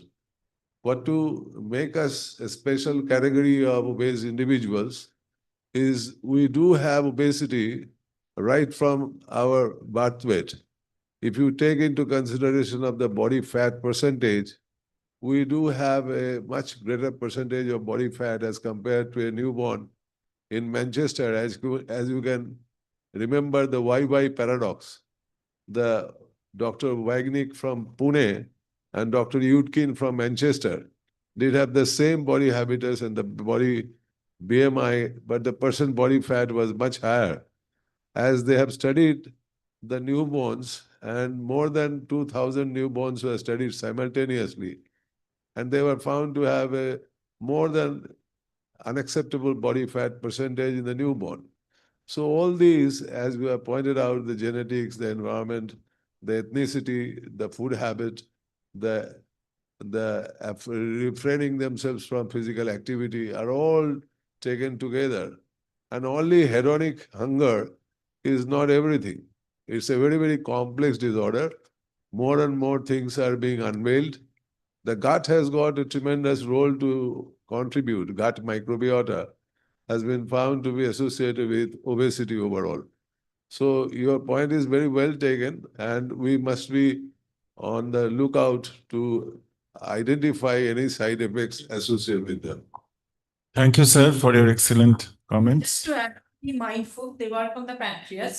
So anytime patient complains of abdominal pain, feeling very unwell, think first of pancreatitis, do amylase, lipase, abdominal ultrasound, stop the medication, it's reversible. Another thing to be mindful about, especially GLP-1, it is worsening retinopathy, especially proliferative retinopathy. So always what I do as a precaution, I ask them to have a retinal photograph before I start them on these injections. Thank you for to all the panelists. I think if there are no other questions. Just one question.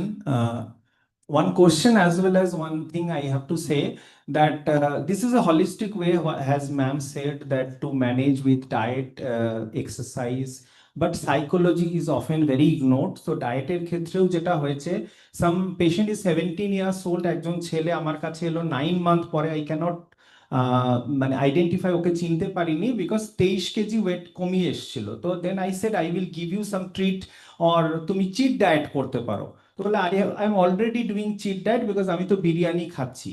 মানে বিরিয়ানি খাচ্ছ, how often you are doing? তারপরে দেখলাম আমি একটা recipe দিয়েছিলাম যে homemade biryani with less oil, vegetables. It is a customized biryani. So meal modification is important, and when he loses the weight, 23 kgs of weight, he is very happy. But this is only possible after a psychological counseling. I have referred to one psychologist. So I want to just know from ma'am, যে এই motivation ডায়েটিশিয়ানের কাছে আসলেই ভাবে সব খাবার দাবার কেড়ে নেবে, আমার মাপজোক করে দেবে, আর সাইকোলজিস্টের কাছে আসলেই বলবে আমি কি পাগল যে আমি সাইকোলজিস্টের কাছে যাব? সো এটা কিভাবে আপনারা ব্রেক করেন এবং কতটা টাইম লাগে একজনের জন্য? Thank you. It's difficult actually, না সবাই ভাবে না, এখন চেঞ্জ হয়েছে থটটা, that came to a psychologist or psychiatrist means I am mad or some other mad. কিছুটা হলেও, পুরো চেঞ্জ হয়নি, স্টিগমা তো আছেই, কিন্তু কিছুটা চেঞ্জ হয়েছে। হ্যাঁ, প্রথম আমি যেটা বলছিলাম যে মোটিভেশনটা কোথা থেকে আসবে ফর দ্যাট পার্টিকুলার পেশেন্ট, সেই আন্ডারস্ট্যান্ডিংটা ভীষণ জরুরি।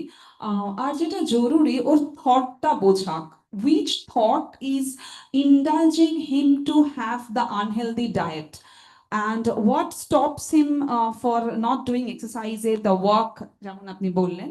তো সেইখানটা বুঝতে পারলে তারপরেই কিন্তু পসিবল হয় তার ওই থট প্রসেসটাকে চেঞ্জ করা। That is very important. আমরা সিবিটি দিয়ে বা অ্যাকসেপ্টেন্স অ্যান্ড কমিটমেন্ট থেরাপি দিয়ে যেটা করে থাকি, থট প্রসেসটাকে চেঞ্জ করা। থট প্রসেসটা যদি চেঞ্জ হয়, যদি বুঝতে পারে যে আমার প্লেজারটা শুধু আনহেলদি হিটিংতে নয়, অন্য জায়গা থেকেও আসতে পারে। Exercise is a good, gives a good pleasure, healthy eating also give me a good pleasure, or other মানে অন্য জিনিস, মুভি দেখতে যাওয়া, বন্ধুদের সাথে গল্প করা, সময় কাটানো, অন্য জিনিসগুলো আমাকে প্লেজার দিতে পারে। এই থটটা আমরা ওর মধ্যে জেনারেট করবার চেষ্টা করি, রিইনসার্ট করবার চেষ্টা করি, ট্রাই করি বোঝার জন্য যে কোন থটটা, একটা মানুষ তো জন্ম থেকেই ওবেস ছিল না, সে হয়েছে, কোন থটটা চেঞ্জ হওয়ার জন্য তার এই ওবেসিটিটা এসছে, ওই থটটা বোঝা এবং ওই থটটাকে চেঞ্জ করাটাই আমাদের প্রায়ের জিনিস থাকে। তারপরে তো other motivation, and I already told that social support system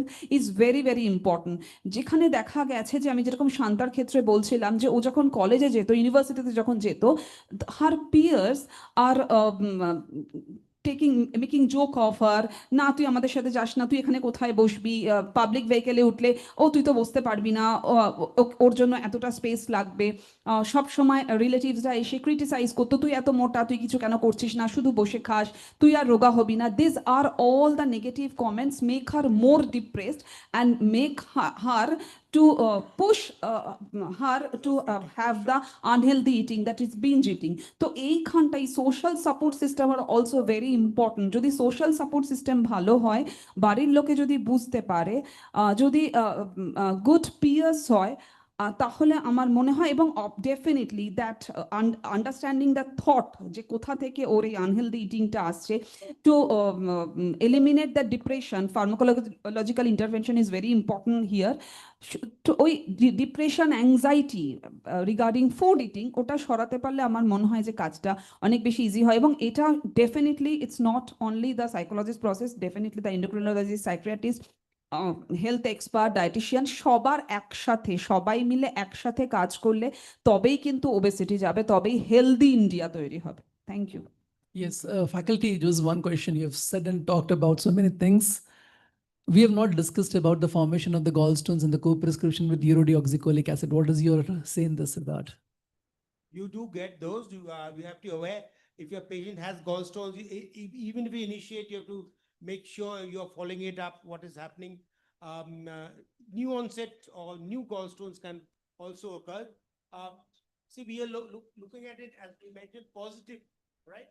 And we really need a team like this. Really, if you want to treat your patient with obesity, teamwork is not new to the Western world. If you look at the various trials, like the direct trial, they had exercise people, they had educators, they had psychotherapy to their patients. Then only their trial was successful.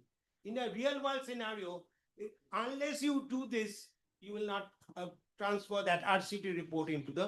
That is what I feel, and that is what we are trying to do, I think, for the first time in the eastern part of India, putting up a team like this to inform the information that it's a teamwork. Of course, everybody in the team is important. What is another very important issue in India, that the poor people and the low middle class people do have obesity. And the lifestyle modification we talk about, this is of no cost. Lifestyle modification is very, very cheap. You can do and undo anything. But they spend their time 10 hours, 12 hours in workplace, and traveling from that workplace to their home, and to gorge a huge amount of carbohydrate because it is cheap, is contributing to their obesity. So it is not at all important to deal in a uniform way or a single way, but to address the issue individually. Because you have to inflict that particular thing in that mind of that particular patient. As our psychology friend was narrating, that you have to unveil the important contributor of obesity for that particular patient, and then you can achieve success. Thank you to all the participants for that interesting session on obesity. You have all good things might have to come to an end because we are running late and we have to go to the next session. I think the next session is something different. It's a rheumatology-based session. It's what's new in rheumatoid arthritis and SLE. It's a very important topic. It will be addressed by Dr. Ramesh Bharsi, who's a consultant rheumatologist. And I'll ask Dr. Somnath Bhar, who's the chairperson for this session, to come up on the mic. I am sharing this slide. We'll be talking online from Calicut, and Dr. Bhar will moderate the session. Over to Dr. Bhar.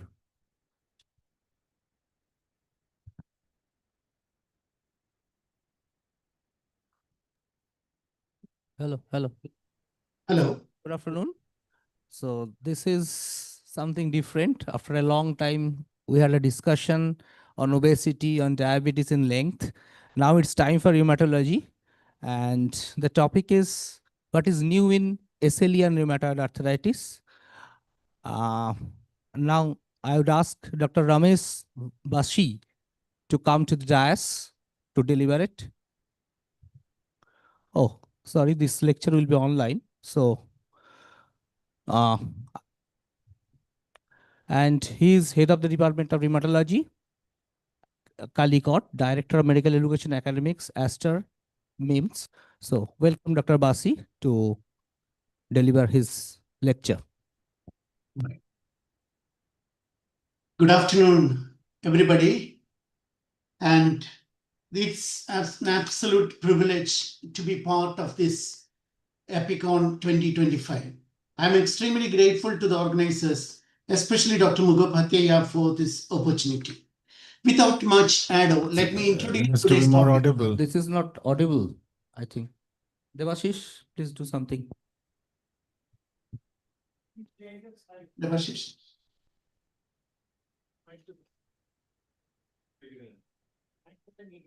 Hello. Dr. Bhati, Dr. Basi, you are not audible as well as visible. please share your slides.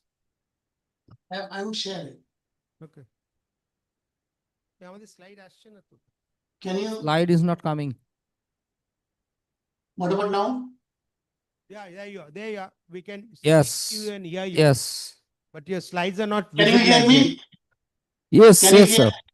Yes. Right. Okay. So, rheumatology has made significant strides in the last 3 decades. We have described new diseases like macrophage activation syndrome, IgG4 related disease, Vexas syndrome, DADA2, and lately interferonopathies. There have been newer treatment options. This was possible because of improved knowledge about pathobiology coupled with biotechnology developments. And newer treatment options like biologics, JAK inhibitors, CAR T cell therapy, etc. now is a reality. New concepts to be discussed is, and I would like to give importance to this window of opportunity, treat to target. These are the two concepts I would like to introduce today. The window of opportunity in rheumatic diseases, it's called 3 months of disease onset to 2 years. So this is the time when you can intervene with your treatment options and you can prevent irreversible damage and decrease the morbidity. So this is sort of a window of opportunity. All the treating physicians should make use of it. And just like you treat diabetes, you keep the HbA1c to the target. We also have in rheumatoid arthritis, we need to treat to the target. And now we know that early diagnosis and early aggressive treatment has made remission, and if it is not remission, at least low disease activity is possible nowadays.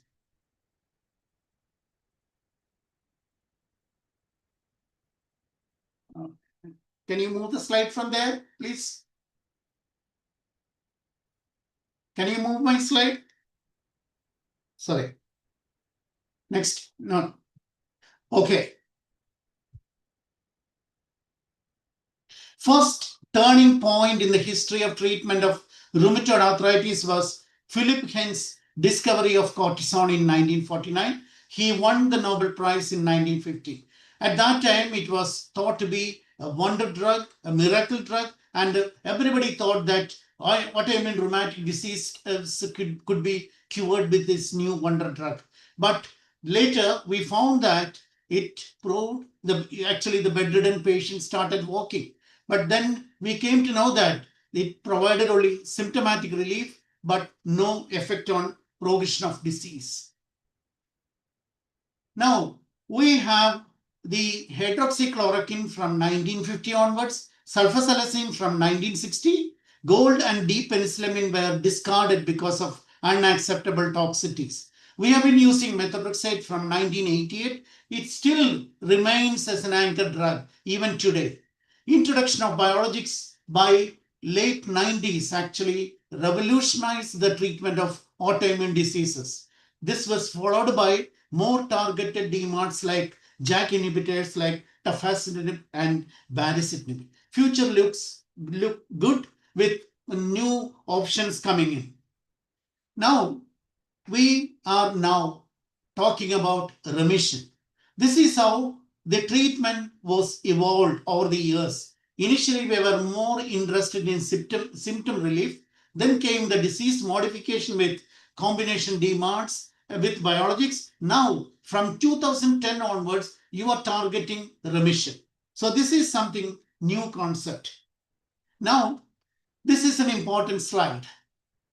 Rheumatoid factor was discovered by Eric Waller in 1936. And at that time, it was thought that autoantibodies produce the rheumatoid factor. They form an immune complex, and this immune complex get deposited in various organs, and that is responsible for the damage in rheumatoid arthritis. But later on, we came to know that the role of inflammatory cytokines like TNF alpha, interleukin 6, etc.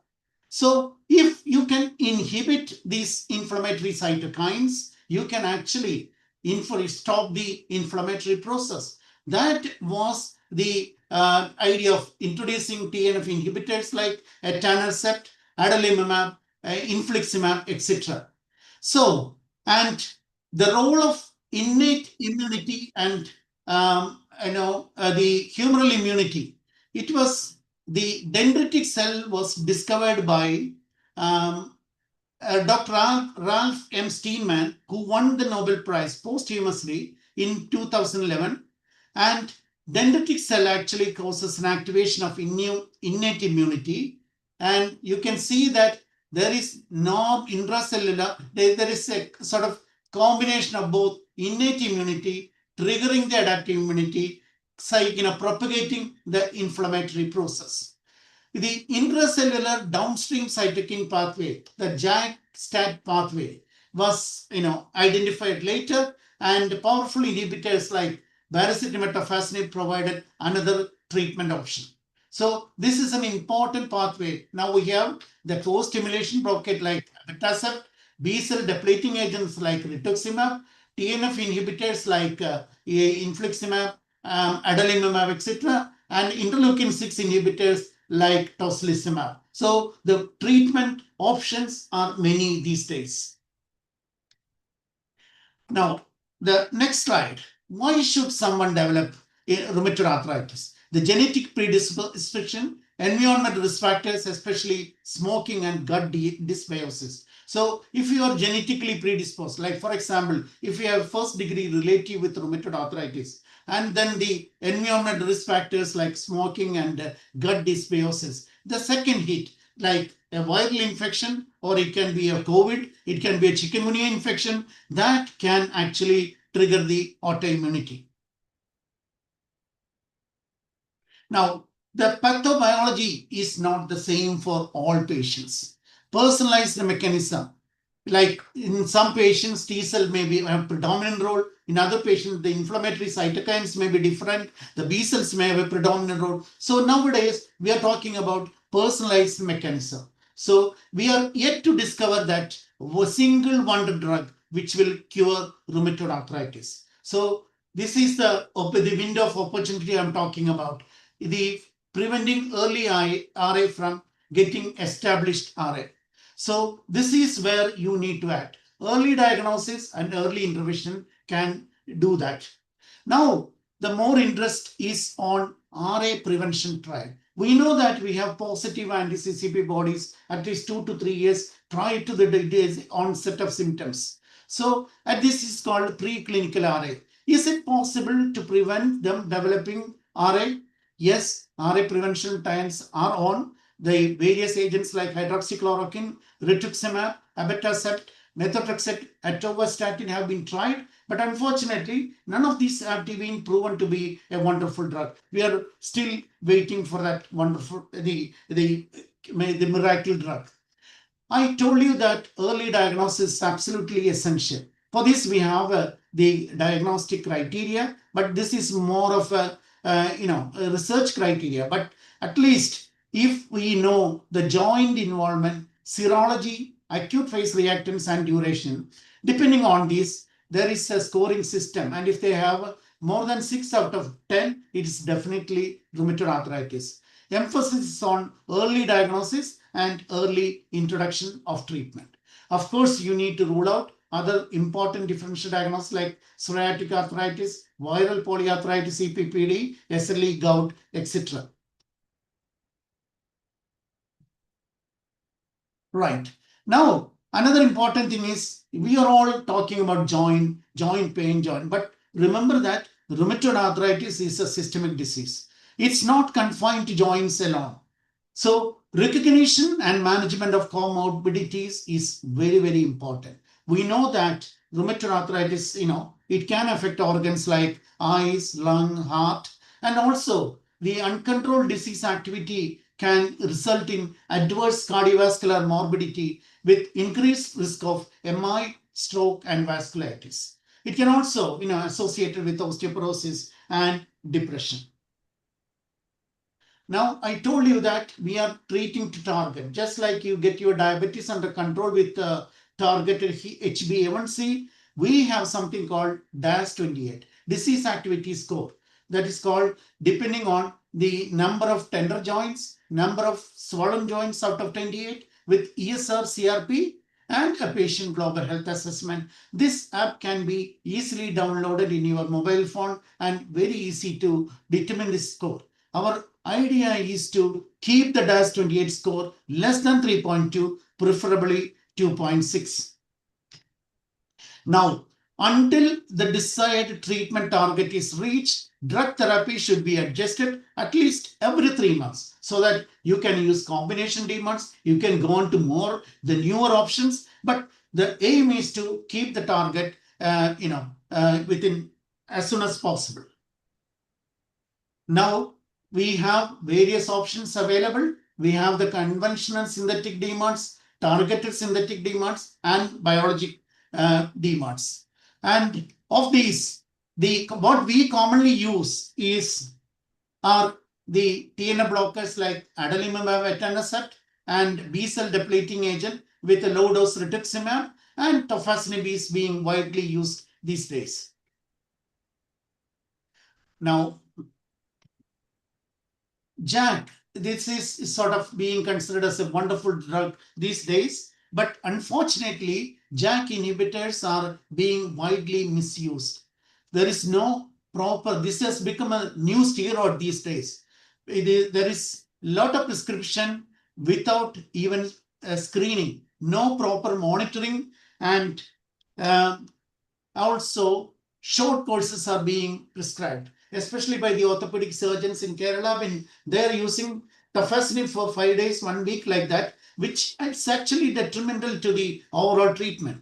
Now, there is no counseling before the introduction of tofacitinib. You know that the pregnancy has to be advised. When you are on this drug, it is not advisable to become pregnant, and the risk of increased infections like herpes zoster, these have to be highlighted, and they should be counseled to call you if there are any sort of serious infection. Unfortunately, these counseling is not happening. And more importantly, it can actually cause medical legal issues. If you start tofacitinib without proper screening, monitoring, and counseling, that may result in medical legal issues. Now, you have to, this is actually the treatment guideline by the American College of Rheumatology. It's a very busy slide, but what you need to understand is you have to maximize the use of methotrexate prior to switching treat to target. So methotrexate is still the anchor drug. You can have combined DMARDs with methotrexate, leflunomide, sulfasalazine, hydroxychloroquine. Even the biologics can be combined with methotrexate. Early use of biologics and tofacitinib. So if you use this methotrexate, low-dose, what we do is we use methotrexate and low-dose steroid. And steroid it's a bridge therapy for 6 weeks, less than 6 weeks. You are not supposed to continue steroids on a long-term basis unless there are absolute indication for the same. What we want to do is you have to start with methotrexate and low-dose steroid, switch to either higher dose combination DMARDs to achieve the treatment target. Combination DMARDs are possible. Combination of biologics with methotrexate is possible. Combination of methotrexate with tofacitinib is also possible. Now, this is what I said earlier. Start with methotrexate and low-dose glucocorticoid as bridge therapy, which has to be, should be discontinued within 12 weeks. And if the disease activity is not controlled by 6 months, add biologics or tofacitinib.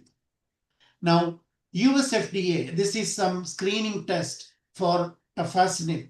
Age 65, we know that there was a US FDA black box warning in September 2021 with major adverse cardiac events, infections, and malignancy and thrombosis with tafasitamab, that is the JAK inhibitors. So anybody over 65, you have to be extremely careful starting tafasitamab. Smokers, and of course, you need to screen for hepatitis B and C and tuberculosis with, the tuberculin, it's not Mandor tuberculin is not sufficient. These days, we do the quantiferon TB gold test and the chest X-ray prior to starting the patient on tafasitamab. Also, the risk of thromboembolism and blood clotting, this has to be explained and counseled with the patient. And this is how you monitor the tafasitamab. Now, there is the executive summary was recently put out by the British Society for Rheumatology, and you have to be, there should be a preconception counseling before you start somebody on these DMARDs. And note that these drugs, they marked in red, are contraindicated in pregnancy and lactation. We know that these are cyclophosphamide, leflunomide, methotrexate, mycophenolate, and tafasitamab. But look at that, at least the leflunomide has to be stopped 2 years prior to planned conception. So in childbearing group, you have absolutely essential to keep in mind that don't start them on leflunomide, especially the childbearing young ladies. Those who plan to get married, don't start leflunomide. Cyclophosphamide should be stopped 3 months prior to the planned pregnancy. Methotrexate 1 to 3 months, and mycophenolate 6 weeks, and tafasitamab 6 weeks. These drugs should be stopped with this particular period of time before planned conception. But remember that hydroxychloroquine, sulfasalazine, low-dose steroid, and TNF blockers are safe in pregnancy and lactation. So you need to have a good knowledge about the drugs which are contraindicated in pregnancy and lactation. Now, the TNF blockers are safe in pregnancy, but remember that the BCG has to be delayed by 6 months if the patient has taken a TNF blocker. But this is not applicable for certolizumab, which is another TNF blocker. It's not available in India freely. And this is not needed because this is a large molecule and doesn't cross placenta. Now, of lately, this is the new development in rheumatoid arthritis treatment. The US FDA approved vagus nerve stimulation in rheumatoid arthritis last month. It's in July 2025. We know that the vagus nerve has an important role in the mediation of inflammatory cytokines, and the vagal nerve stimulation, especially with an intact spleen, can have a good role in managing this. Remember that you are not using any drugs. You are getting rid of immunosuppressive drugs, and this is a good option, especially when you have run out of all options. If there is contraindication for immunosuppression in patient, so this selected group, they can benefit from vagus nerve stimulation. Remember that your parasympathetic system, you can stimulate with certain, various ways like yoga and other breathing exercise are supposed to stimulate your breathing system. Whether these have a role in controlling your inflammatory pain, this is something should be looked into. So the traditional old methods, whether they have some effect on control of inflammation, this is an area open for further studies. Now, if I have time, I will go on to the what's new in SLE. Do I have time? No, I don't think. Hello, Dr. Vasi. I Last think you you to come up. have to wind up by 2 minutes more.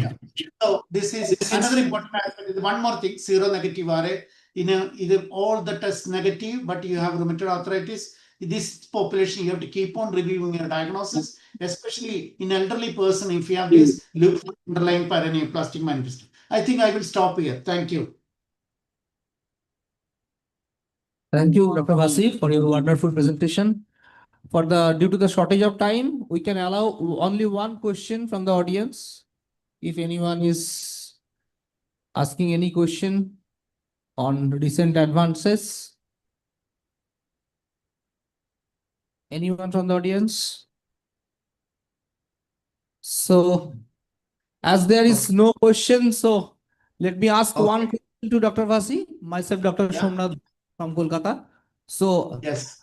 About the recent development, we have missed the development of recent development of SLE.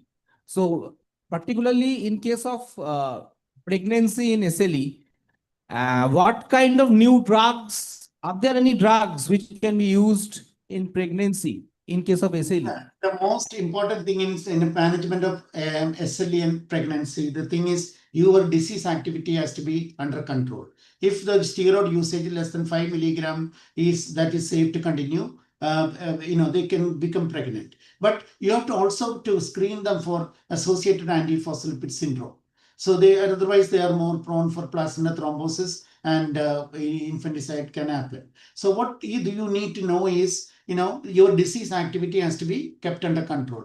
This can be possible with hydroxychloroquine and steroid, which is safe in pregnancy and lactation. So you can continue with that. But remember that mycophenolate mofetil, cyclophosphamide, all these are contraindicated in pregnancy. So these days, if the disease activity is under control, you can proceed with your pregnancy. So safer drugs, we don't have other option, but still hydroxychloroquine, azathioprine, these can be used during pregnancy. And the problem is in pregnancy, most of the rheumatological disorders are get suppressed because pregnancy is immunosuppressive state.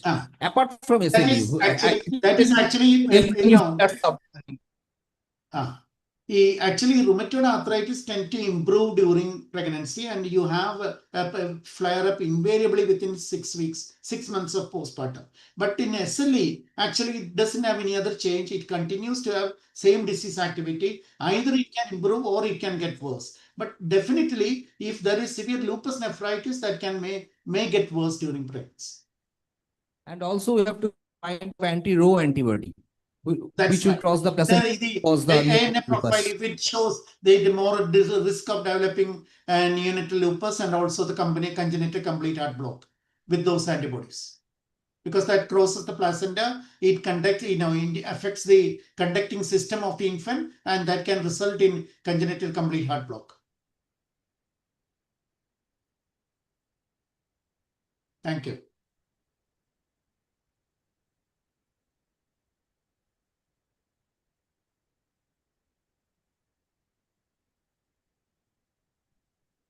Dr. Sir,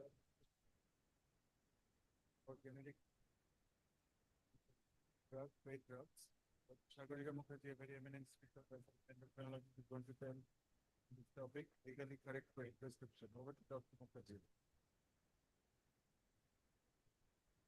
While Sagarika is taking the podium, I just request all members to stay back after the CME is over for a meeting, short meeting.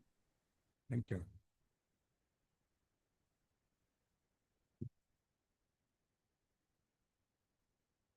Julia is restricting herself to 15 minutes.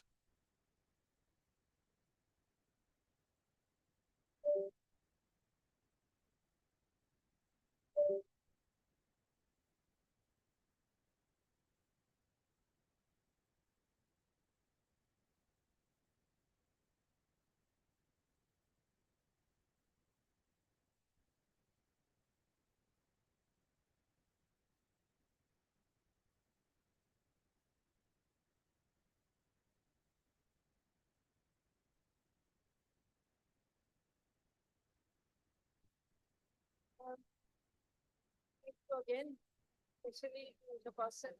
My thanks go especially to the person who has designed this program to keep this talk.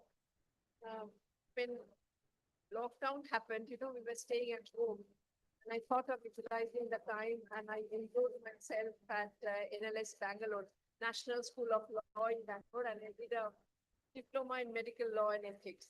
So the topic comes from there. Since consumerism came into medical practice, previously doctor-patient relationship was perceived as a feudal relationship. The doctor is entirely responsible for the patient's health, and the patient comes and puts himself everything. doctors and apni ja korben amar jonno sai bhalo হবে. So this was like a feudal relationship. But now, since consumerism has crept in, this feudal relationship, although it is in the mind, but somewhere in the back of the mind always plays upon the thing, am I not being cheated? Is everything going on very right with me? And from this thing that lots of medical law, lots of medical negligence cases come up, lots of grievances come in. So we are always living on the edge that how do we dodge grievances, how do we avoid medical negligence and stay in a proper practice. And these negligences or grievances, whatever it may be called, it comes from a combination of civil, criminal, and professional laws. So first and foremost, how do you describe medical negligence?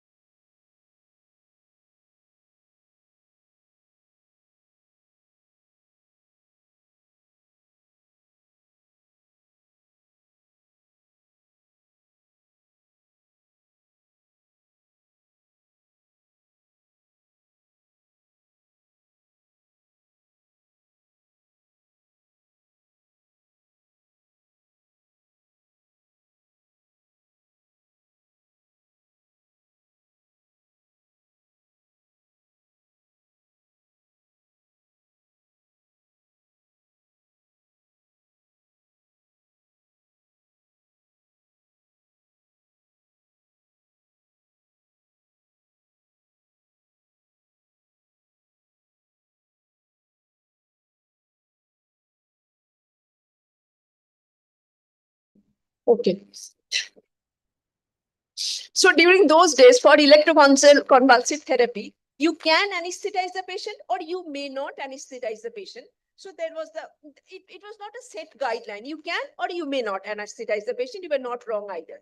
So Dr. Bolam did not anesthetize. So the doctor did not anesthetize the patient. And during the electroconvulsive therapy, the patient underwent some trauma, especially head injury. The patient's relative filed a case in the London court that the doctor was very much negligent and therefore he should be sued and should not be allowed to practice. So this case went on and the Supreme Court judge brought in a judgment that what does a usual doctor do? Is it a usual practice? Is it a usual practice to anesthetize the patient? Or you shouldn't anesthetize the patient. So there was no guideline. So the judge ruled that under ordinary circumstances, an ordinary doctor wouldn't have anesthetized the patient. So this doctor had followed the ordinary guidelines. So therefore, he was not negligent. And our court had taken up this case. And therefore, the entire medical negligence scenario is based upon the Bolam's case. So what are the redressal framework? You owe a duty, the doctor has a duty of care. You owe the duty of care to your patient. You have a breach or in the performance of the duty of care. And this breach in performance had either caused a consequential harm to the patient. It can initiate a criminal case according to the Indian Penal Code, or you can have a civil suit or a consumer redressal forum.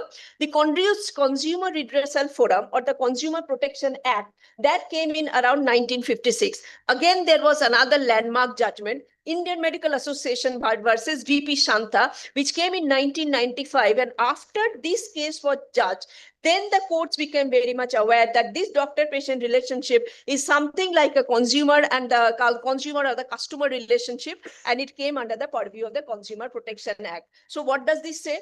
That if any medical institution, if the person has to pay even 1 rupee, even for say the doctor might be running a charity in a hospital where the patient might have to pay for, say, laboratory things, or then the person comes under consumer protection. If it is completely free, say, for example, in the government setup where you do not pay anything at all upfront, they do not come under consumer protection. But wherever you are paying even a single penny, even though the doctor may not charge, but the other services of the hospital is charging, you come under consumer protection. The other thing is pitfall is informed consent. Whenever your patient walks into your chamber, it's implied that there is an implied consent that the patient is a composementist and completely relying on him or giving him the consent to treat himself or herself. But there are other cases, say you're going to do a minor operation or a minor procedure in your clinic, you need to obtain a consent. Every time a written consent is always a very strong consent in comparison to a verbal consent. Patient competency should also be tested, that whether the patient is competent enough to give the consent, whether he has got the mental capacity to give the consent, or whether he's a minor and there should be a guardian accompanied by him to give the consent. And the consent should be obtained, there should be a mutual consent. It should not be obtained under coercion. And you should always document the consent. A documented consent is always a strong consent than an undocumented one. What about confidentiality and medical records? Breach of confidentiality can also come in when you are disclosing patient information, that because the doctor has got an ethical and a legal duty in order to protect the privacy of the patient. And if you're disclosing information to anyone and everyone, that can also come under the purview of law. And nowadays, we are really bound to keep medical records. If you are expected to keep electronic medical records, because that can be reproducible and that can be reproduced at anywhere and any time. And these also bear certain amount of legal responsibilities. What about the role of regulatory bodies? Previously, we used to have the Medical Council. Now it's been replaced by National Medical Commission since 2020. And this is the apex body for regulating the medical education as well as regulating doctors' practice. And under NMC comes state medical councils and the bodies which are regarding for a professional and ethical conduct. They guide the doctors. Now, medical legal cases. What are medical legal cases? Certain cases like, say, injuries, burns, accident, which can bring into the police, which can fall in for the law, comes under the purview of medical cases. Also, unnatural death, which sometimes you have a history of suspicion of an offense during the proceedings of a patient. That can also come under medical negligence, or it can involve police. That also comes under medical legal cases. Other issues which can come for the doctor, issuing a false certificate. If you issue a false certificate, many a times you will find that the patient has been very much well known to you. You have been known to the patient for years. They come to your clinic and say, Dr. Babu, আমার ছেলে না চাকরিতে join করছে, ও 3 দিন বাড়ি যেতে পারেনি, আপনি একটা জ্বরের জন্য সার্টিফিকেট লিখে দেবেন। Never and ever do that. Because issuing a false certificate is a grievance offense. You should not issue a false certificate at all. And anytime you're issuing a false certificate, do not write on the top to whom it may concern. The certificate should contain that for what reason are you giving the certificate. That should be mentioned on the top. Who are you addressing the certificate to? That should be mentioned on the top, and not to whom it may concern.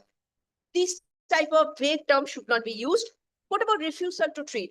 Does the doctor have any stand of refusing the patient to treat? Definitely you have a stand of patient that you're not going to treat a certain patient. Under which circumstances you do not have any opinion? Under emergency circumstances. If a patient is brought into the emergency, patient's life is at stake, the doctor has got no right to refuse treatment. Each and every patient in our country should be treated by a doctor. Needless to say that whether the patient can pay or not pay, be it a public hospital, be it a private setting at all, if it is an emergency, you're bound by law to treat the patient, and it comes under the purview of Article 21 in the Constitution, right to life. You have to treat the patient. But in other circumstances, when life is not at stake, you are at liberty to make a decision. You definitely can choose your patient. If a patient has misbehaved with you, if a patient has failed to come to for follow-up in the past, if the patient is non-compliant and you're thinking that your prescription is not properly honored, you can definitely say that I'm not going to treat the patient, and you can do that politely, and no one can really charge you for that. What are the key elements of lighting a prescription out properly? Now, first and foremost, the doctor's name should be very much legible, registration number, recognized qualification. What do you mean by recognized qualifications? Only those qualifications which are endorsed in your medical certificate that should be displayed on your prescription, not any kind of ABCD, EHGH degree which you have obtained or any kind of diploma which you have obtained by paying to an organization.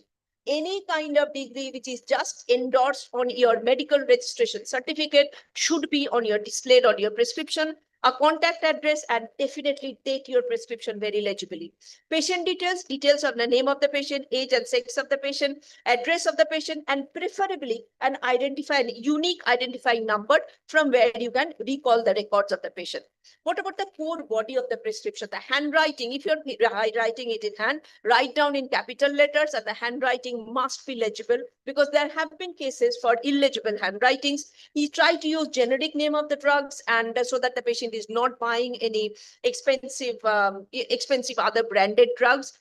Name of the drug, especially if it is the controlled drug, name of the drug, dosage of the drug, duration of the medication, frequency of administration, route of administration should be mentioned very clearly, and avoid abbreviations.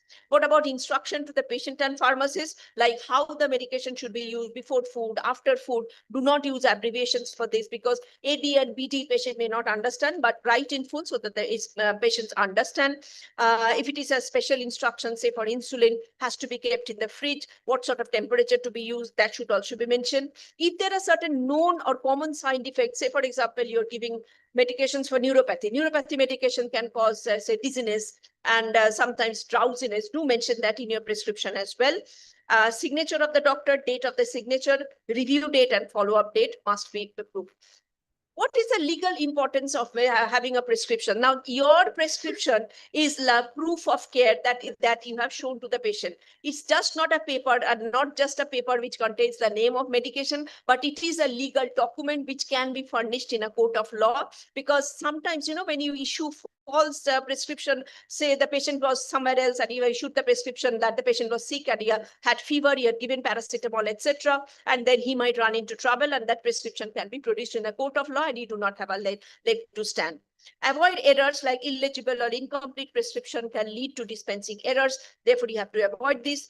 You have to maintain the compliance with your regulation by adhering to the NMC guidelines about the ethics and etiquettes the doctor needs to follow. For narcotic substances or controlled drugs, there are again certain guidelines which you need to follow by naming the medication properly, dosing it properly, correct frequency of dosing, route of administration, etc. Some few case records. Case examples about incorrect dosage. Doctor prescribing incorrect dosage of a potent drug leading to the death of the patient and severe injury. Say, for example, doctor has prescribed methotrexate once or twice weekly and the patient had taken every week and ended up with liver failure. Doctor had illegible handwriting and the pharmacist could not read exactly what he had written and given the wrong medication, and the patient ended up having some side effects, and that really ended up in a court case. Criminal liability, if the doctor really the medication can cause, if the medication cause serious harms or maybe the death of the patient, it comes under criminal liability, and the doctor can be sued under 304 IPC or 337 IPC, causing hurt or endangering life or personal safety. What about professional misconduct? Again, illegible prescription is considered to be professional misconduct. Prescribing generic medication is accepted, but if you're prescribing costly branded medicine, then you can be held liable by NMC. Incomplete prescription again calls in for action. What are the other things beyond legal action? You lose your reputation. It increases your mental tension. It can increase your insurance indemnity. Documented examples. Illegible prescription. A doctor had written an illegible prescription for a child, which the pharmacist could not read, and given the wrong medication to the child, and as a result, the doctor ended up in the court. Wrong dosage, for example, doctor prescribed a very high dose of a powerful steroid to a patient for a minor condition. That patient developed serious side effects and had to be hospitalized. And the State Consumer Dispute Redressal Commission found the doctor guilty of negligence. prescribing inappropriate medication. There is a site called Indian Kanun where you can really look up for case laws or case histories. Sometimes they just give you a gist of the case rather than the full case, because for the full case you do need access to legal libraries. And from there, you get all these case histories. For example, not directly about prescription writing, but the wrong prescription or failure to provide appropriate information to the patient.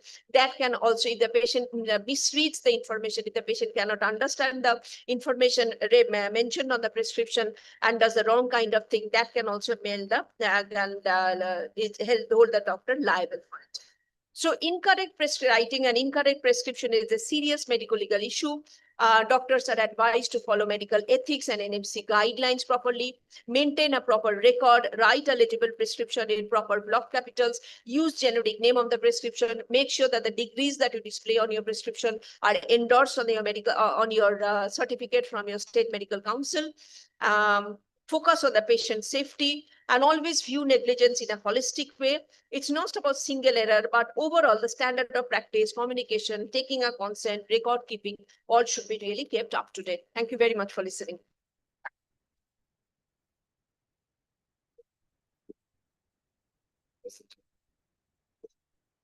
It was very interesting, Dr. Sagurika's talk, and a lot of new aspects.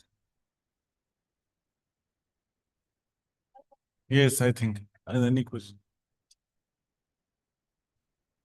Almost towards the end of our scientific session. There are 2 more sessions to come. Now we have a very eminent speaker from Mumbai, Dr. Avilesh Tiwari. He's going to talk to you on dizziness, so common, it's so difficult to diagnose dizziness, presenting with syncope, blackouts, turns, funny turns. This is something that we need to know properly. Dr. Tiwari is going to talk to you on this topic, interesting topic.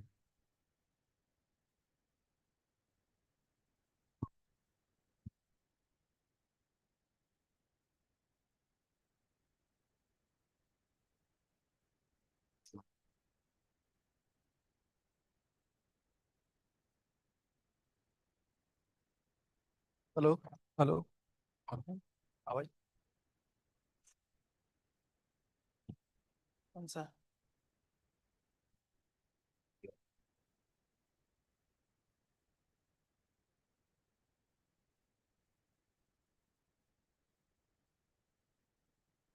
hello, yeah.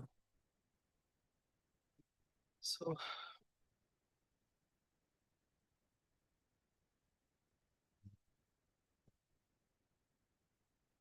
yes, so good evening, everyone, and welcome back. Since the first session we have begun in the today morning, and I'm back again. So I hope you will have some dizziness after this talk, but definitely I'll ensure you'll not end up in a syncope. So, okay, fine. Friends, now this is such a topic deliberately I've chosen. That dizziness is such a vague term which has often been used, coined by so many people.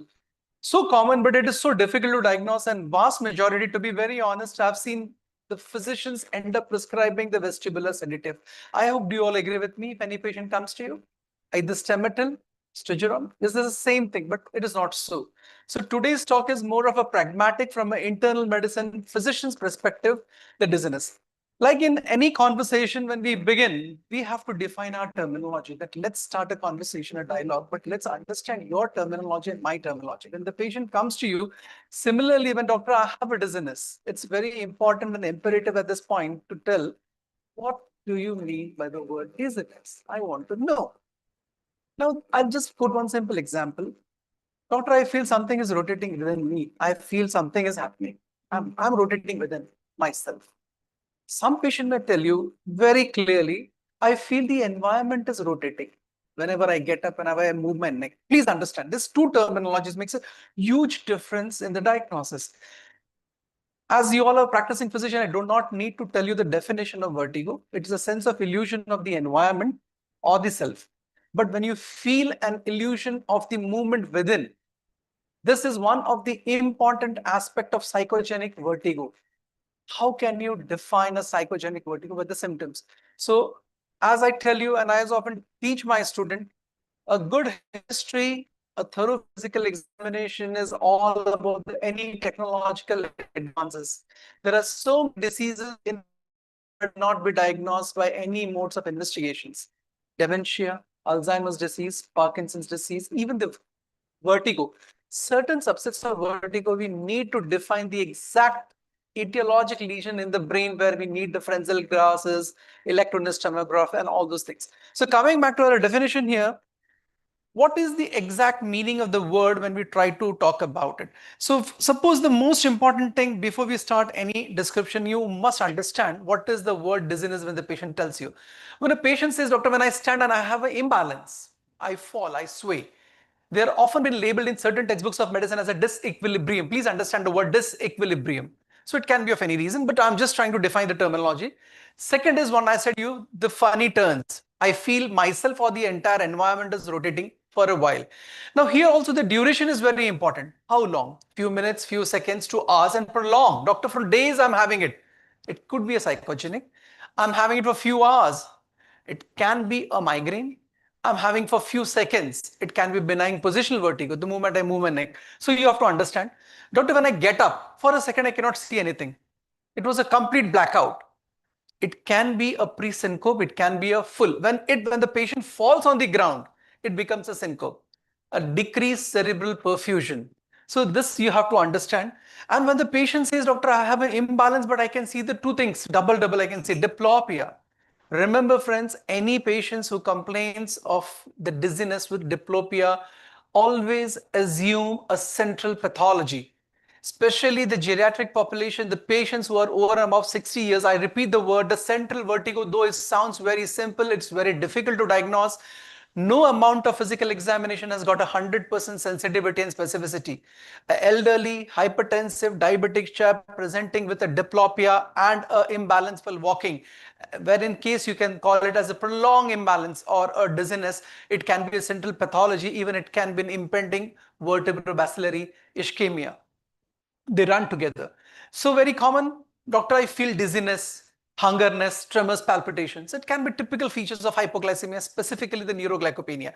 Coming to the point that when the patient is trying to examine and explain you his or her terminology of dizziness, you have to understand precisely what he or she is trying to tell you. So one thing is very clear, disequilibrium, vertigo, syncope, pre-syncope, and central disorder. The giddiness is also a word which has often been used very commonly. Now, it is a very pragmatic approach. Now, if a patient comes to you and tells you, doctor, I'm having dizziness. Now, you have understood very clearly that either this falls as a vertigo, it is a peripheral vertigo, central vertigo, psychogenic, migraine, vertebrobacillary insufficiency, whatever it is. The first thing when you say a patient, now you're a clinician, the first thing you have to tell the patient, I just want to examine you, please get up. The moment the patient gets up, and says, Dr. C, I'm having this something imbalance. Very important, orthostasis. The moment the patient rises up from the level of gravity, he feels, always assume there is an orthostasis. Ask the patient to walk. When you ask the patient to walk, look at the gait of the patient. The gait of the patient can give you a lot of clue to the dizziness, neurodegenerative disease. A patient walking without moving of the hand with the stoop postures in this position. Can you see very closely?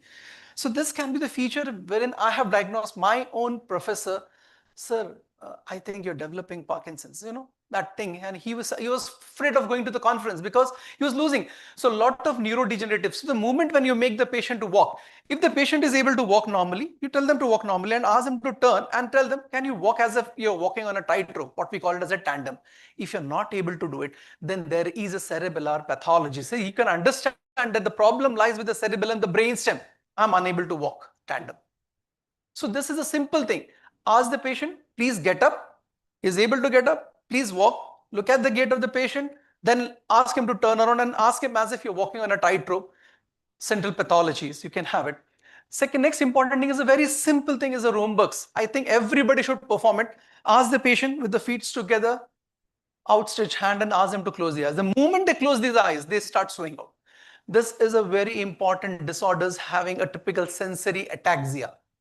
The moment the patient closes the eyes, please understand the joint position sense and the vibration and the proprioception which has been carried to the brain, even if it is impaired as in peripheral neuropathy in the neurological disorder, your vision compensates.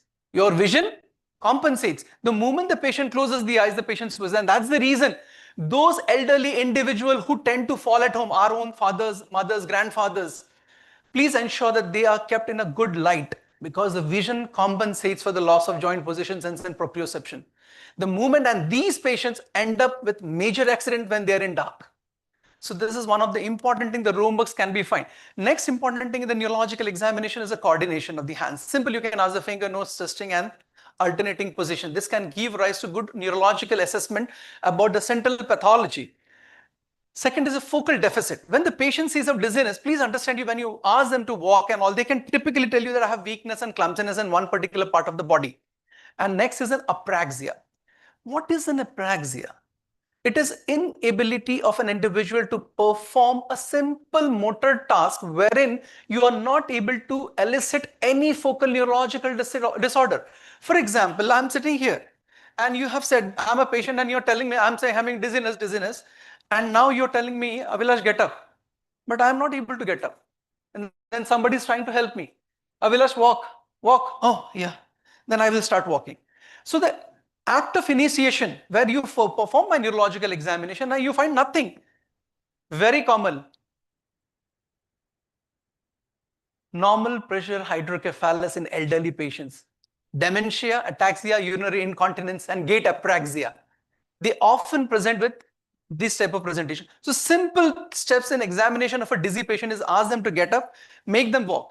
Next important thing is never forget, though it is very simple, when the patient complains of dizziness, if they suffer from any joint pain, muscle wasting, prolonged osteoarthritis may lead to the cortical weakness. So they may tend to fall. They may have the fear they may fall, and they may come to a physician complaining that they have got a typical visual acuity, and very important thing, the field of vision. Friends, I'll tell you, you don't have to send every patient to an ophthalmologist. A simple Snellchauer's, definitely, I know nobody does it. Even fundoscopy, we do not do it in a routine practice in our clinic.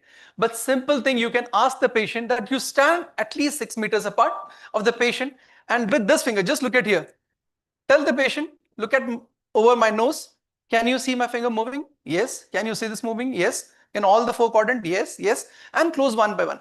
By this way, you can understand there's a gross impairment in the field of vision. The patient, I have seen a lot of patients, they tell me, doctor, I can see you, but I can't see the peripheral part.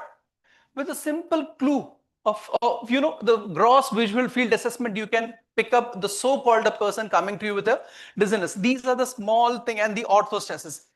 Any elderly patients, when they complain of giddiness after assuming an upright posture, always document a sitting and 3 minutes after standing supine blood pressure.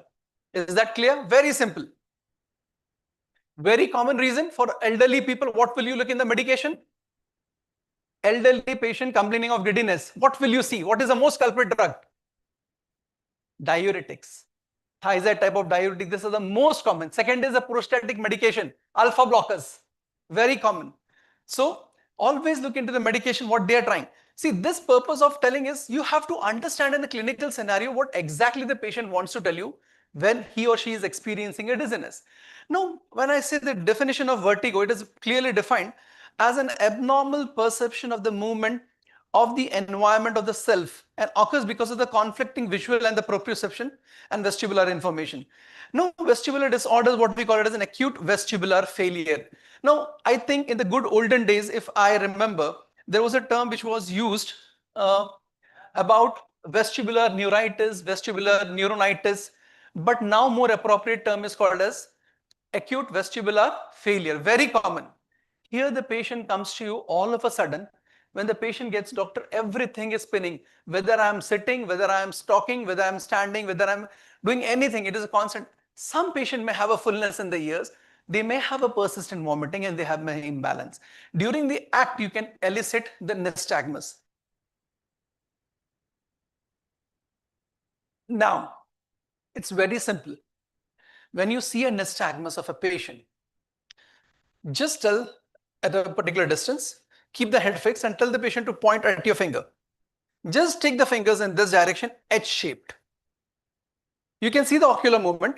The movement when you try to do it, the visual fixation helps the patient to inhibit the vertigo. And next important thing, what is nystagmus? It's a to and fro oscillatory movement of the eyes. Is that clear? How a nystagmus is defined? The nystagmus has got 2 components. One is a slow drift and another is a fast drift. Slow drift is a primary abnormality, where the fast drift is something which is trying to correct it back. So the direction of the nystagmus is defined by the fast phase of the movement of the eyeballs. Is that clear? Now, remember a simple take-home message. The fast phase of the nystagmus points towards the site of lesion in the central vertigo. It is the opposite in the case of peripheral vertigo. So it has got a viral etiology. Exact, we do not know whether it is a virus until you have typical, a herpes involving the earpin, a Ramsay-Hunt syndrome type of presentation, where anti-herpes can be given. Let me tell you, friends, just last year, there were the guidelines when you have an acute peripheral vestibular vertigo, a high dose of steroid can make a huge difference. And one important take-home message, do not prescribe vestibular sedative chlorpromazine, vestibular sedative drug beyond 5 days, because let the central inhibitory mechanism work on these group of patients. Next is the benign paroxysmal positional vertigo. Friends, in this 25 years of my practice, I've seen a lot of patients, they are having a vertigo, years together, have been treated by so many physicians, but nobody really bothered. They were kept on vestibular sedatives. Whenever the patient comes with a history of head injury, or whenever the patient comes and tells you, the doctor, when I get up from the bed, or when I turn my neck on the right or the left, I feel a moment temporary giddiness which lasts for a few seconds and then it goes off. It's a typical benign positional vertigo because of the misplacement of the otolith in the semicircular canal, which impedes the flow of the fluid within the semicircular canal. So the simple Dix-Hallpike maneuver, have you all done this ever in your clinic? Simply, I'll tell you. Let the patient lie down, tell your assistant to be on the head and side of the patient, and tell the patient look at one side, right side. And you say, I'm going to take you down. Just let the patient go on the right side, let him sit and do it on the left side, opposite side. The point at which the patient says, doctor, yes, look at the left side when I'm turning. You can clearly see the nystagmus happening. And believe me, friends, simple applique maneuver, it is quite difficult for me to demonstrate here. A simple applique maneuver, if it is done one time, the years of vertigo the patients have been suffering has completely been cleared off. You don't have to give the vestibular sedative. So the Dix-Hallpike maneuver followed by the applique, it's very simple. It does not require any technology, no gadgets, nothing. It's a maneuver, simple maneuver. So you have to have a high index of suspicion when a patient, elderly, comes to you with a chronic vertigo. Think that this could be a benign positional vertigo, Is that clear? Next, we are going to talk about the Meniere syndrome, often undiagnosed, overdiagnosed. A patient who comes with a prolonged vertigo, and during the vertigo, there is a fullness in the ears, there can be a tinnitus, and there can be a nystagmus.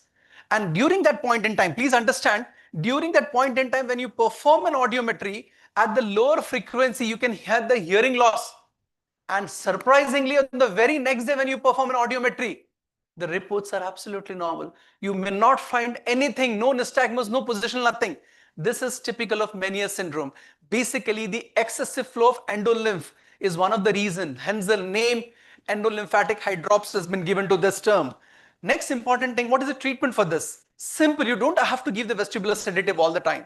A diuretic, a low sodium diet, and if in case required, certain surgeries to help the drainage of this endolymph. Next important is the migraine. All the individuals who had a strong family history of migraine and the childhood benign positional vertigo, during the childhood, doctor, I used to feel, I have two cases. One case I have diagnosed from Dubai. The girl was brought from Dubai. This girl used to complain, after having a typical position, I used to get vertigo when all the investigations were negative. So the childhood benign positional vertigo is very unusual. A family history of vertigo, a typical symptoms of photophobia, phonophobia, and an aura is one of the important diagnoses. Though it has never been diagnosed so easily, it is a vestibular migraine. No amount of investigation can do it. It is a clinical diagnosis, and anti-migrainous drug definitely helps in this group of patients. Next, coming to the point, symmetrical vestibular hypofunctions. Remember, when you're both vestibular apparatus, when you do an audiometry and you come to know that both the vestibules are not working, these individuals will not have vertigo funny turns. They will have imbalance. They will not have a funny turns. And remember this word quite clearly. So the central vestibular disorders, remember, when can I suspect that This patient has got a central pathology, because in central pathology, remember, it can be a tumor, it can be a demyelination, it can be infarction, it can be hemorrhage. Whenever the patient complains of imbalance with double vision, difficulty in talking, difficulty in swallowing, and especially the gait, the patient fumbles when he's trying to walk, it is often presumed to have a central pathology either in the cerebellum or in the brainstem. The investigation should always be directed towards the brainstem and the cerebellum. Is that clear? Here you have to direct the treatment not with the vestibular sedatives but with appropriate line of management. Clear? Now they have given two forms of nystagmus here. One is the vertical nystagmus with a downward fast phase, and other is a gaze evoked nystagmus. This is the next is very important. I think you should take a slide of this. Is very important how to differentiate it. Friends, now on this, the nystagmus from acute peripheral is unidirectional with the fast phase beating away from the site of lesion, and the nystagmus that changes the gaze direction with the gaze is called as central one. A transient mixed vertical torsional nystagmus occur in benign positional vertigo. Nystagmus from a peripheral lesion may be inhibited by the visual fixation, whereas the central nystagmus is not suppressed. Absence of the head impulse test, which is the acute prolonged vertigo says. This is the fantastic bedside test, friends. You can diagnose clearly whether the problem lies with the central pathology or the peripheral one. If for the sake of this thing, I just want somebody to come. Can you come for a while, gentlemen? I'll just demonstrate head impulse test. With this simple maneuver test on your bedside, you can elicit. Now, this is the patient. Sir, can you come up? Yeah, please. Simple. What is head impulse? It is a vestibulo-ocular reflex. You have to tell that you are supposed to fix your vision on my nose. I'll be rotating your head. Ensure that you're not going to move your eyes from your nose. So you do this gentle motion. Keep the head fast. Thank you, sir. Thank you very much. Hardly took. What happens is, in the case of peripheral vertigo, where the lesion lies in the peripheral vestibular apparatus, the patient will look that side and then he's trying to correct it. He'll go look like this, and with any amount he is not able to fix his vision on your nose, there will be the corrective saccades movement. Once you have a corrective saccades movement, that means the lesion lies in peripheral vestibular apparatus. When there is negative head impulse test, it itself implies the problem is central. Your diagnosis is clear. You don't have to give vestibular sedative. You have to think in that line. I have not talked about the vestibular schwannomas. Please understand, vestibular schwannomas does not cause vertigo. They cause gradual hearing loss. And when you have a vertigo, the disease has progressed to a greater extent. Is that clear? So lightheadedness. Now, this is something which is a very vague complaint. Any patient who is complaining of lightheaded with always tingling numbness in the face, over the arms, and then this can be a panic attack or a hypoglycemia. Just 1 minute. When a patient who really has got a syncope, where you think that this is a syncope, always perform an ECG echo and always rule out the structural heart disease and the arrhythmias. Neurally mediated syncope like cuff syncope, micturition syncope, carotid sinus hypertension. In these cases, you have typically the patient loses the consciousness, they fall on the ground. So it is a typical case that there is a syncope. For all neurally mediated syncope, what we call as a vasovagal, we usually do a test, we call it as a head-up tilt table testing. It is a provocative test. And remember, friends, any patient who is complaining of giddiness, and when the patient is having giddiness, and the patient resists the eye opening when you try to check his eyes, the patient is resisting to open these eyelids, and when there is a vocalization during the act, it is a psychogenic. Your diagnosis can be very clear. Eyes together, and when there are involuntary movement, this could be a seizure disorder, partial seizures. So a dizziness, though it sounds so common, but it is really not that. And a good history and a focused examination is very important. I have discussed all this point right now. In selected cases, we need audiometry, neuroimaging, 2D echo, Holter monitoring, blood glucose, and suspected case only video EEG is required. Understand, video EEG when we have an abnormal movements. So this is my final take. A good history and a thorough physical examination is all about the technological advances. In this era of AI, it is all about the data you provide. The artificial intelligence can give you the diagnosis, true. But only what data you provide to the artificial intelligence, they're going to do it. So it's the skill of the bedside medicine. Dizziness, so common. but in real life, it is so perplexing that it is so difficult to diagnose. Thank you very much for your kind listening. Yeah, any question?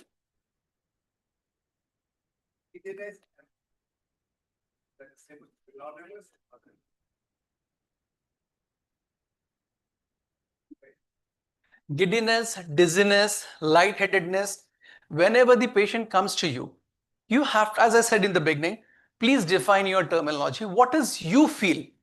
The patient may see, I'm feeling within, I'm feeling sunken, I'm feeling the motion, the environment is rotating, I'm feeling blackout. You have to delineate, you have to take it from the horse's mouth, what exactly you mean to say. So they may come with dizziness, giddiness, lightheadedness, or simply the patient may say, doctor, when I walk, I feel I may fall. So even for that, the patient may say it is a dizziness. So that is a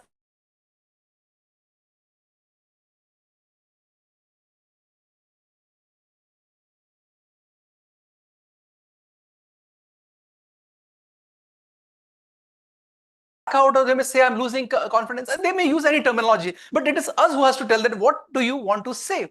Tell us more about it. Yeah, any more questions? Sir, Mike. Yeah.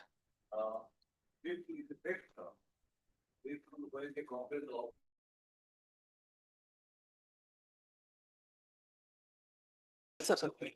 Mike. I mean the dizziness and asked the patient in 3 weeks. Sir, mic is off. Hello. Everything is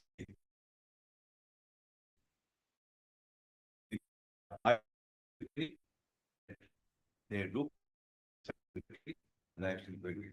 And some people say I'm going to faint in MD. It's very early to cardiac pulse.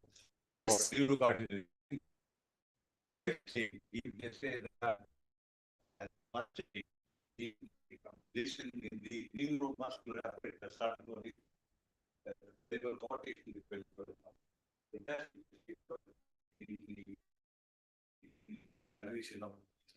Exactly. The same thing I covered, but in a different way. Yeah. Correct. Most of the common causes of dizziness, but the bad ones like cerebrovascular disease, even epilepsy or focal seizures. Focal seizures, yes. They should be also thought about. Yes, they can come where we call it as a non-motor seizures.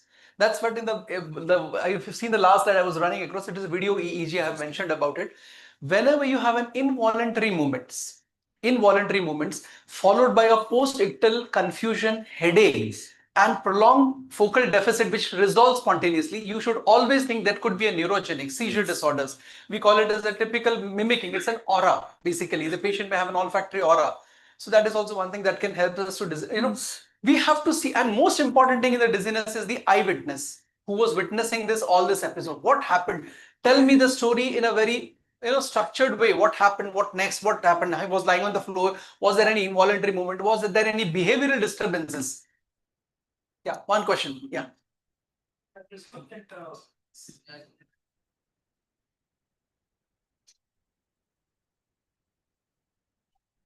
So please maneuver, which is a beautiful maneuver. Of course, I've tried many times with good amount of success. Please maneuver, which you said. Yeah. With very good result.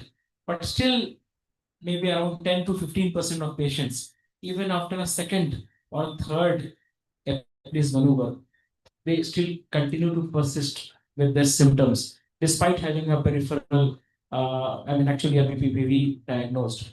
I assume that it is because of the otolith in the semicircular canal, which is not being get cleared. And tracing back the etiology of these otoliths, it's often infectious, post-viral, traumatic, many aging process. Yeah. Is there a way to get rid of this otolith by any other means in terms of... Now, coming to your point, sir, it's very common. Certain people who have got a peripheral vertigo and even benign positional vertigo, despite the treatment, the residual imbalance and the episodes may remain in 1 to 2% of patients. The only thing what can be promising is now the central compensatory mechanism to this, and that is the aggressive vestibular rehabilitation exercise that needs to be done for this treatment. Thank you, Dr. Vilash, for your Thank you. excellent Yes, sir. Thank you very presentation on much this for this. topic. for today. And Dr. Moinak Mukhopadhyay, who's a consultant cardiologist, is going to talk to us about ECG and acute coronary syndrome, newer insights. Over to Dr. Mukhopadhyay.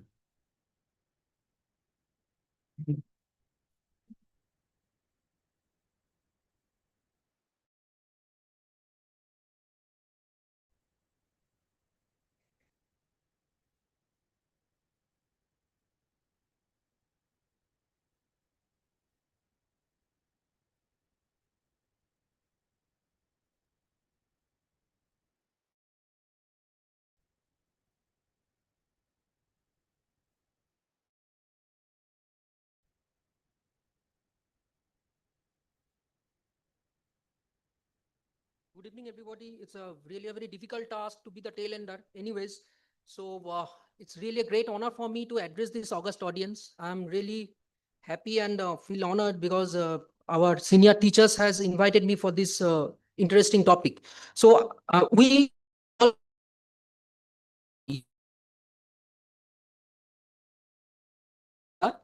all know about the different patterns of N-STEMI, STEMI, LBBB, but there has been a little bit of paradigm shift very recent years. So I'm going to talk on that. So let us just go on. There can be different patterns of ST elevations. In our MBBS days, we have been taught about the very classical pattern of ST elevations, but in most of the cases, you will get a very different kinds of bizarre kinds of ST elevations also. You will have to correlate the patient's clinical presentation accordingly. So why we all call it coronary artery? Probably many of you are already aware of that because it resembles the king's coronation, as if that this is the crown of the king which has been put over the heart, and that is the reason why we call it a coronary artery. The basic anatomy, we all know that there is a right-sided coronary artery, right coronary. There is a left main artery dividing into left circumflex and the LAD. This LAD is responsible for all the anterior wall AMI, whereas this LCX is responsible predominantly the lateral and inferior AMI, whereas the RCA is predominantly responsible for the inferior wall AMI. But whereas in some cases, where this PDA, the lower branch is originating from the left circumflex artery, then it can be responsible for the inferior wall AMI also. So whatever the ECGs I'm going to show you in all patients, they are having acute chest pain presenting in ER and ECG done. But interestingly, ECG can be treacherous. So let us fasten the seat belt. Let us just see our first ECG. Any MBBS student will say that this is a classical inferior wall STEMI. So you just look over here, there's the ST segment elevation in the 2-3 AVF, and there is some ST segment decompression in the V1, V2, V3. So this is a classical pattern of STEMI with reciprocal changes in the precordial, early precordial leads. But why I'm showing this? Because whenever you are getting an ECG of inferior wall STEMI, try to understand where the ST elevation is highest. Is it in lead 2 more than lead 3? Or it is lead 3 more than lead 2. Here, if you see that the lead 3 is more than lead 2, that means the main culprit artery is most chance is right coronary artery. Whereas the reverse is when the lead 2 ST elevation is more than the lead 3, then the culprit lesion is mostly LCX. Reason of knowing this is whenever the culprit artery is RCA, keep in mind that probably there is a 50% chance this patient is also having some underlying right ventricular myocardial infarction associated. Whereas when you are dealing with a case of LCX related to inferior wall STEMI, where the ST elevation in lead 2 will be more than the lead 3, then there will be 5% chance of having posterior wall myocardial infarction also. And it is easy when you are getting the ECGs where there is inferior wall AMI or inferior wall STEMI is already there. But sometimes you can get ECGs like this, where there is no at all inferior wall lead changes, but only you are getting this kind of changes and patient presenting to you in ER with acute chest pain. You can see over here, there's a dominant R in V1 with ST segment depression in V2, V1, V2, and V3. In these cases, when you are suspecting an ACS, understand that there is a chance of a posterior wall myocardial infarction. So what is that? In 5% cases of STEMI, it is possible to have a posterior wall myocardial infarction. The main reason is an LCX or the OM branch in the lower part of the LCX artery or the OM branch can lead to this posterior wall myocardial infarction. And whenever you are getting this posterior wall myocardial infarction in the ECGs that I've shown you, it can resemble the reciprocal changes of inferior wall STEMI in the anterior leads, or it can also resemble the anterior wall ischemia. And that is the reason why you should be a bit concerned about this. And how can you diagnose this? you take some posterior looking leads in the V7, V8 or V9, you will be able to pick up the classical ST elevation if you take the ECG leads from the back, and you will be able to diagnose it. The hallmark is this tall R in V1. So any patient presenting to emergency with ACS kind of chest pain, and you are getting an ECG showing a tall R in V1, be a bit concerned about this posterior AMI. Now look at this ECG. This is an inferior wall STEMI, but along with that, the lead 3 is more than lead 2. And interestingly, instead of reciprocal changes of ST depression, there is some ST elevation. And if you see that the ST elevation is gradually decreasing from V1 to V3. And if you just compare to my previous ECG, where there was an isolated inferior wall STEMI, these were the ST depressions, but here this is an ST elevation. And this VR is basically right-sided VR, and you can appreciate the ST elevation over there. So this is ST elevation in lead 3 more than 2, that is suggestive of a right coronary artery involvement. And I've already told that whenever there is a right coronary artery involvement, keep in mind about the right ventricular myocardial infarction. And here you can see that instead of reciprocal ST depression in the V1, V2, V3, we are getting rather ST elevation. So that is quite suggestive of involvement of the right ventricular myocardial infarction. So it can be associated of around 50% of the cases of inferior wall STEMI, rarely isolated. It happens because of the right coronary artery involvement proximal to the acute marginal branch. So proximal to this branch when it is involved. The interesting thing is, again, I have told you that the V1 to V3, there is a declining order of the ST depression, and lead 3 ST elevation in more than lead 2, that is suggestive of RCA involvement. But remember that whenever you are taking these right-sided leads, the changes related to ST elevation may be transient and you might miss. An interesting thing another is that in this group of patients, you will get a raised JVP, there will be hypotension, but there will be no rails. There is no left ventricular failure in this group of patients, but your patient can have hypoxia. The reason is that because of the decreased compliance of the right ventricle or the right side of the heart, what may happen, there will be opening up of the patent foramen ovale, and there may be a shunt from the right to left, and ultimately your patient can have hypoxia. So what is the problem when we classify in this fashion of STEMI and non-STEMI is that many a times in ER, we can get this kind of apparently normal looking ECGs. But when we are picking up the patient for the cath, then we can see there is a complete blockage of a significant artery like even LAD. So that is the reason why this concept came called OMI and NOMI, which is a very recent addition. What is this OMI? That means there is an occlusion myocardial infarction. These are the certain patterns of ECGs where the patient is actually having complete occlusion of the coronary artery. You can't manage this group of patients with conservative management only. You will have to activate your cath lab. The other variant is the NOMI, that is, there's a no occlusion myocardial infarction, where there is a not total or incomplete occlusion of the artery, and there can be some sufficient amount of collaterals that will not jeopardize your myocardial viability right at then. Whereas in case of OMI, that is definitely your myocardium is in jeopardy. You will have to activate your cath lab immediately. So there are multiple OMI patterns. Let us start one by one. The hyperacute tall T. So this is a normal T, and this is an apparently normal looking ECG. But sometimes you can have a T waves which are relatively taller, but again, there's a problem. This tall had not been defined properly, so it can have some variation of the size. But the thing is that it should be symmetric and it should be broad-based. In the background of patient coming to ER with acute chest pain, you should suspect that probably you are dealing with a case of anterior wall AMI, and it is not very unwise to wait a bit and take another ECG after a certain moment, because there will be some dynamic changes also. So this is what we call the hyperacute tall or hyperacute T wave changes. This is one STEMI or the OMI pattern that you should be concerned of. Now this is another ECG. You can see over here that two pattern. One is this biphasic T in the mid precordial leads. Another is a gross T inversion in the entire precordial leads. These two are classical Whelan pattern. The first one is a type 1 Whelan and type B Whelan.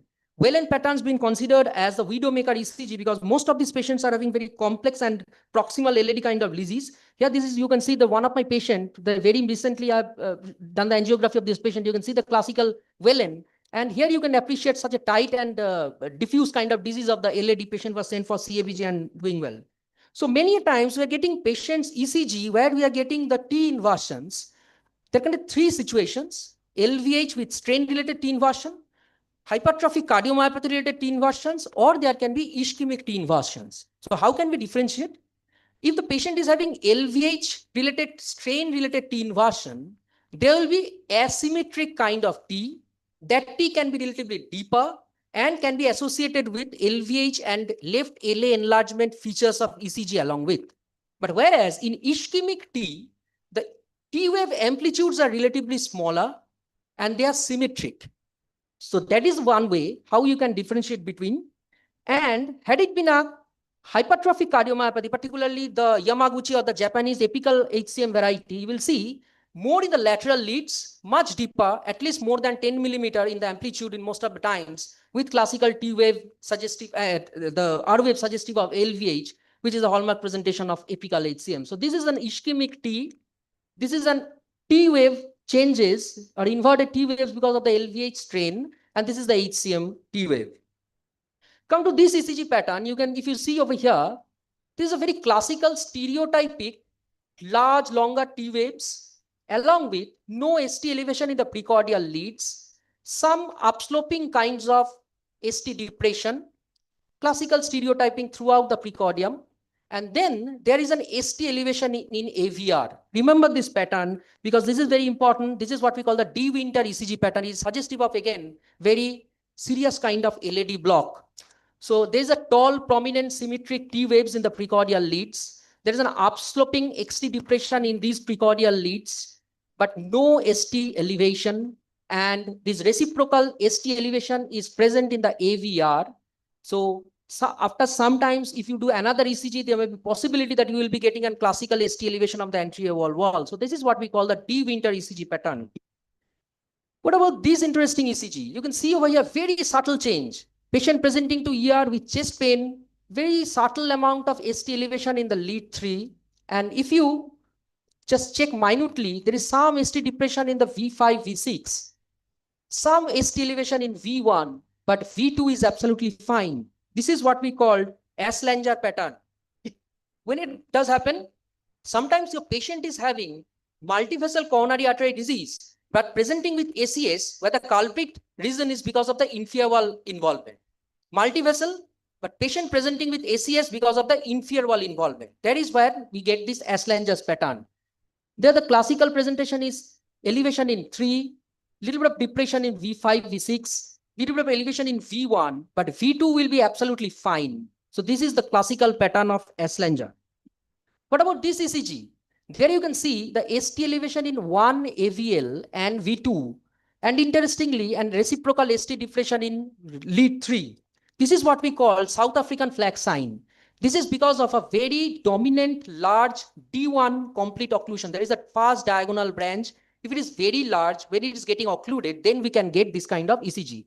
Why this is called South African flag sign? Because in 1 AVL and V2, you are getting this ST elevation. But in lead 3, you are getting this ST depression. So these are the subtle changes, but these are all OMI patterns. There, that means there is a complete occlusion of the artery, and immediately the artery must be opened up. Now, this is very difficult to pick up. This is what we call the terminal QRS distortion in OMI. What happens, many patients, even in a normal ECG, they are having some J waves and S waves. Now, at the very onset of the ST elevation, what will happen? There will be obliteration of this S and J wave. So this terminal QRS will get distorted. But the problem is that you must know that the patient is having a previous ECG, which was showing some S or J wave over there. But otherwise, it is impossible to pick up because it is very early sign. What about this? This is a classical LVBP we all know.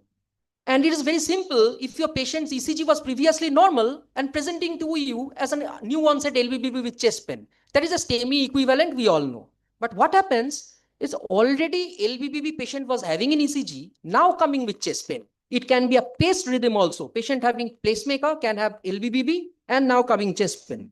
So to pick up myocardial infarction in the background of LVBP, you must know this Garbosa criteria, which is not very unheard of, very common. The basic concept is, if you see in any LVBP ECG, the QRS and the T wave is basically discordant.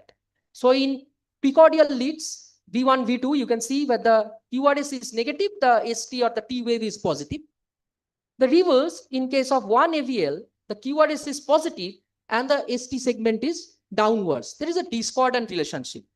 Now, if there is a concordant ST segment elevation, that means if in one AVL or in V5, V6, if there is a QRS is positive and ST segment is also positive, then you should give the highest mark in the rule of Garbosa. Now, if it is discordant, but the depression is, I'm sorry, if it is discordant, but the elevation is too much, then that is also under Garbosa. And in those leads where we are getting negative QRS and along with concordant ST depression, that is also coming under the rule of Garbosa. So there is a scoring system. If the score is more than 3, in that case, we will consider it as a case of myocardial infarction in the background of an LVBB. So you can see over here, that is in the V1, V2, where the QRS is negative, but along with ST segment is also quite deep negative. But ideally, in LVBB background, it should be positive. So this is what we call it a positive Garbosa myocardial infarction in LVBB. Sometimes you can get some old myocardial infarction changes in the LVBB ECG. This is what we call Cabrera sign. In the ascending limb of the V2, V3, there can be some notches. It is basically representing scar of an old myocardial infarction. This is what we call the Cabrera sign. But again, you can pick up even the acute myocardial infarction in the LVBB ECGs by this kind of slurring of the QRS complex or the notching in the ascending limb also in one AVL V5, V6. That is what we call the Chapman sign. But remember, most of the notched LVBB ECG will be having this kind of notching. So how can you differentiate? If a patient presenting with chest pain along with LVBB ECG, then you should correlate accordingly. Otherwise, don't just rush, because otherwise in 90% ECGs will get that. Bifascicular heart block, RVBB left axis deviation classical. Many a times we are getting in elderly patient. But if your patient is coming with this type of ECG with acute chest pain, be sure this is an OMI pattern and you are dealing with an LAD occlusion. Reason? Because left bundle branch is not supplied by the LAD, but right bundle branch is supplied by the LAD, along with left anterior fascicle is supplied by the LAD. So altogether, when LAD is occluded, so one fascicle is gone and right bundle is gone. So altogether, it can present as this kind of classical pattern of bifascicular heart block. This is called precordial swill pattern. Another very important pattern. Sometimes when patient presenting to ER with chest pain, you can get some subtle ST elevation in V1 and V2 and subtle ST depression in V5 and V6. That is what we call precordial swill pattern, that the depression and elevation is swirling from V1, V2 elevation and depression in V5, V6. Again, this is suggestive of a tight LAD block proximal to first septal division. This is another OMI pattern. Come to this. What does it resemble? It only resembles a shark fin. So that is what we call, this is a shark fin sign. Another very serious kind of anti-oval AMI. There you can see this shark fin kind of pattern. The reason is that there is basically merging of the ST elevation, T wave along with the QRS complex. All these leads to this kind of ECG. But remember, when you are dealing this, keep hyperkalemia as an important differential diagnosis. And another thing is that many a times, this kind of AMI patient can have sinus tachycardia. And because of that tachycardia and this wide variety of the QRS merging with the STT, it can appear as a wide complex tachycardia. And you may resemble or think about it as a case of VT, which is not. The last one, how do we pick up the left main disease when the patient comes to us in ER? You will get because left main is having LAD and LCX. So naturally, it is EOPAD is a huge amount of the myocardium. So you'll get a maximum or at least 7 leads ST depression along with ST elevation in AVR and V1. Whereas that elevation of ST segment in AVR will be more in AVR than V1. So that is more than equals to 7 leads ST depression plus elevation in AVR and V1. But elevation is AVR is more than V1. That goes more in favor of left main disease. You can appreciate over here in this angio, there's a critical left main narrowing. So what Dr. Avilash also told, that there is no doubt that AI has taken up a lot, particularly in my domain of subject cardiology. And very soon you will all be empowered with app where from ECG you will be able to pick up the ejection fraction of your patient. Not only that, and as all the patterns of ECGs I've showed you, those are very subtle. So almost always not possible for a human eye to pick them up. So naturally, AI-based software will definitely going to help you. If you just check your app store, you will get, there is an app called ECG, which was developed by Philips and GE altogether. And very soon they will be launching it. And at that point, you will be able to use ECG as a very important, powerful tool in your hand through which you can get all these kind of informations. So there you, just one case, I will just show you. Here you can see an apparently normal looking ECG.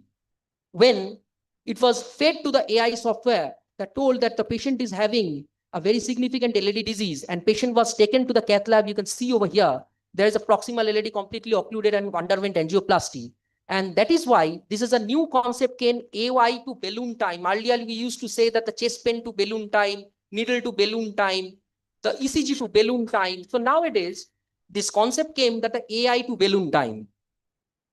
The last one, this is also available to identify the OMI or NOMI pattern. You can see over here, this ECG is a classical STEMI we all can diagnose. But what about this ECG? This is absolutely normal.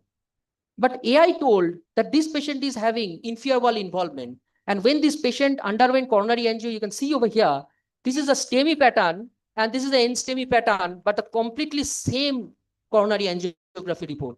So this is why AI is definitely important. So in short, we have learned a lot about this, today's different patterns and different signs and others. So in a nutshell, ECG is definitely a baseline for any ACS diagnosis in ER, but we must know that we are way ahead than just identifying the STEMI or non-STEMI. We must identify these OMI patterns because otherwise we will miss at least 30% of the completely occluded arteries cases where the patient's myocardium could have been saved. Thank you very much.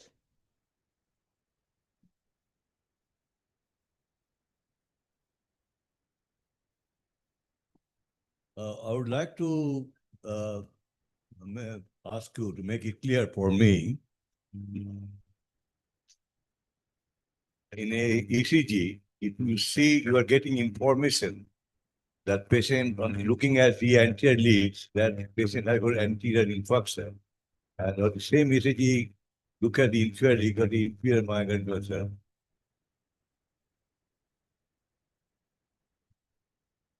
First,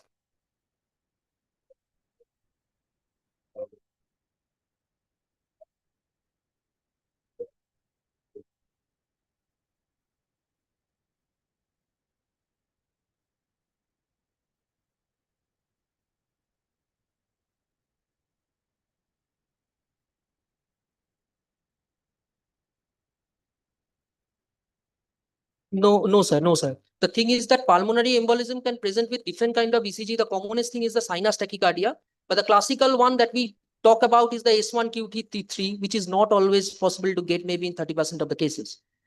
Whenever you are getting an ECG of STEMI, where ST elevation is present in anterior leads along with inferior leads, probably you are dealing with an anterior wall AMI, STEMI, because of the LED occlusion, which is a type 3 LED. What is a type 3 LED?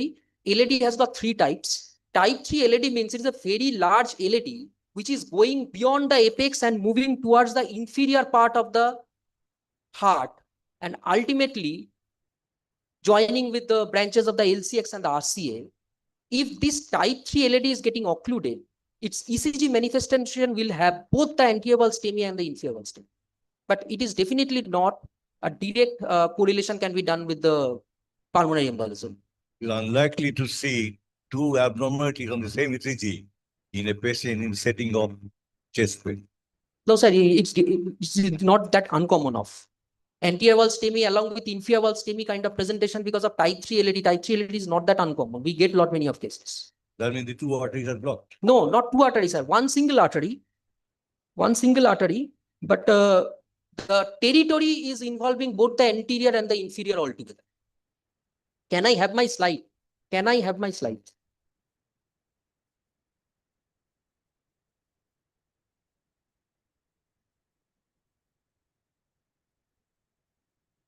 So this is LED. This is the classical type 1 LED where the LED stops before apex. In type 2, it may go beyond up to apex. In type 3 LED, what happens? It goes like this and then ultimately going towards the PDA. And in those patients, most of the times PDA are smaller. So that is why when this kind of LAD is affected in the proximal part, in a type 3 LAD, it will jeopardize this entire LAD territory, these diagonals, and also the inferior part of the heart. So altogether, you will have changes in both in the precordial leads and along with the inferior leads. And this is not very uncommon of. TOFs in the chest leads. Now you can get in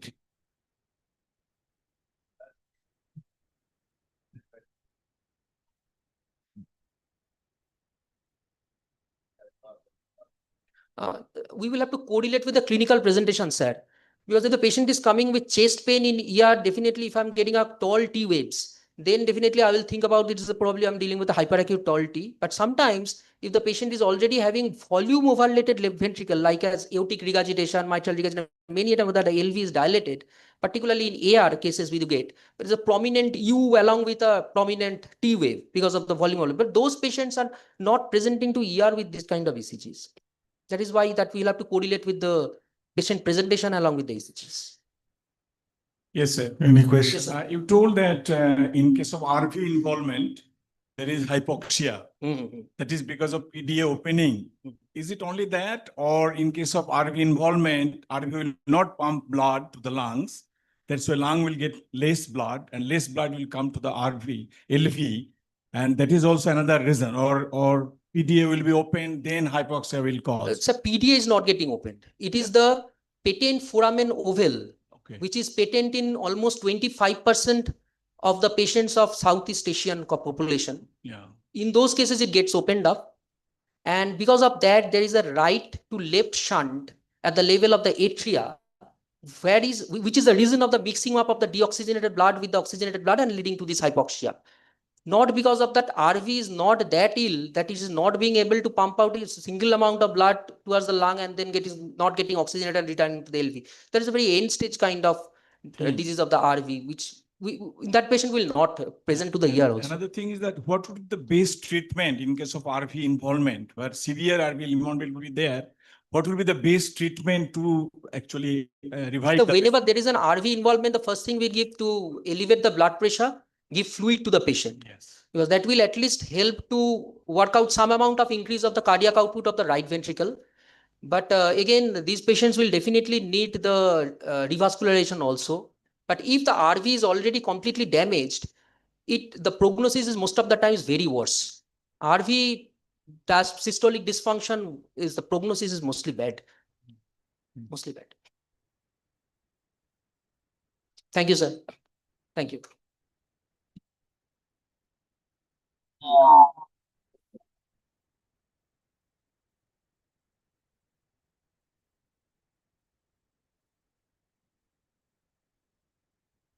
I think all of you will agree that we had a very good, excellent scientific discourse throughout the day, with a lot of interesting topics covered by eminent speakers. And it was really, I think it must have been useful for all of you, especially the postgraduates.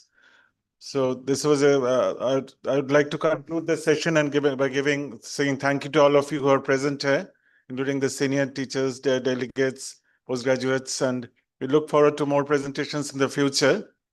And then we'll be looking forward to more participation in terms of examination. Also, all of you are interested, you all can contact us and about the MRCP Part 1 or the final examination. You can easily go forward and take the examination. I think all of you must have found it useful. What do the postgraduates say? Did you find it useful? Anybody who's attending? Yeah.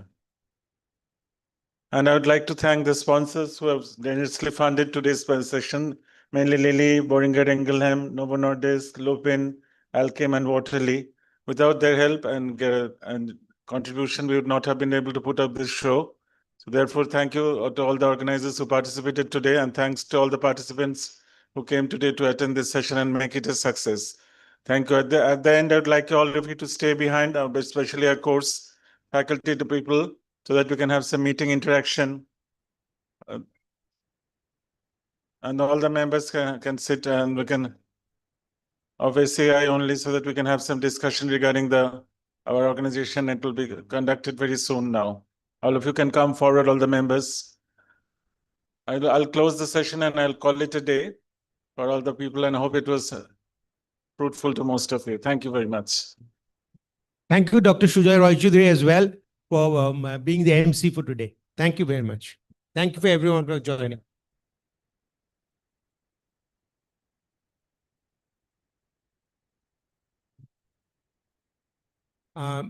Requesting requesting RCPI members to come to these two tables so that we can have a little discussion before we leave. Put some change around. Keep an eye on the watch.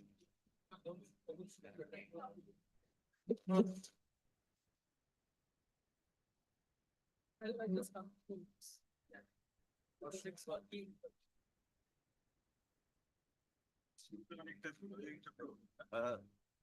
না না আমি washroom থেকে আসছি যারা যারা ওয়াশরুমে যাবে চলে যাও